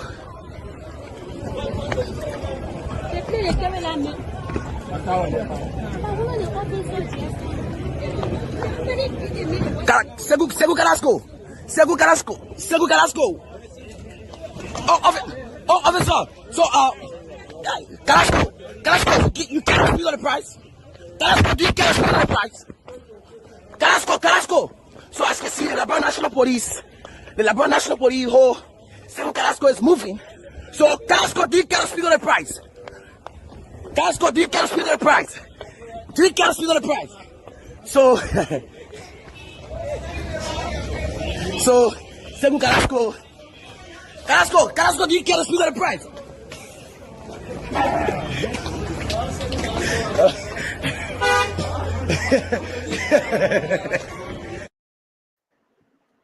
Mame, what do you make of that? The journalists are laughing. No. What do you make of it, Mame? The journalists are laughing. Kalasco poses no threat, no harm. Peaceful young man. He joke with everybody. He interact with everybody. You never see him violent. He's scared of chicken. The whole protesting, you didn't see him around it. All of a sudden, poof, you see in the police station. The next day, you to George, we are George. From there, you to saw big. What kind of thing here, so? What thing here? Why Clinton and Arce, my people? You gotta help us here. Woo, Mame. Why Clinton and Arce? But let's go. Let's make progress. Colonel Gray. Well, this is exactly what you have when a country is in conflict. There are sides, to every bit of it. Who arrest our gentleman agreement?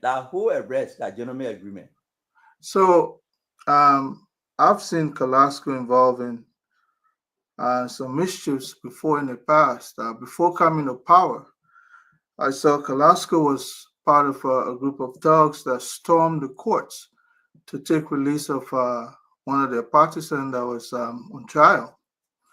And the whole group, a bunch of them were sent to jail, including Malba Molo maybe.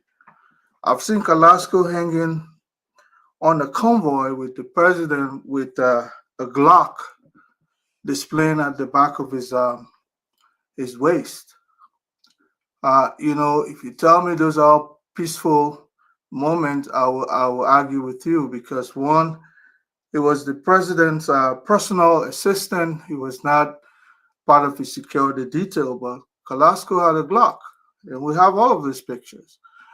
Go back and look at the first Abu Sano and all of these people that were heavily engaged in protest, and how they were arrested, taken to jail and so on and so forth. So I'm seeing that's the euphemism you get when there's a conflict in a country. And Paul is right. The inability to acknowledge this process as a chaos, as a division.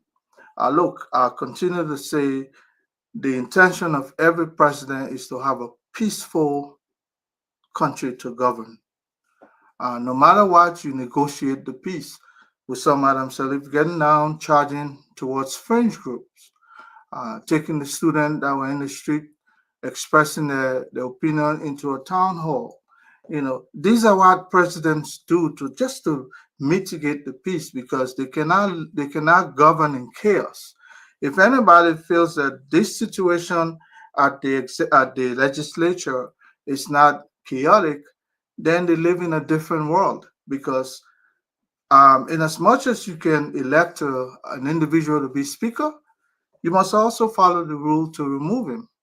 If you circumvent the rule and thinking that it will benefit you, and so business as usual, hey, we're going to send the budget there, hey, we're going to do this, everything will ignore them, because for us who are moving forward, at the end of the day, you made a roadblock, and these are the roadblocks that are coming up now. The thing about it is, we all want to see a successful country, but we don't want some people to step on the Constitution because they want to pass a budget. Dr. Butler would say, passing the budget to benefit who? We have yet to see some of those things. We know that we elected a president that should be able to do the right thing. The right thing meaning every Liberian must benefit. Not just a group of people, and using public funds to buy a new set of logistic, because you want to forcefully remove someone from a position of a constitutional position, and so you creating the avenue for them to appear like they no longer exist. I know it would have been normal business as usual and Funati just resigned, but man, that's not the rule.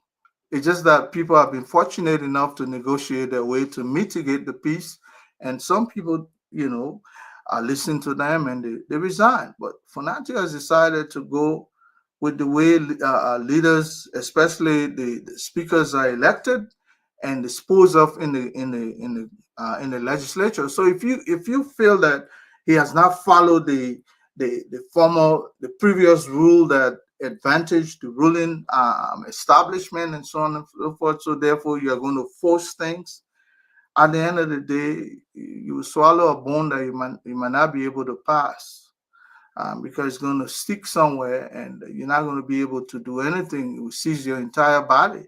This is what that is. And I can see this situation escalating. Even if you're successful at passing a budget, remember there are so many other ways. That's why the American government has come in and said the rule of law. They just made it clear. If you think you're following the rule of law, where a group of folks who just cede from the rest of the general body called House of Representatives and go sit somewhere and elect them, that sounds like chaos. That's what Samuel Doe would do. And that's what Mobutu Sese Seko would do. That's what Lassana Conte would do. They would just break part of the Constitution and go sit and say, we are the president now, so listen to us. Why is that any different from today? I hope we'll come to a senses and be able to mitigate this in an amicable way so that our country can be peaceful. We're a poor country that need to graduate from this kinds of unconstitutional way of doing things and move forward. We have been the leader of democracy on the continent, and as much as you may not like Mr. Weir, he set a precedent. The moment, whether somebody won by 10,000, 1,000, 2,000, you say, hey, this person has won, let's go, let's move forward. You make that guy look good. They gave you a power, and now you're doing all kinds of things with the power. Be careful. It may come back to be a bone. You may not be able to, you swallow, but you may not be able to pass it. Thank you, Stanton, for this show. Thank you very much. Let me put Mambe picture, then we'll bring Jackie. Mambe, that's what was written on Kalasco. The shirt Kalasco were wearing when the police arrested him on the gentleman agreement. It's a gentleman agreement. That who arrest that gentleman agreement, Stanton? But well, I don't.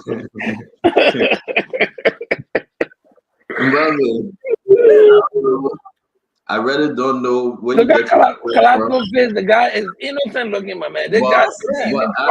I would believe that Kalasco, he was truthfully arrested. What he did? He's in jail protest. protest. All the other people that protest, but you have over 17 individuals that were arrested. They are in jail. They let a couple of them go, and and put the rest of them in jail. But I just think that this government should let them go with warning, because I believe CDC was a political prisoner, and that's why Unity Party gave them, and that was a mistake. That's my belief. That was a mistake. Let me bring my sister Jackie, because of Jackie, I still on the show. So let me bring Jackie on. Jackie. Well, Stanton, I appreciate you staying on, especially given the fact that it's been a while since I've been on. But I had asked you to put my picture up. You put everybody's picture. You didn't put my picture Which one? up. Which one, Jackie? I showed the pictures with the lawmakers, all the lawmakers, regardless of party line, who were there present when the Did you send it to President me? Boyka was signing the book. It's in the chat. It's in the chat room. Jackie, I beg you, just send it to You have me. people from ANC, CDC, Liberty Party, Unity Party. All the lawmakers were right there when the president went to go sign the book of condolences today. So, like I said, the legislature was open for business all day, before the protest, during the protest, and after the protest. And speaking of the protest, because we spent most of the show today talking about why is it that President Boyka showed up at the Capitol today.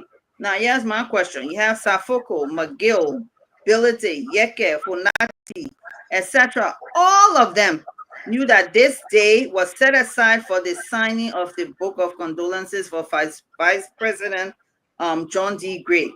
Why couldn't they advise the postponement of the protest?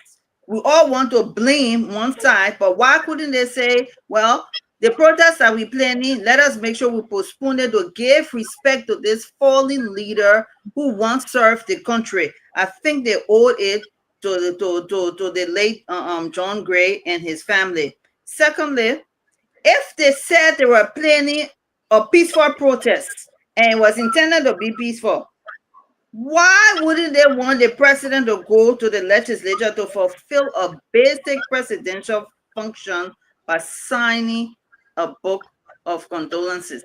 Let me say this. And if you look back in history, Liberia is 177 years old. We're a country where democracy rules. Any country around the world that practices democracy also allows the citizens to peacefully assemble.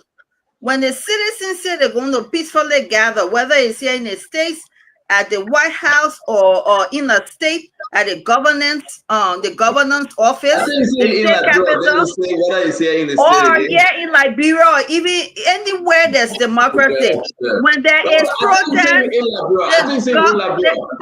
stop interrupting me. Jackie, wait. I think you Jackie, where are you? Where are you actually? You say you were in Liberia. Now you say whether it's here in the state. Jackie, stop playing that game. We can hear. I sat there peacefully to listen to all of you. Now you want all my thoughts to go away. You want me to forget my thoughts. Here's the thing I'm trying to say. And the Liberian people who are still watching, when a country that practices democracy, and we all know, because we've been seeing it over the years, under Ellen government, under all these governments, and we'll see the future governments, the same thing will happen. When there's peaceful protest, gathering of people, does the government shut down? The government never shuts down.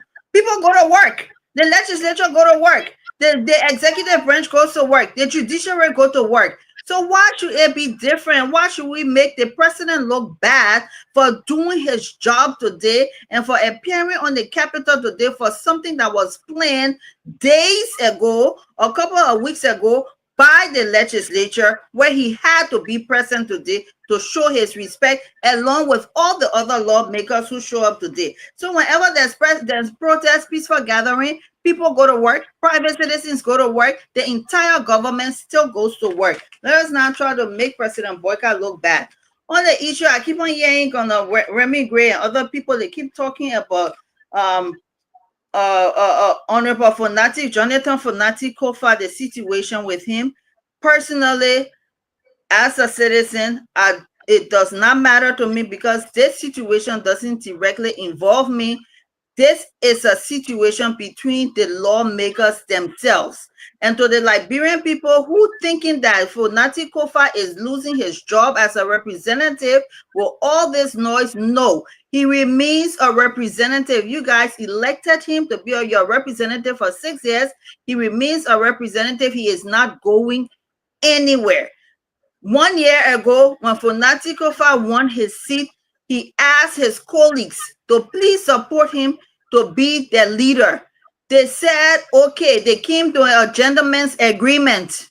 Whatever happened to that gentleman's agreement, 5 months down the road, the majority of his own colleagues told him that, listen, whatever reason we decided for you to lead us, we don't have any more confidence in you, and therefore we can no longer have you preside over us.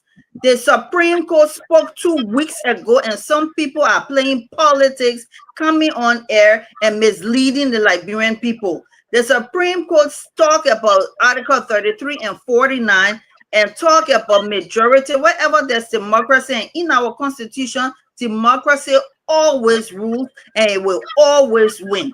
If Fonati Kofa had kept the confidence of his colleagues when he asked them 1 year ago to please, I want you to make me your leader, then we won't have the situation today.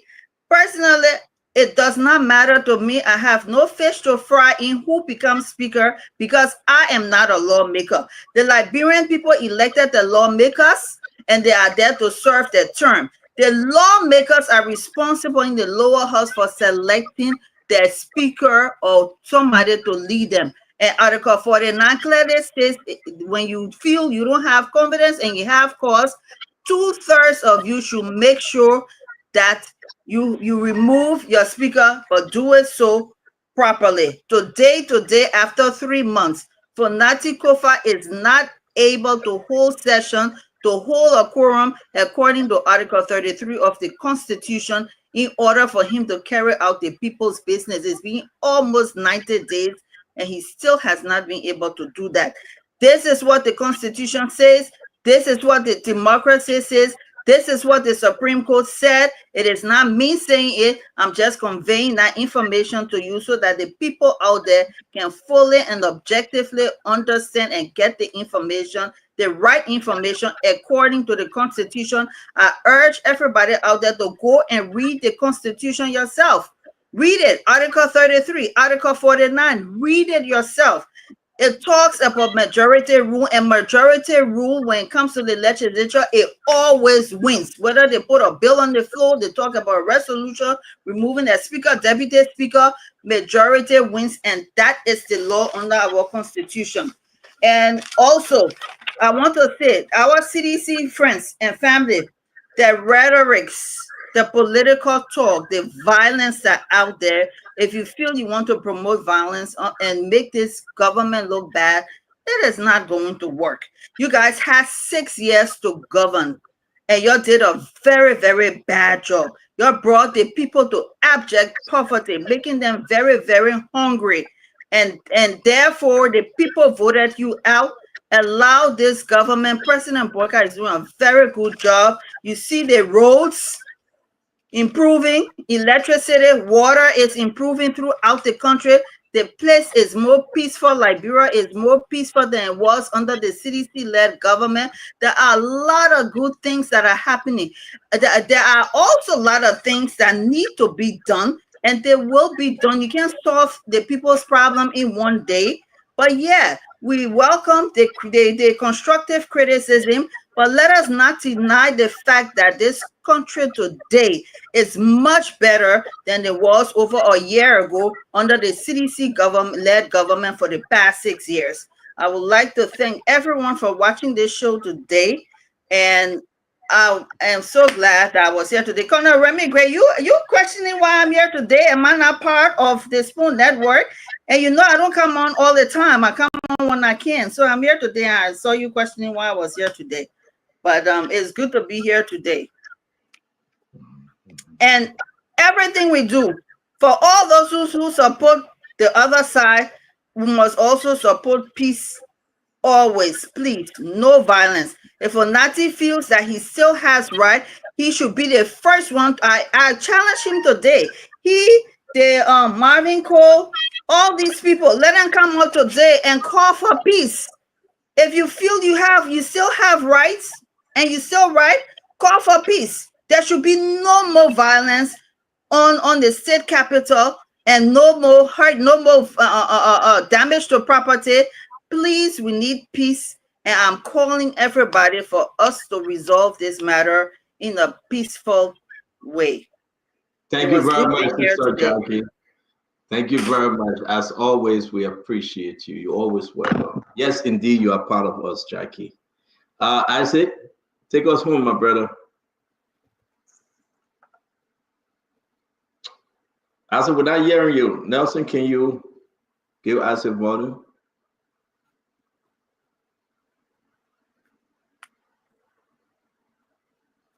Nelson? Is he there? Can you hear me? Nelson? Yeah, we can hear you now. Yeah. Yeah, you're good now. Go ahead. Hear me now. It's amazing how people can be so wrong and speak with confidence. Jackie, you okay? I mean, let's be real. Look, the Supreme Court decision was clear, very clear. The reference to the articles. Look, there is nothing called vote of confidence or majority of your colleagues. Nothing like that in our constitution when it comes to the speaker, in the House rules. The rules are clear. You need 49% to remove somebody. You need that resolution. So you are not listening, because that's what I said. No, that's what you said, Jackie. That's what I said. I said Article 49. Rob, 2/3 vote. You said 2/3. You didn't say 49. The number is specific. Yeah, you were totally wrong in your interpretation of the Supreme Court decision. And you right, Ivan, really? Without question. Look, the Supreme Court was clear. Those who took I'm not supporting anybody. I'm just speaking the fact. You supporting Fanati, so I expect you to say what you say. All I care. I support the Constitution and the rule of law. Jackie, your interpretation. I don't care, Ivan. I don't care who's right, who's wrong. There must be peace always, no matter what. That's what I'm concerned about. And you guys should call for peace. Bring Fanati tomorrow and let him call for peace. We'll come to that. I don't control Fanati. We'll come to that. My point is, we cannot be here as intellectuals and educated people and look at a clear decision that lay out the through your lens. Jackie, I beg you, please walk over. I beg you, sis. All right, go ahead, Ivan. Speak. That lays out a decision, right? That was clearly thought out in terms of the Supreme Court's own role in interpretation of the Constitution and of rules within organizations, within institutions, within agencies, within other branches of government. They made a rule clear. And they were very clear who has sittings. Funati never had a quorum to have any sitting. Funati never took any actions, whether to expel, suspend, or any of those things. This quote-unquote majority bloc took those actions, and they were the one having sittings. The Supreme Court were very clear who they were referencing. So for anybody to even consider that the ultra-virus or virus that they were referred to, Fonanti and the people who support him. No. For all I care, these lawmakers, once they get to 49, they can get rid of Fonanti. But it's the rule of law that some of us are focused on. We must operate like a lawful country. And if we can't do that, then we have nothing. Okay? So let's be clear. We shouldn't misinterpret and fool our people. Many of our people cannot read and write. And the 10th or 15% that can read and write, probably 90% of that 10 or 15 cannot comprehend what they read. Then the other 5% are reading, probably 60% of that 5% cannot interpret the comprehension that they derive from whatever they read. So it's a complex thing that we can't just sit and see people sidetrack the entire population with these kind of topics. Now, let's get to the issue of this protest. I'm a firm believer in protest, but I'm a firm believer in respecting other people's rights. I'm a firm believer in government control. At the same time, I really believe we need to create a protest park, because I think per capita, Liberia has the highest protest in the world, probably. We protest for everything. We are, to a large extent, a less basic population. And until people can be earning their own income, where they're not dependent on $5, $10, or any persuasion to just get out in the street and do stuff, we have problems. But then again, there's the other issue. If you look at our national budget, and I won't peep at it, police academy training, the National Police Academy, the actual expenditure in 2023 was $33,604. In the 2024 budget, they put in $948,398. The actual outturn, the estimated outturn, $45,279. You have a population of 5.4 million people, okay? And the normal statistic is probably 1 to 1,000. That's the ratio. But we got how many police officers? 4,000? Even if we carry it to 5,000, it's not enough. Our police officers are so limited in their capacity. If we go to the budget, you know what we see? We see a police officer that is ill-equipped, ill-resourced, ill-trained to be able to handle this population. And it gets worse. In some places, the police desert wherever they are assigned to because they are just totally outnumbered. They can't do anything. Look at police materials and supplies. $3,316. Tell me, my people. Liberia National Police for a whole year, $3,316 for police materials and supplies, uniforms, and specialized cloth. $100,000 for this coming budget. Let me see that it landed. Yeah, 2025 budget, $100,000. Last year, zero for police materials and supplies. And then we want to expect what? These people should make magic? Let me see cars. The last time they bought vehicles for the people, I can't tell. I can't tell the last time they bought vehicles for the police. So these people don't have the logistics, don't have the training, they don't have the, forget about salary. We know what they are paid. Maybe they're trying to up it a little bit. So if we are focused on a trained police staff, on people who can really keep the peace and keep Liberia together, we'll do much better with these people. Okay? Most people don't respect our police because of presentation. Presentation says a lot. Equipment says a lot. Most of our police, they don't even carry badges right now.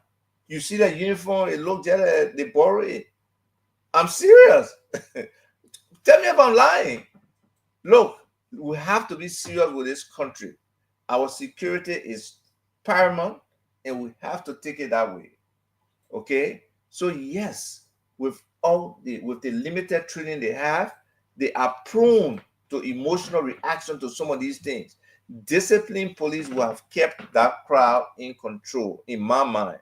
I could be wrong, but they will have kept that crowd in control. It will not have escalated as it did. So we want peace. Nobody wants war in this country. I mean, 3 hours I sat in traffic this morning.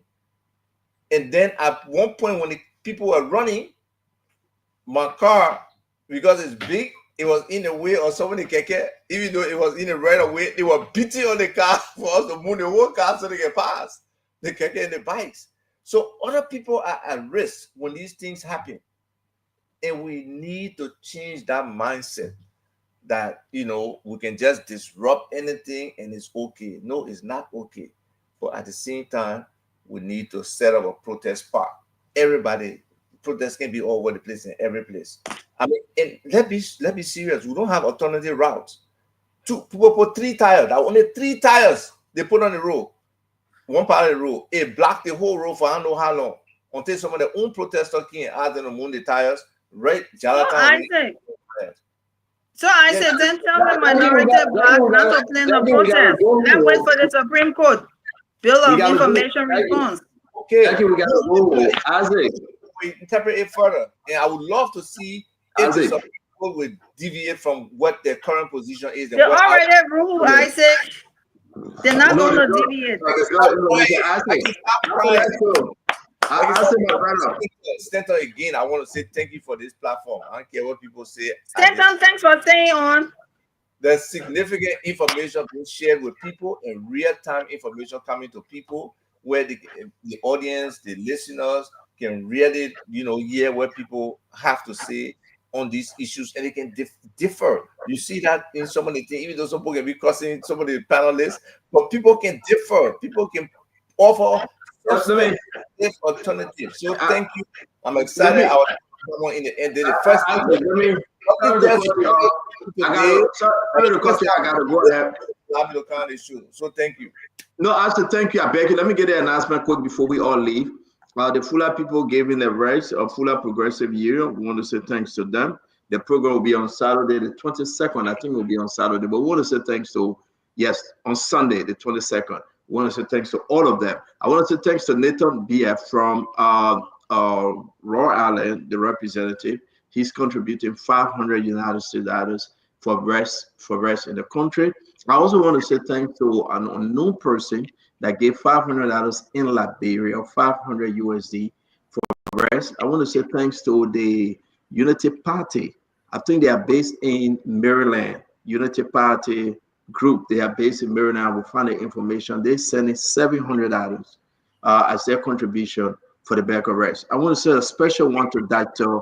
Nimini Twe from the Nimini Twe Foundation. He's providing 1,000 back arrests, Jackie, 1,000 back arrests he's providing. So the back arrest distribution, Madam Titi want to do it on the weekend on Saturday.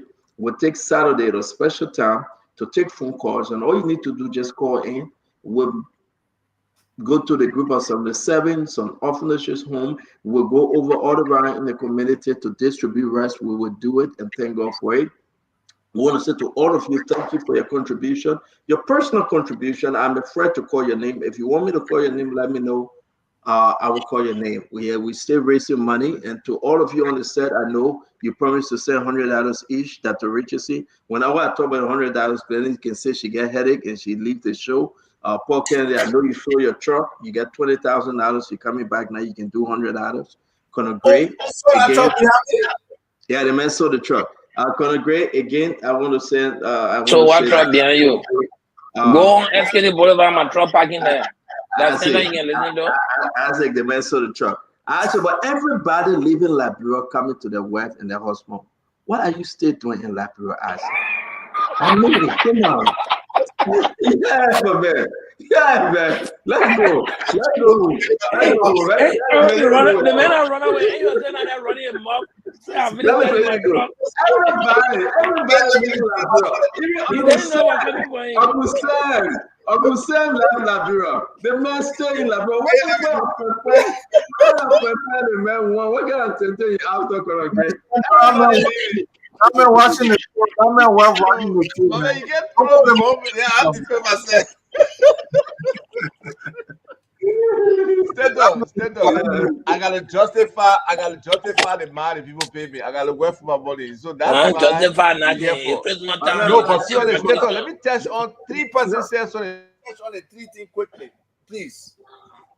As if I move from here, man, now you can come to Liberia without fear. That's why you're making sharp mob. The person is very right. I can be in Liberia and speak freely. And that's the beauty of the Joseph Boyka government compared with other governments. And that's why I'm disappointed in the situation that happened today. If we are being handled better. I said, you've always had the opportunity to be in Liberia and speak freely. What are you talking about? Paul. Yes, man, come on. Paul. But let's go back. I gotta go back. Swim my potato. No, stand on. Nelson, can you come on the show? Now, tell me, besides let's do this. Can you tell Nelson to come on the show? I can leave and Nelson can let you guys talk. Nelson, please come. No, but listen, we need to set Center, the I scope got of a picture yesterday of his in a, daughter, man. Don't forget. Nelson, can you put that picture up and put it? I told you to post it on the page. The pastor, what's his name again? Yeah, put it up, Nelson. Stand on way up no more. So I send my $100. Oh, the cash app. Today I forgot I didn't put the cash app up. Let me put the cash app up. There's the cash app. It's right there. Okay, but I mean, put I'm a so chat happy app that in the chat room. Please put it in the chat room. all right, I'm so happy that we will be giving over 1,000 back arrests, and that's a big thing, folks. I'm very, very happy that we'll be doing this thing. A lot of people will be blessed. Yeah, but I say everybody asks, even Steven Johnson laughing at you. Every Steven Johnson in America, Uncle Sam laughed, Paul Kennedy laughed, everybody leaving. But when they go, I want to know what you still doing there. It's not easy. The country team leave. By the time I shake, the man call me, so they leave. No. Remy Gray, where are you? No, finish the point now, Paul. Conor Gray, where are you? No, so let me come back to the point. So let me finish talking to the three guy then. The second guy, he said Kofa a lawyer, so he's seeking bail of information. Yes, when people like Jackie can come and distort and misinterpret what the Supreme Court say, yes, Kofa should seek bail of information so the Supreme Court will be succinct and clear in what their position were and what they meant. That's very important. Then Abba, you should be telling that to Funati that transfer millions. Again, if Funati stole money, let his peers prosecute him. Let them bring the proof, take it to the Ministry of Justice, let them investigate him, prosecute him, and jail him. I got no love for anybody who steal bring people money. Let me make it clear. And if they want to use their own forum where they're not jailing people, but they can expel them, let them get for the non-normal. Let them pass a resolution. Nobody say Funati need or any kind of speakership, but let's follow the rule of law. So the cash app is there, Paul Kennedy, and thank you guys for your contribution. You put in the chat room? Yeah, it's in the chat room. I beg you guys to leave. May God bless us all and may God keep us. Nelson, can you put a picture up, please? We let them recognize. The young lady graduated from college. Her father is so proud of her. Conor Gray, you want to talk about her, please? You know them. I think the father was just a proud father today, and I think the lady's name is let me see here. Whenever especially a girl child graduate from high school, college, whatever it is, that is a plus because anything unfortunate could have happened to her. And that's why we urge our government back home to always try to secure our girls' children, because when a girl child like her, gets to go to the next level, a whole village benefits. But again, I think her name is Mona or so, but let me double check on that before we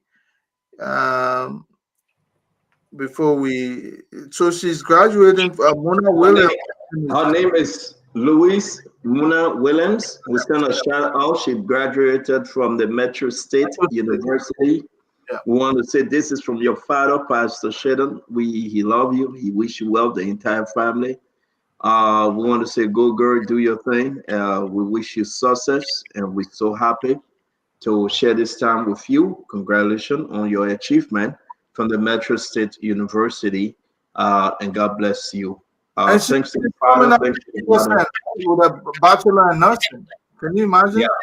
Yeah, Bachelor of Nursing. Yep. Yeah, that's great. Yep. And thanks to the father as well, but that's all we have to say here. Thank you so much, Pastor Sheldon. Yeah. And it's going to be one of our contributors. I think he has already done that today. I don't know if you saw anything coming through. No, he have not said it, but we'll wait because we have to send it to Liberia. Yeah. I want to say thanks to all of you that continue to contribute. Thanks to you, Paul Kennedy. Thanks, Nelson.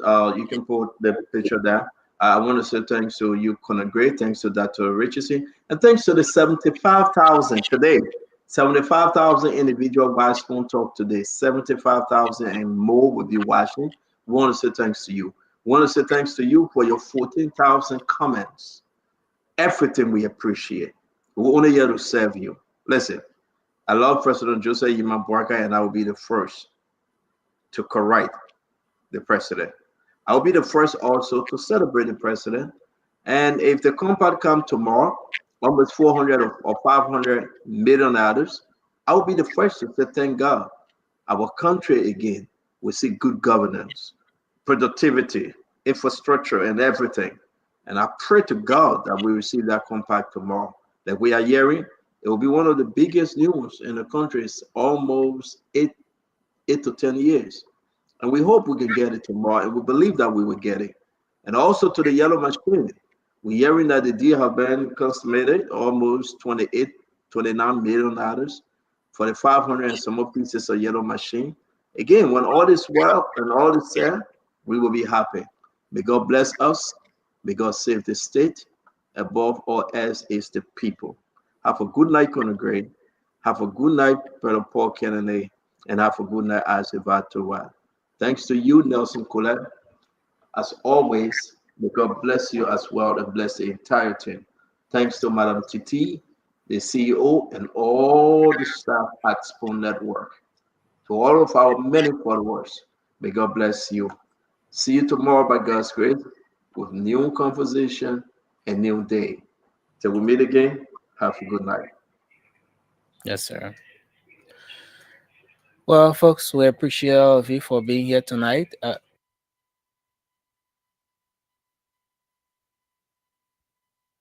Folks, we appreciate all of you for being on here tonight. Thanks for joining us on this edition of Spoon Talk. And thanks to the many of you listening via radio.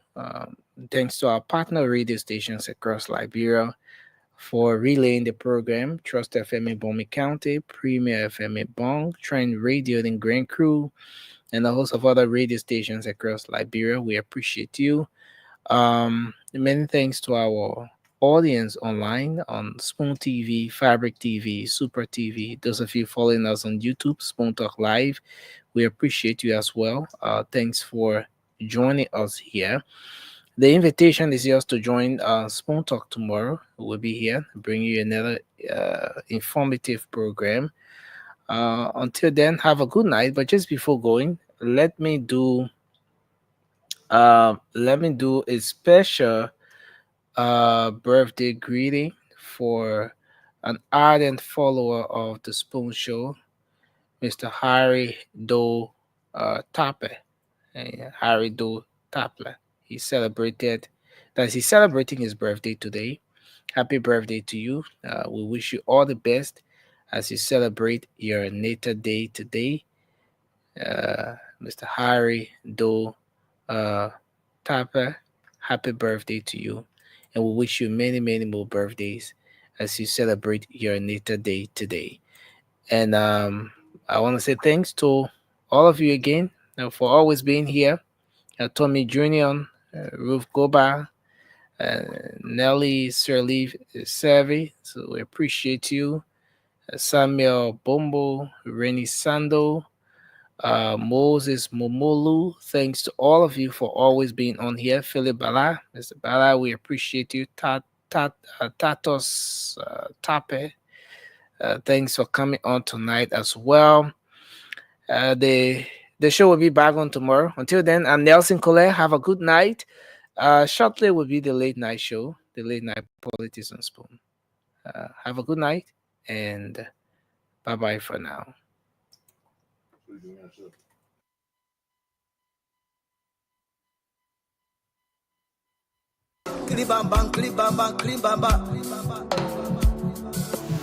What I want?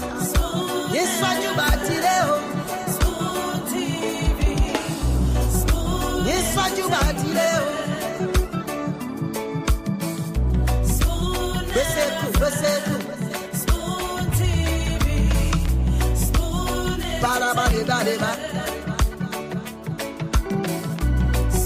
Skiddy